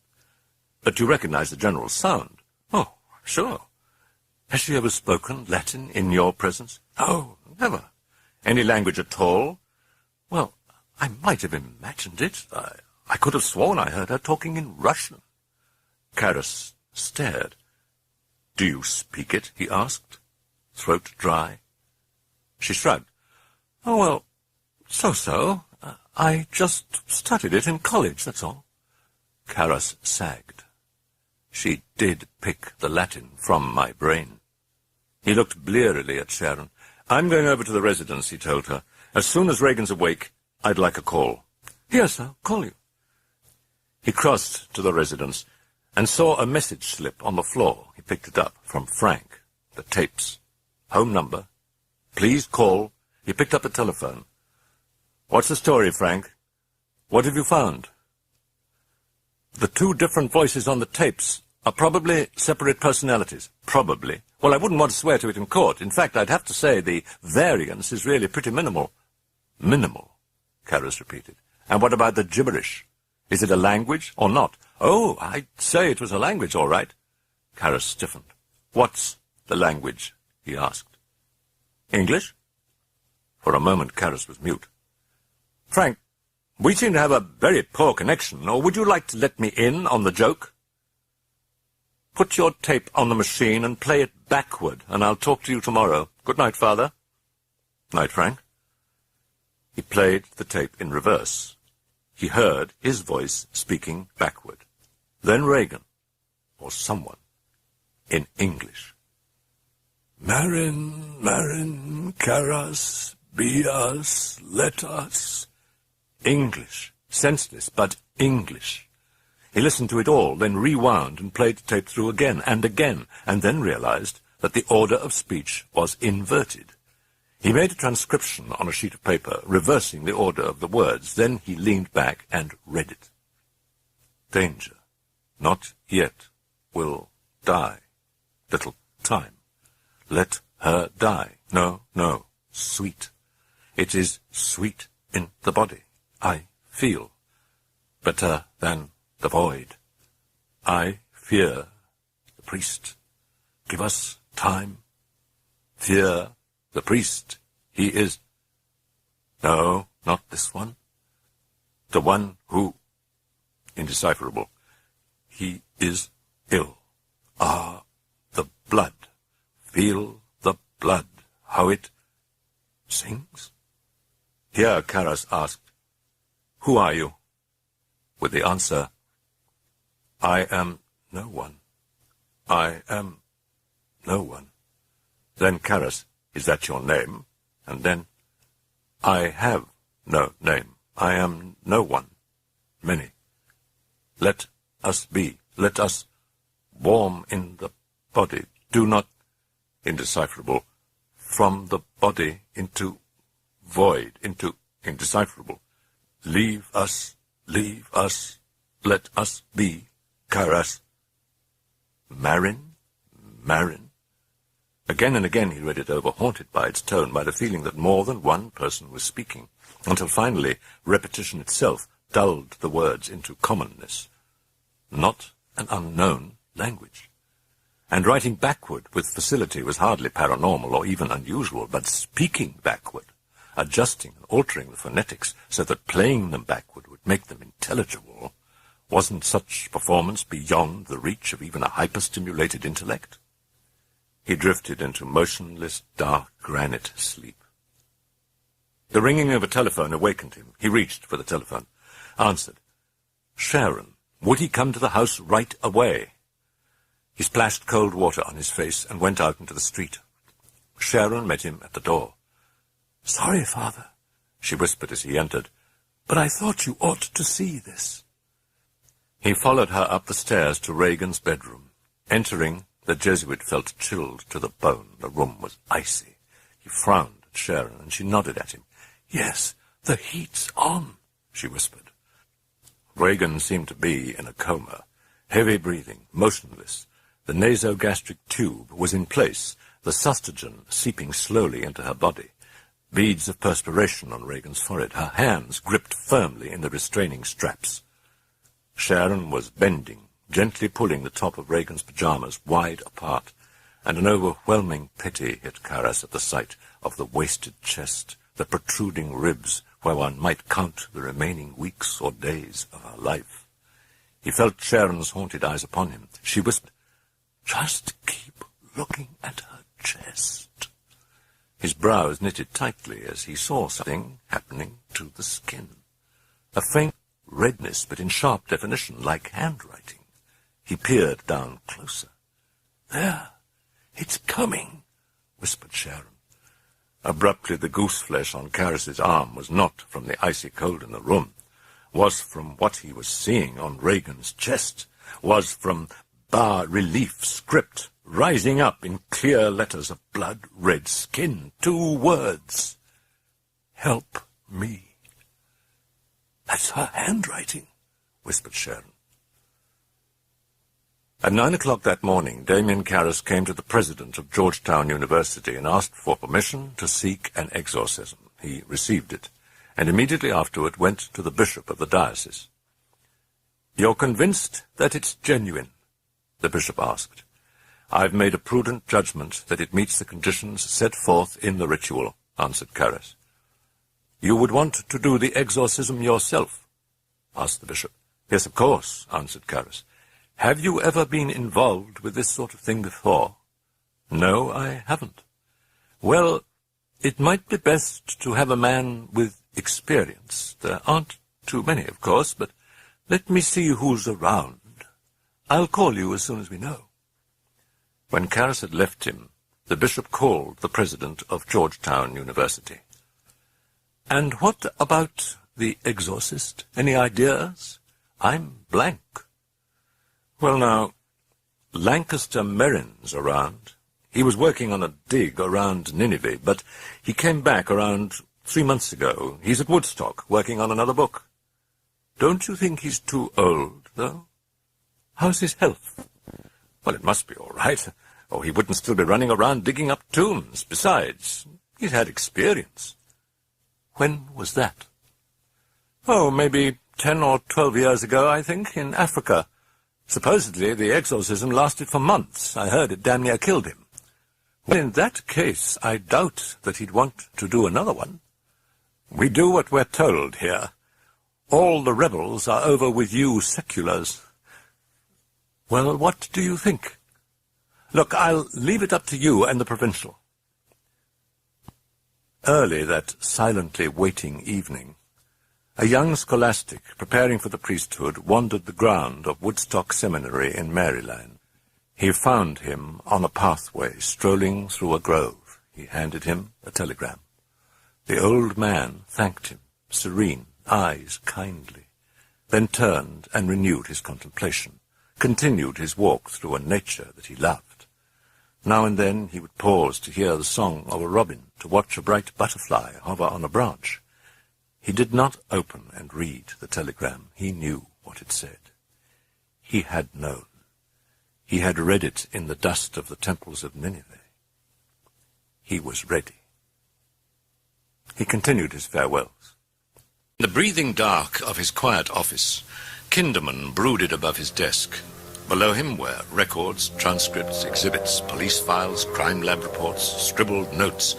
In a pensive mood, he had carefully fashioned them into a collage in the shape of a rose, as if to belie the ugly conclusion to which they had led him, that he could not accept. Engström was innocent. At the time of Denning's death, he had been visiting his daughter, supplying her with money for the purchase of drugs. He had lied about his whereabouts that night in order to protect her and to shield her mother, who believed Elvira to be dead and past all harm and degradation. It was only when Kinderman apprised the daughter of her father's involvement in the Dennings case that Elvira volunteered the truth. Engström was innocent. What remained? Item. The death of director Burke Denning seemed somehow linked to the desecrations at Holy Trinity. Both involved witchcraft, and the unknown desecrator could easily be Denning's murderer. Item. The typewritten sheet of paper containing the text of the blasphemous altar card discovered at Holy Trinity had been checked for latent fingerprints. Impressions had been found on both sides. Some had been made by Damien Karras, but still another set had been found that, from their size, were adjudged to be those of a person with very small hands, quite possibly a child. Item. The typing on the altar card had been analyzed and compared with the typed impressions on the unfinished letter that Sharon Spencer had pulled from her typewriter, crumpled up, and tossed into a wastepaper basket while Kinderman had been questioning Chris. He had picked it up and smuggled it out of the house. The typing on this letter and the typing on the altar card sheet had been done on the same machine. According to the report, however, the person who had typed the blasphemous text had a touch far heavier than Sharon Spencer's. Item. Burke Dennings, if his death was not an accident, had been killed by a person of extraordinary strength. Item. Engström was no longer a suspect. Item. A check of domestic airline reservations disclosed that Chris MacNeil had taken her daughter to Dayton, Ohio. Kinderman had known that the daughter was ill and was being taken to a clinic, but the clinic in Dayton would have to be Barringer.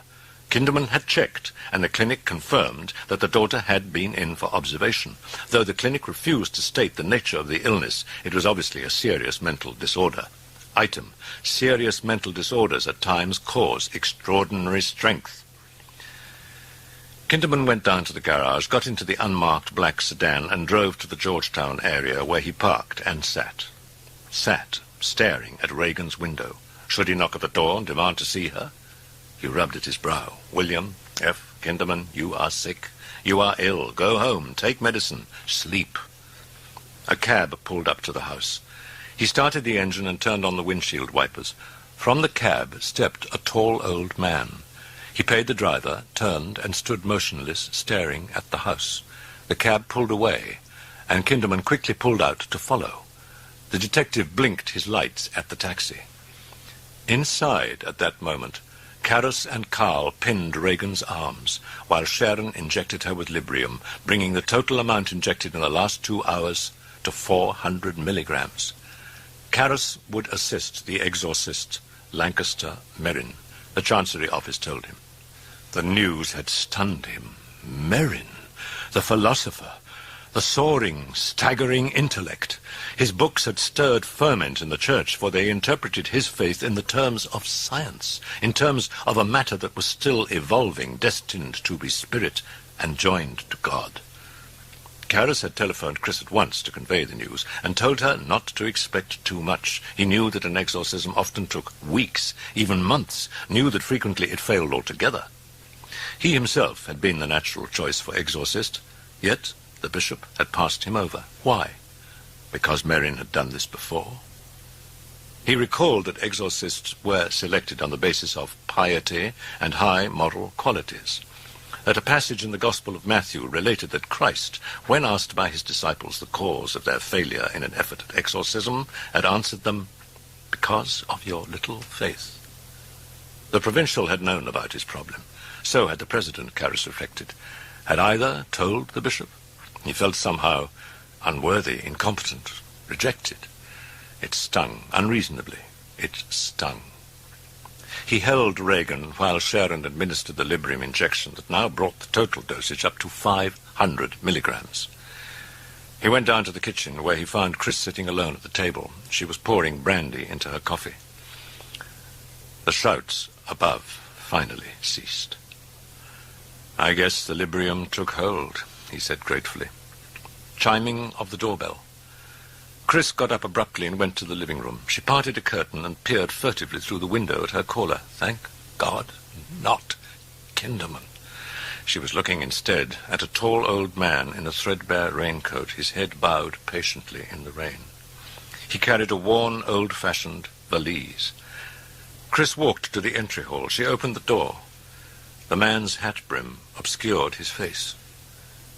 "Mrs. MacNeil?" came a voice from the shadows. It was gentle, refined, yet as full as a harvest.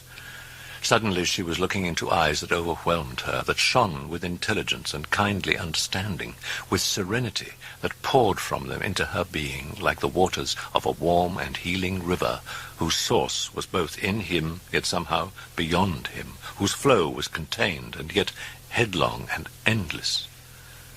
"I'm Father Merrin." She saw him standing with his head angled sideways, glancing upward as if he were listening. No, more like feeling, she thought, for some presence out of sight, some distant vibration that was known and familiar. "Is Father Karras here?" he asked. "Yes, he is. He's in the kitchen. Have you had any dinner, Father?" He flicked his glance upward at the sound of a door being opened. "Yes, I had some on the train." "We've put a bed in the study for you, Father." Chris was fidgeting. I'll show you where it is. Or would you like to say hello to Father Karras?" "I should like to see your daughter first," said Merrin. She looked puzzled. "Right now, you mean, Father?" He glanced upward again with that distant attentiveness. "Yes, now.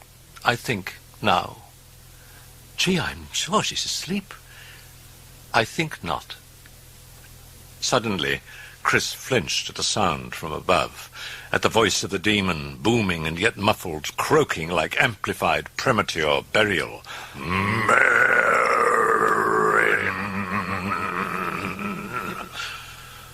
Then the massive and shiveringly hollow jolt of a single blow against the bedroom wall. "God Almighty!" Chris breathed as she clutched a pail against her chest. The priest hadn't moved. He was still staring upward, intense and yet serene, and in his eyes there was not even a hint of surprise. It was more, Chris thought, like recognition. Another blow shook the walls.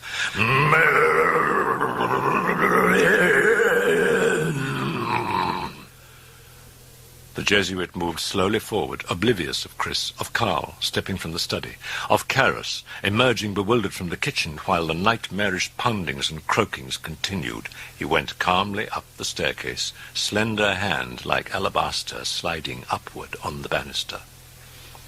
Merrin entered Regan's bedroom and closed the door behind him. For a time, there was silence. Then abruptly the demon laughed hideously, and Merrin came out. He closed the door and started down the hall. The Jesuit descended the staircase rapidly and put out his hand to the waiting Karras. "Father Karras." "Father."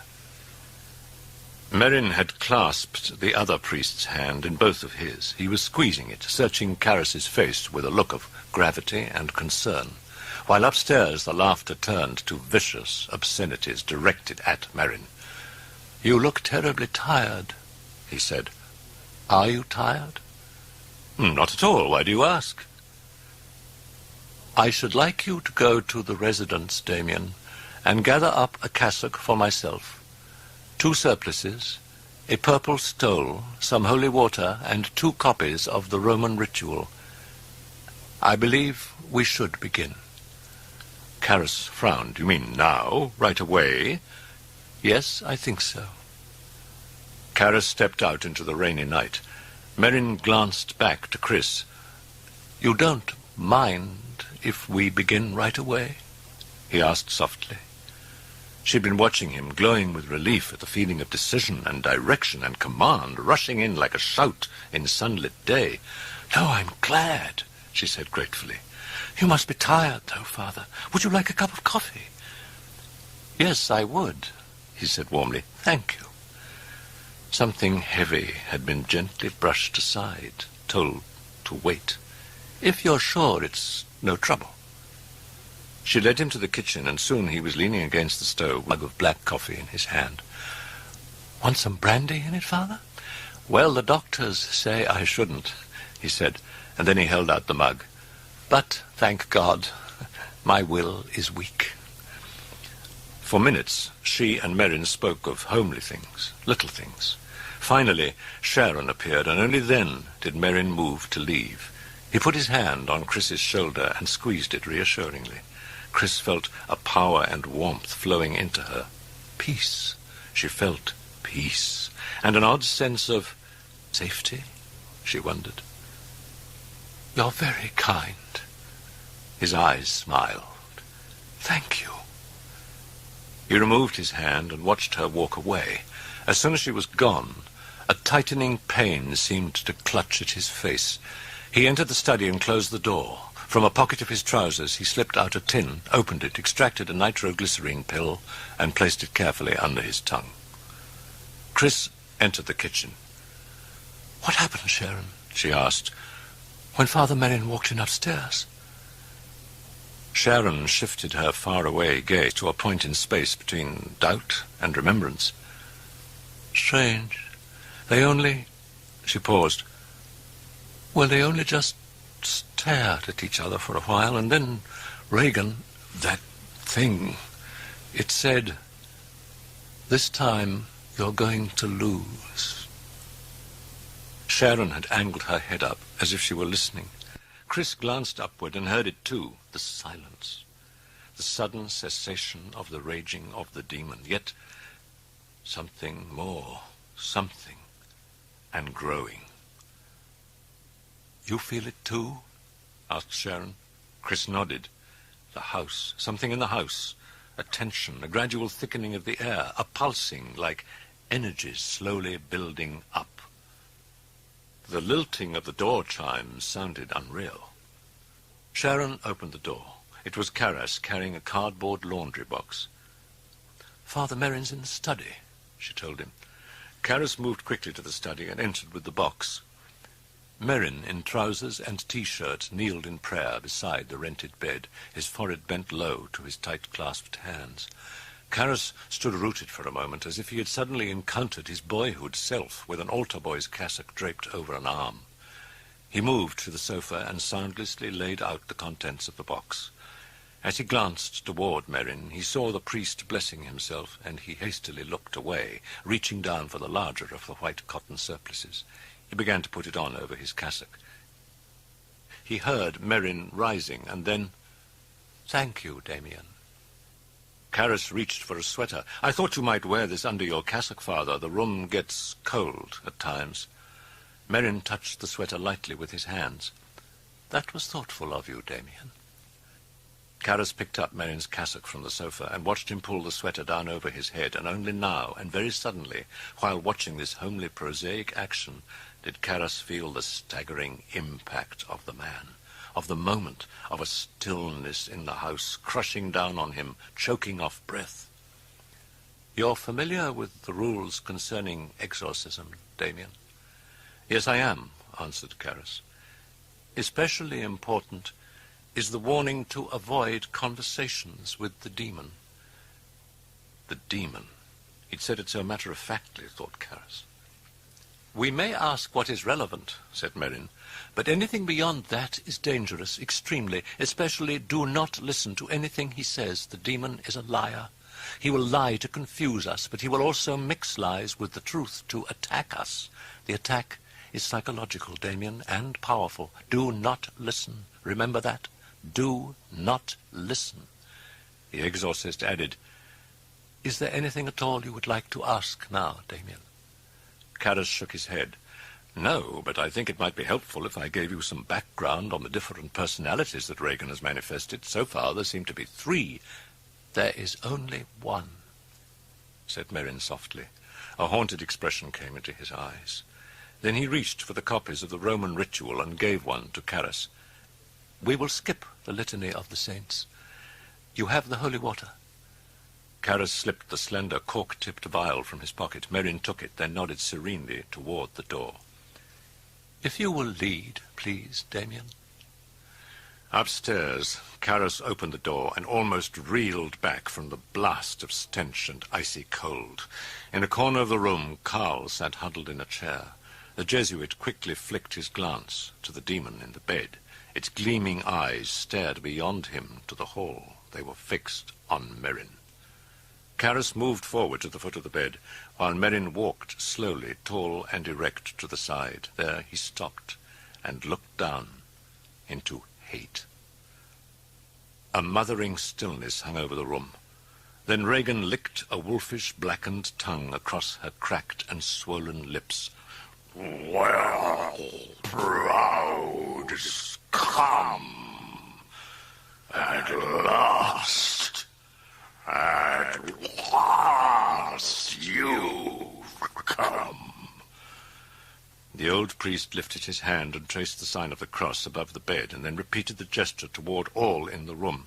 Turning back, he plucked the cap from the vial of holy water.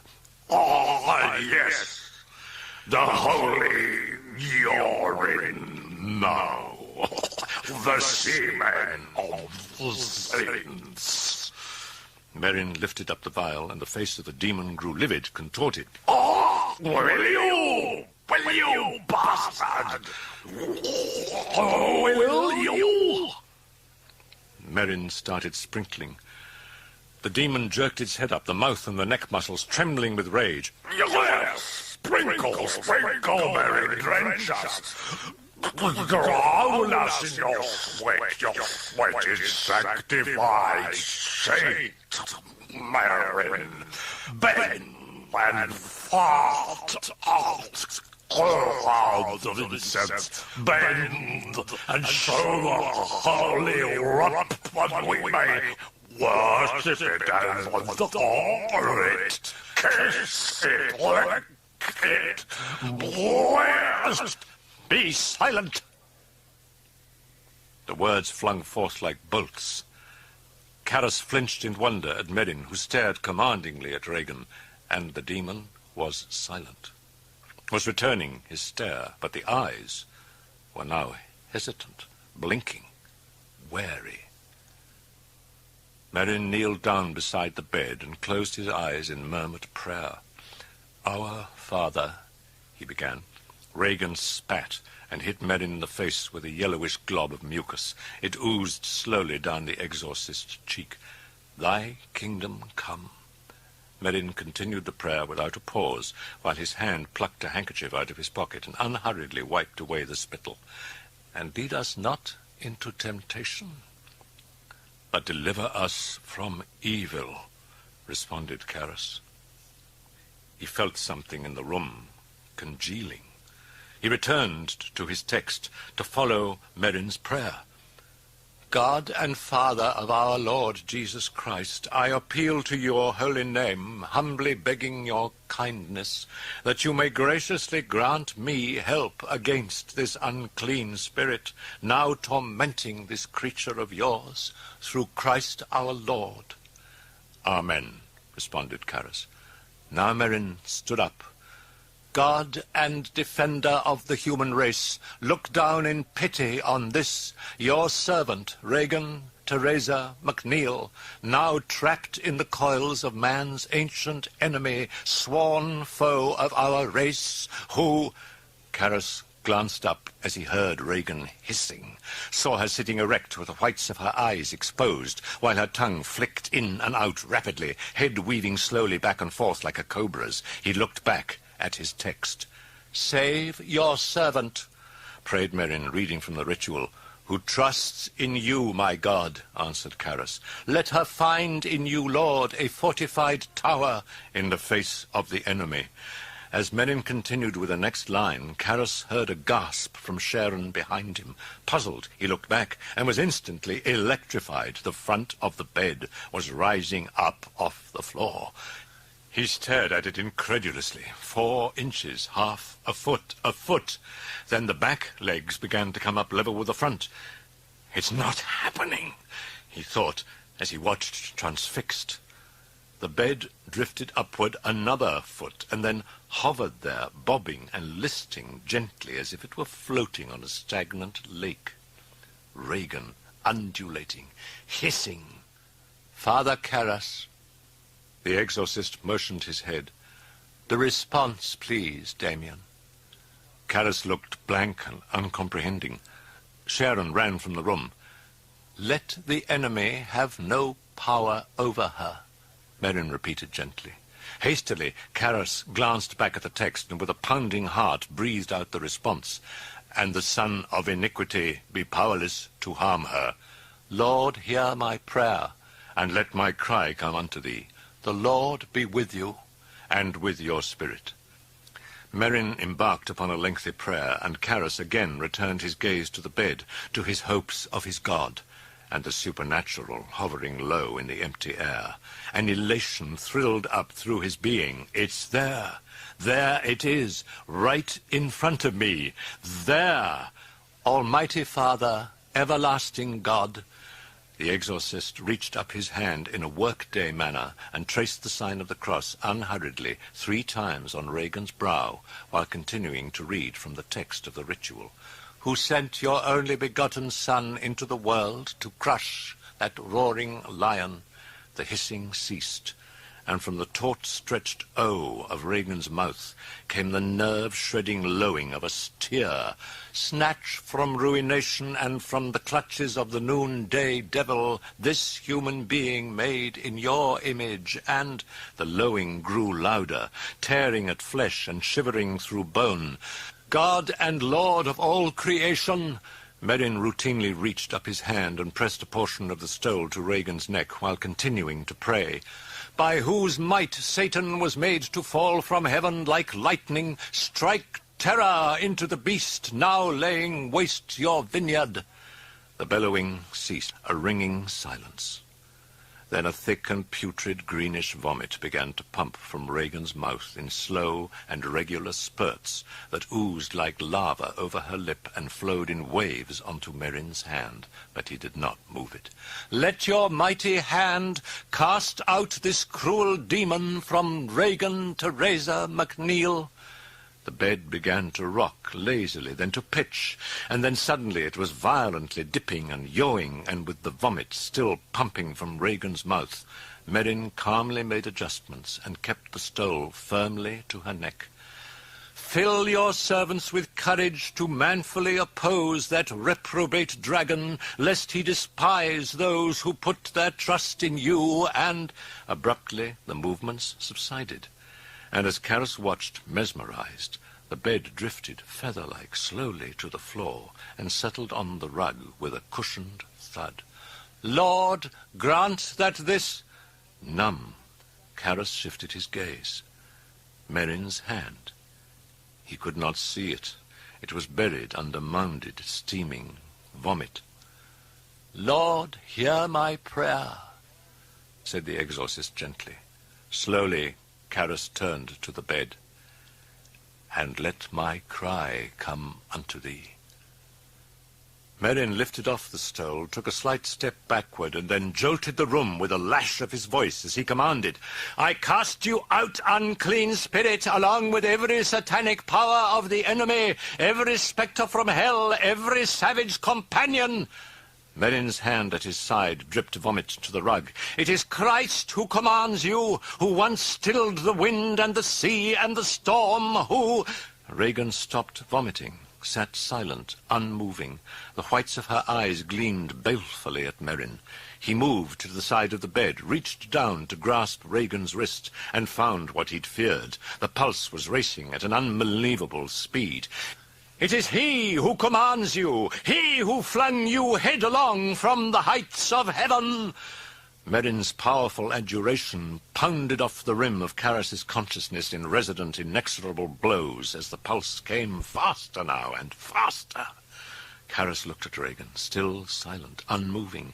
Into icy air, thin mists of vapor wafted from the vomit like a reeking offering. Karras felt uneasy. Then the hair on his arms began prickling up. With nightmare slowness, a fraction at a time, Regan's head was turning, swiveling like a mannequin, creaking with the sound of some rusted mechanism, until the dread and glaring whites of those ghastly eyes were fixed on his. "And therefore tremble in fear now, Satan!" The head turned slowly back toward Merrin. "You corrupter of justice! You begetter of death! You betrayer of the nations! You robber of life! You—" The lights in the room began flickering, dimming, and then faded to an eerie, pulsing amber. He shivered. It was colder. The room was getting colder. "You prince of murderers! You inventor of every obscenity! You enemy of the human race! You—" A muffled pounding jolted the room, then another, then steadily, shuddering through walls, through the floor, through the ceiling, splintering, throbbing at a ponderous rate like the beating of a heart that was massive and diseased. "Depart, you monster! Your place is in solitude. Your abode is in the nest of vipers. Get down and crawl with them. It is God himself who commands you. The blood of—" The poundings grew louder, began to come ominously faster and faster. "I adjure you, ancient serpent!" And faster. "By the judge of the living and the dead, by your creator, by the creator of all the universe, to—" Regan's pulse hammered at a speed too rapid to gauge. Merrin reached out calmly and with the end of his thumb traced the sign of the cross on Regan's vomit-covered chest. As Merrin prayed, the nightmarish poundings abruptly ceased. "O God of heaven and earth, God of the angels and archangels," Merrin praying as the pulse kept dropping. "Prideful bastard, Merrin. Come, you will lose. She will die. The pig will die." The flickering haze grew gradually brighter. The demonic entity had returned and raged at Merrin. "Profligate peacock, ancient heretic, I adjure you, turn and look on me. Now look on me, you scum." The demon jerked forward and spat in Merrin's face and then croaked at him. "Thus does your master cure the blind." "God and Lord of all creation," prayed Merrin, reaching placidly for his handkerchief and wiping away the spittle. "Now follow his teaching, Merrin. Do it! Put your sanctified cock in the piglet's mouth and cleanse it. Swab it with the wrinkled relic, and he will be cured. Saint Merrin, a miracle." "Deliver this servant of—" "Hypocrite! You care nothing at all for the pig. You care nothing. You will make a contest between us." "I humbly—" "Liar! Lying bastard! Tell us where you murdered Merrin. In the desert, in the ruins, in the tombs where you fled to escape your fellow man, to escape from your inferiors, from the halt and the lame of mind. Do you speak to men, you pious vomit? "Deliver—" Your abode is in the nest of peacocks, Merrin. Your place is within yourself. Go back to the mountain top and speak to your only equal." Merrin continued with the prayers, unheeding as the torrent of abuse raged on. "Do you hunger, Saint Merrin? Here, I give to you nectar and ambrosia. I give to you the food of your God," croaked the demon. It excreted diuretically, mocking. "For this is my body.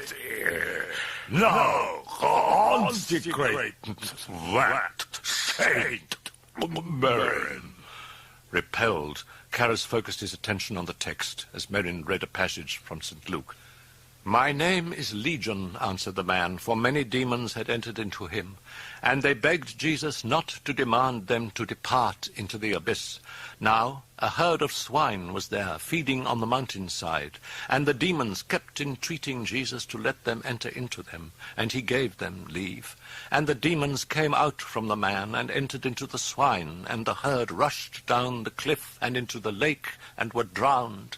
And Willie, I bring you good news, croaked the demon. Karras saw Willie near the door. I bring you tidings of redemption. Ella is alive. She lives. She is a drug addict. Hopeless. Willie, do not listen, cried Carl. So I tell you where she lives. Do not listen, do not listen. Carl was rushing Willie out of the room. Go and visit her on Mother's Day, Willie. Surprise her. Go and... Abruptly the demon broke off and fixed its eyes on Karras as he moved to Sharon to instruct her to prepare another injection. Do you want her? She is yours. Yes, the stable horse is yours. You may ride her as you wish. While she fantasizes nightly concerning you, Karras. She masturbates, dreaming of your great priestly. Sharon crimsoned and kept her eyes averted as Karras gave instructions for the Librium. Sharon nodded. As she walked by the bed, Regan croaked at her, Slut! then jerked up and hit her face with a flung bolt of vomit. And while Sharon stood paralyzed and dripping, the Dennings personality appeared, rasping, "Stable whore! Cunt!" Sharon bolted from the room. The Dennings personality now grimaced with distaste. "Would someone crack a window open, please? It bloody stinks in this room. It's simply... No, don't! No, for heaven's sake, don't! Or someone else might be bloody well dead." And then it cackled, winked monstrously at Karras, and vanished.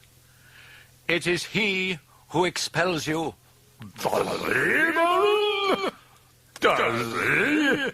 Now the demon returned, and Merrin continued the adjurations, the applications of the stole, and the constant tracings of the sign of the cross, while it lashed him again obscenely. Too long, worried Karras. The fit was continuing far too long. Now the soul comes, the mother of the piglet, mocked the demon.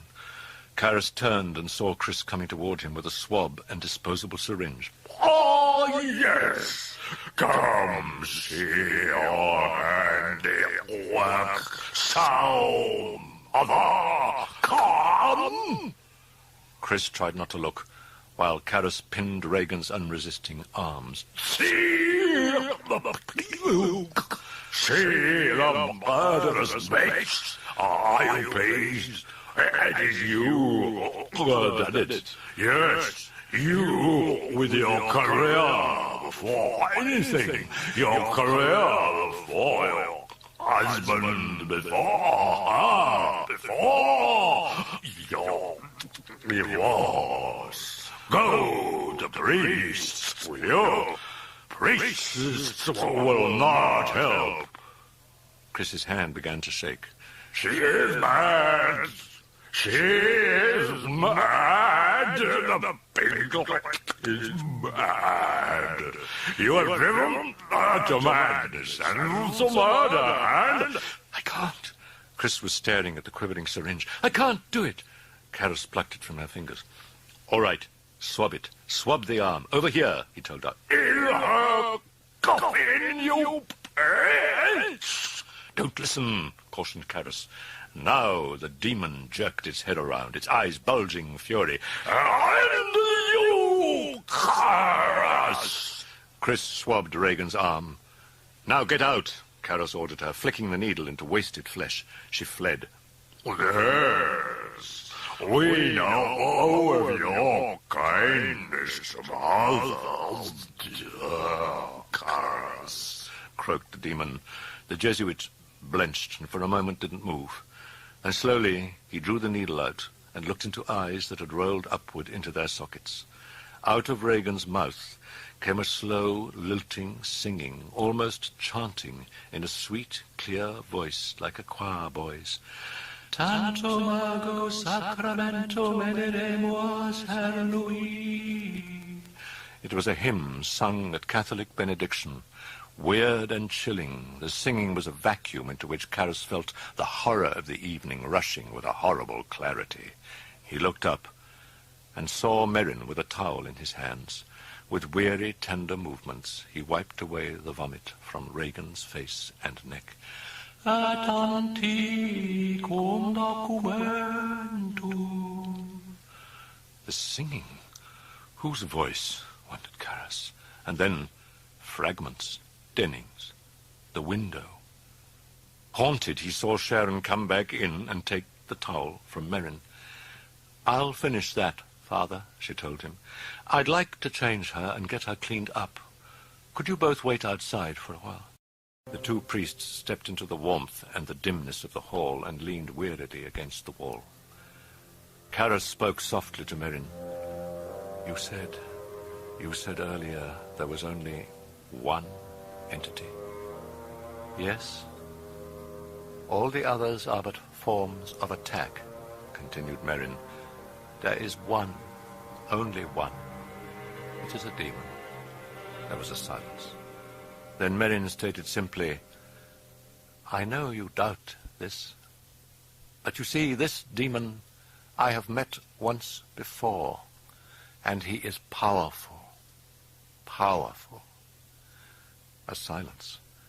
Karras spoke again. We say the demon cannot touch the victim's will. Yes, that is so, that is so. There is no sin. Then what would be the purpose of possession? Karras said. Who can know? Answered Merrin. I think the demon's target is not the possessed. It is us, the observers, every person in this house. I think the point is to make us despair, to reject our own humanity, Damien, to see ourselves as ultimately bestial, as ultimately vile and putrescent, without dignity, ugly, unworthy. I think belief in God is not a matter of reason at all. I think it finally is a matter of love, of accepting the possibility that God could love us. The lilting singing could still be heard in the bedroom. Merrin looked up at the door. And yet, even from this, from evil, will come good. In some way that we may never understand or ever see. Perhaps evil is the crucible of goodness, he brooded. And perhaps even Satan. Satan, in spite of himself, somehow serves to work out the will of God. Karras reflected. Once the demon's driven out, what's to keep it from coming back in?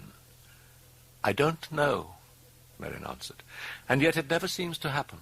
Never. Karras heard exhaustion in the voice, and something else, something like repression of pain.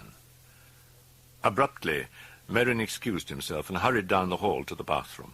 What was wrong, wondered Karras. Sharon came out of the bedroom with a foul-smelling bundle of bedding and clothing. She's sleeping now, she said, and moved off down the hall. Karras took a deep breath and returned to the bedroom, felt the cold, smelled the stench. He walked slowly to the bedside. Regan. Asleep, at last. He reached down and gripped Regan's thin wrist, looking at his watch. Why you do this to me, Dimmy? His heart froze. Why you do this? The priest could not move, did not breathe, did not dare to glance over to that sorrowful voice, did not dare see those eyes really there, eyes accusing, eyes lonely. His mother. His mother.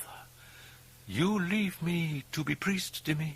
Send me institution. Now you chase me away. Why you do this? his head throbbing, heart in his throat. Karras shut his eyes tightly as the voice grew imploring, frightened, tearful. "You always goodbye, Dimmy. Please, I'm afraid. No, chase me outside, Dimmy. Please, outside, nothing. Only dark." "You're not my mother," Karras whispered. "Dimmy, please. You're not my... Oh, for heaven's sake, Karras." Dennings. "Look, it simply isn't fair to drive us out of here, really. I mean, speaking for myself, it's only justice I should be here. Little bitch. She took my body, and I think it only right that I ought to be allowed to stay in hers, don't you think? Oh, for Christ's sake, Karras, look at me now, would you? Come along. It isn't very often I get out to speak my piece. Just turn around now." Karras opened up his eyes and saw the Dennings personality. "There, that's better. Look, she killed me. I heard her moaning upstairs, so up I went, and don't you know, she bloody took me by the throat, the little cunt. Christ, I've never in my life seen such strength. Began to scream that I was diddling her mother or something, or that I caused the divorce, some such thing. It wasn't clear, but I tell you, love, she pushed me out the bloody fucking window. She killed me. Fucking killed me. Now, you think it's bloody fair to throw me out? Come along now, Karras, answer me. You think it really fair? I mean, do you..." "How was the head turned around?" asked Karras. Dennings shifted his gaze. "Oh, well, that..." Mother's voice again. "If instead of be priest you was doctor, I live in nice house, Dimmy, not with the cockroach, not all by myself in the apartment. Dimmy, please. You're not my mother." Won't you face the truth, Dickens, scum? You believe what Merrin tells you? You believe him to be holy and good? Well, he's not. He's proud and unworthy. I will prove it to you, Karras. I will prove it by killing the piglet. She will die, and Merrin's God will not save her, Karras. You will not save her. She will die from Merrin's pride and your incompetence. Bang! You should not have given her the librium. Karras turned now and looked at the eyes. They were shining with triumph and piercing spite. Karras fetched his medical bag and took out his stethoscope. The demon rasped. "Listen, Karras! Listen well!" Karras listened. The heart tone sounded distant and inefficient. "I will not let her sleep." Karras flicked up his glance to the demon, felt chilled. "Yes, Karras. She will not sleep, do you hear? I will not let the piglet sleep." Karras did not hear Merrin come back into the room. The exorcist stood by him at the side of the bed. "What is it?" he asked. Her heart's begun to work inefficiently. If she doesn't get rest soon, she'll die of cardiac exhaustion. I'm going to call in a cardiac specialist, Father. Merrin nodded. Karras went downstairs and telephoned a friend, a noted specialist at the Georgetown University Medical School. He was at the house in less than half an hour. In the bedroom, he reacted with bewilderment to the cold and the stench, and with horror and compassion to Regan's condition. She was now croaking gibberish. While the specialist examined her, she alternately sang and made animal noises. Then Dennings appeared and looked to Karras and complained. "What the hell are you doing? Can't you see the little bitch should be in hospital? She belongs in a madhouse, Karras. Now let's stop all this cunting mumbo-jumbo. If she dies, you know, it's your fault, all yours. I mean, just because he's stubborn doesn't mean you should behave like a snot. You're a doctor. You should know better, Karras. There's just a terrible shortage of housing these days." Back came the demon now, howling like a wolf. The specialist, expressionless, nodded at Karras. He was finished. They went into the hall where the specialist looked back at the bedroom door. "What the hell's going on in there, Father?" The Jesuit averted his face. "I can't say," he said softly. What's the story? The specialist's manner was somber. She's got to stop that activity. Sleep. Go to sleep before the blood pressure drops. Is there anything I can do, Bill? The specialist looked directly at Karras and said, "Pray." He said good night and walked away. Karras watched him, every artery and nerve begging rest, begging hope, begging miracles, though he knew none could be. You should not have given her the Librium. He turned back to the room. Merrin stood by the bedside. Karras shook his head. Merrin nodded. There was sadness in his face, then acceptance. And as he turned back to Regan, there was grim resolve. Merrin knelt by the bed. "Our Father," he began. Regan splattered him with dark and stinking bile. You will lose. She will die. She will die. Karras picked up his copy of the ritual, opened it, looked up and stared at Regan.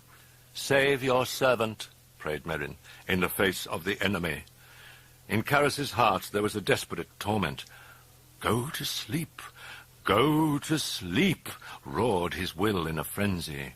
But Regan did not sleep, not by dawn, not by noon, not by nightfall, not by Sunday, when the pulse rate was 140, while the fits continued unremittingly, while Karras and Merrin kept repeating the ritual, never sleeping, and Regan's shouting was as draining as her movements. Yet the blood pressure held, but how much longer? Karras agonized. "Oh, God, don't let her die. Don't let her die. Let her sleep." Never was he conscious that his thoughts were prayers, only that the prayers were never answered. At 7 o'clock that Sunday evening, Karras sat mutely next to Merrin in the bedroom, exhausted and racked by the demonic attacks, his lack of faith, his incompetence, his flight from his mother in search of status, and Regan. His fault. You should not have given her the Librium. Staring feverishly at Regan with red-veined eyes, Karras thought he heard a sound. Something creaked, and he realized it was coming from his own crusted eyelids. He turned toward Merrin. Karras worried about him, the lack of sleep, the demon's attacks. Karras glanced round at Regan. He checked her pulse, and then began to take a blood pressure reading. "Today, Mother Day, Dim." For a moment he couldn't move, felt his heart wrenched from his chest. Then he looked into those eyes that seemed not Regan's any more, but his mother's. "I not good to you? Why you leave me to die all alone, Dimmy? Why you—" Sharon came in to change the bedding. "Go rest for a little, Damien," urged Merrin. With a lump rising dry to his throat, Karras turned and left the bed. "Yes." Hello, he answered hoarsely. "Someone waiting here to see you, Father Karras. Mr. Kinderman." In reception, he saw Kinderman at the telephone switchboard counter. He gripped Karras by the elbow and propelled him toward the street. I need advice, nothing more, just advice. "What about?" "Well, let's say I'm working on a case, Father Karras. Homicide." "Dennings?" No, purely hypothetical, like a ritual witchcraft murder, this looks. Let's say in this hypothetical house there are living 5 people and that one must be the killer. Now, I know this for a fact, but then the problem, all the evidence, well, it points to a child, Father Karras, just a baby. She could maybe be my daughter." He kept his eyes fixed on the embankment beyond them. "Now there comes to this house, Father, a priest, very famous, and this case being purely hypothetical, Father, I learned through my also hypothetical genius that this priest has once cured a very special type of illness, an illness which is mental, by the way." Karras felt himself turning grayer by the moment.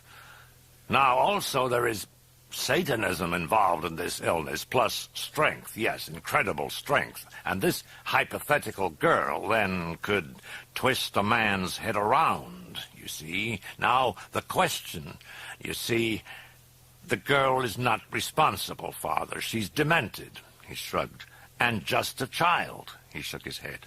"And yet the illness that she has, it could be dangerous. She could kill someone else. Who's to know? It's a terrible decision, just awful. And I hate to be the one who has to make it, Father. Hypothetically, what do you believe would be the right thing to do? The Jesuit met Kinderman's eyes and answered softly, I would put it in the hands of a higher authority. I believe it is there at this moment, breathed Kinderman. Yes, and I would leave it there. The gaze is locked. Thank you, Father. I feel better, much better. Oh, incidentally, you could maybe do a favor? Give a message. If you meet a man named Engstrom, tell him Elvira is in a clinic. She's all right. He'll understand. Would you do that? Sure, he said. Sure. Look, we couldn't make a film some night, Father. The Jesuit looked down and murmured, soon. The detective looked concerned. As he started away, he reached up a hand to the Jesuit's shoulder, squeezed. Ilya Kazan sends regards. For a time, Karras watched him as he listed down the street, watched with wonder, with fondness, and surprise at the heart's labyrinthine turnings. He waited, dared not risk another glance at the sunset. He looked up at Regan's window, then went back to the house. He heard the demon croaking viciously at Merrin. He stared towards the staircase, then remembered the message. Carl. Where was he? He went to the kitchen. No Carl. He left the kitchen and walked up the stairs, heard the demon roaring frenziedly at Merrin. You have lost, and you knew it. You scum, Merrin. Bastard! Come back! Command! He realized as he entered the bedroom that he had forgotten to wear a sweater. He looked at Regan. The head was turned away from him, sideways, as the demon continued to rage. He went slowly to his chair and picked up a blanket, and only then, in his exhaustion, did he notice Merrin's absence. On the way back to Regan to take a blood pressure reading, he nearly stumbled over him. Limp and disjointed, he lay sprawled face down on the floor beside the bed. Shocked, Karras knelt, turned him over, saw the bluish coloration of his face, and in a wrenching, stabbing instant of anguish, Karras realized that Merrin was dead. Saintly flatulence! Die, will you? Die! Karras, heal him! Bring him back, and let us finish! Let us! Karras saw the tiny pills scattered loose on the floor. He picked one up and with aching recognition saw that Merrin had known. Nitroglycerin. He'd known. Even worms will not eat your corruption. Karras heard the words of the demon and began to tremble with a murderous fury. Don't listen. Don't listen. Don't listen. He picked up Merrin's hands and started tenderly to place them in the form of a cross. No! Put his cock in his hands! And a glob of putrid spittle hit the dead man's eye. The last rites! It put back its head and laughed wildly. You son of a bitch! Karras seethed in a whisper that hissed into the air like molten steel. You bastard! Though he didn't move, he seemed to be uncoiling, the sinews of his neck pulling taut like cables. The demon stopped laughing and eyed him with malevolence. You were losing. You're a loser. You've always been a loser. Regan splattered him with vomit. Yes, you're very good with children, little girls. Well, come on, let's see you try something bigger. Come on! He had his hands out like great fleshy hooks, beckoning slowly. Come on, loser! Come on! Try me! Leave the girl and take me! Take me! Come into Chris and Sharon heard the sound from above. Stumblings, sharp bumps against furniture, walls. Then the voice of the demon? The demon. Obscenities. But another voice, alternating. Karras? Yes, Karras, yet stronger, deeper. No, I won't let you hurt them. You're not going to hurt them. You're coming with... In an instant, they were racing upstairs to the door of Regan's bedroom, bursting in. They saw the shutters of the window on the floor ripped off their hinges, and the window, the glass, had been totally shattered. They rushed forward toward the window, and as they did, Chris saw Merrin on the floor by the bed. She stood rooted in shock. Sharon screamed from the window, "Father Karras! Father Karras!"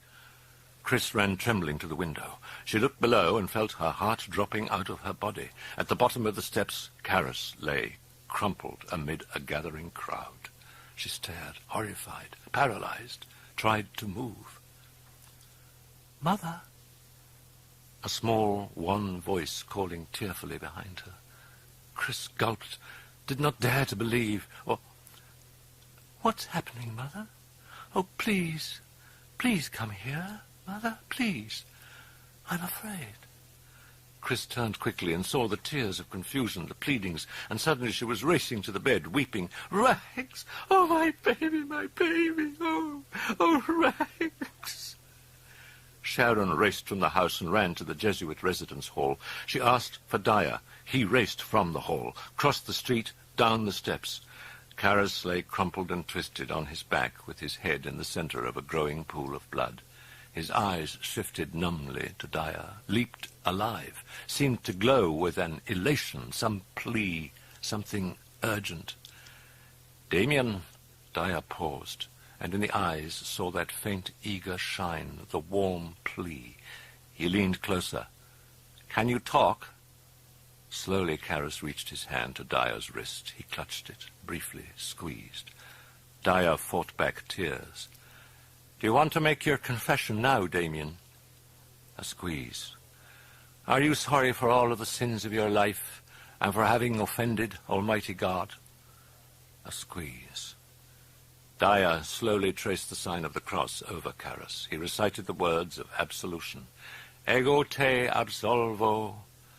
An enormous tear rolled down from a corner of Karras's eye, and now Dyer felt his wrist being squeezed even harder, continuously, as he finished the absolution.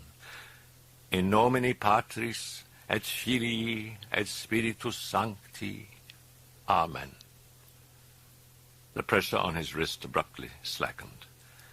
He pulled back his head and saw the eyes filled with peace, and with something mysteriously like joy at the end of heart's longing.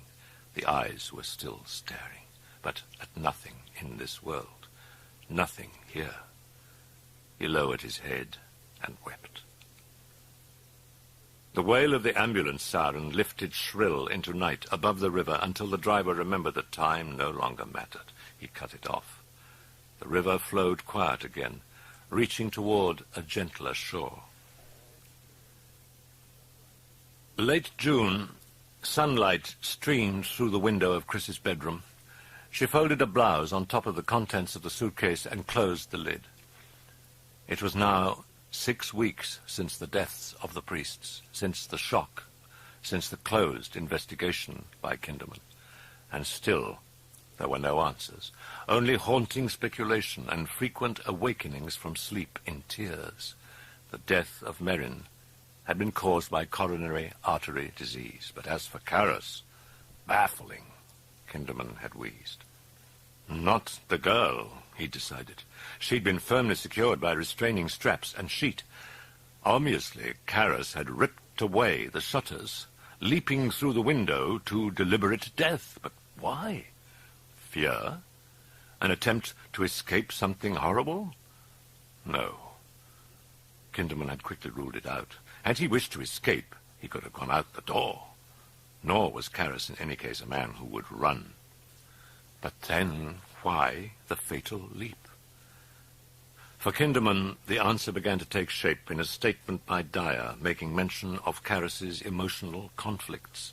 his guilt about his mother, her death, his problem of faith, and when Kinderman added to these the continuous lack of sleep for several days, the concern and the guilt over Regan's imminent death, the demonic attacks in the form of his mother, and finally the shock of Merrin's death, he sadly concluded that Karras's mind had snapped, had been shattered by the burden of guilt he could no longer endure.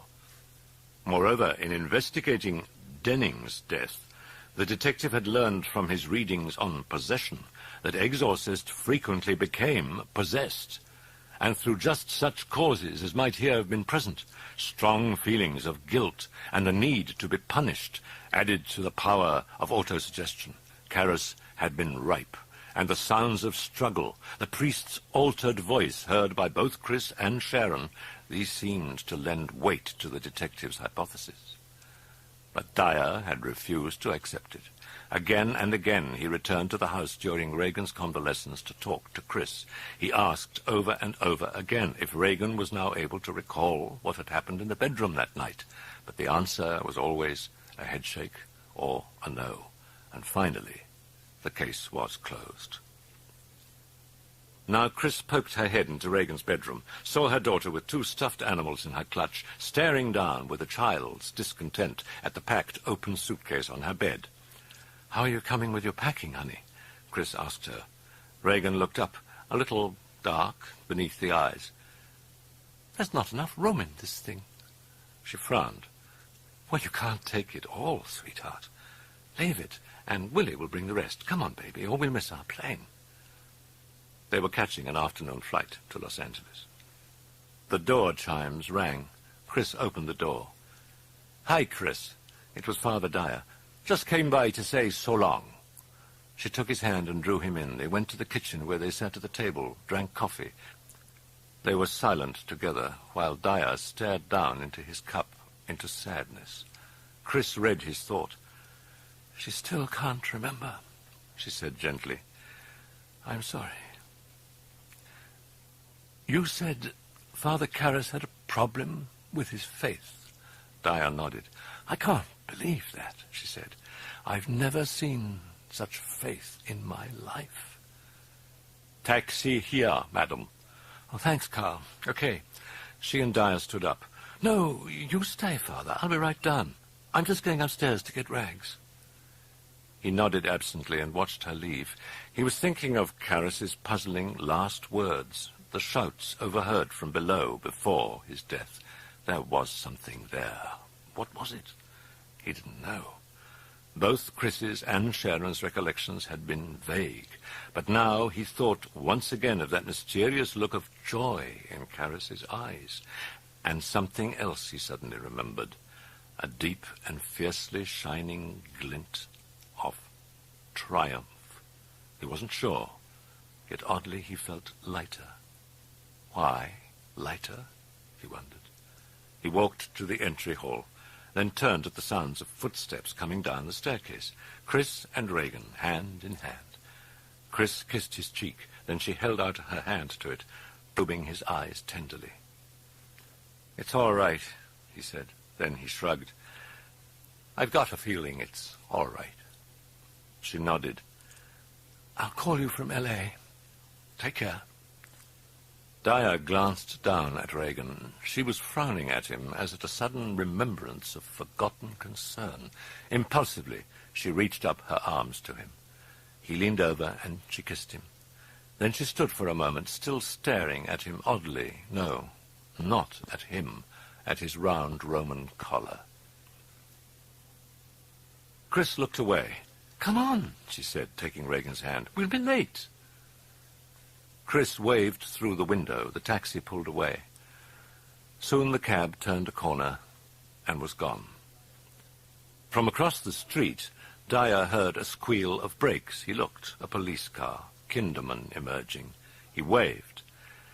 "I came to say goodbye." "You just missed them." Kinderman looked down the street and shook his head. "How's the girl?" "She seemed fine." "Ah, that's good. Very good. Well, that's all that's important. Well, back to business," he wheezed. "Back to work. Bye now, Father." He turned and took a step toward the squad car, then stopped and turned back. You go to films, Father Dyer? Do you like them? Oh, sure. I get passes. In fact, I've got a pass for the Crest tomorrow night. You'd like to go? Dyer had his hands in his pockets. What's playing? Wuthering Heights. I've seen it, said Dyer without expression. Kinderman stared limply for a moment, looked away. Another one, he murmured. Then he stepped to the sidewalk, hooked an arm through Dyer's, and slowly started walking him down the street. I'm reminded of a line in the film Casablanca, he said fondly. At the end, Humphrey Bogart says to Claude Rains, Louis, I think this is the beginning of a beautiful friendship. You know, you look a little bit like Bogart. Oh, you noticed? In forgetting, they were trying to remember.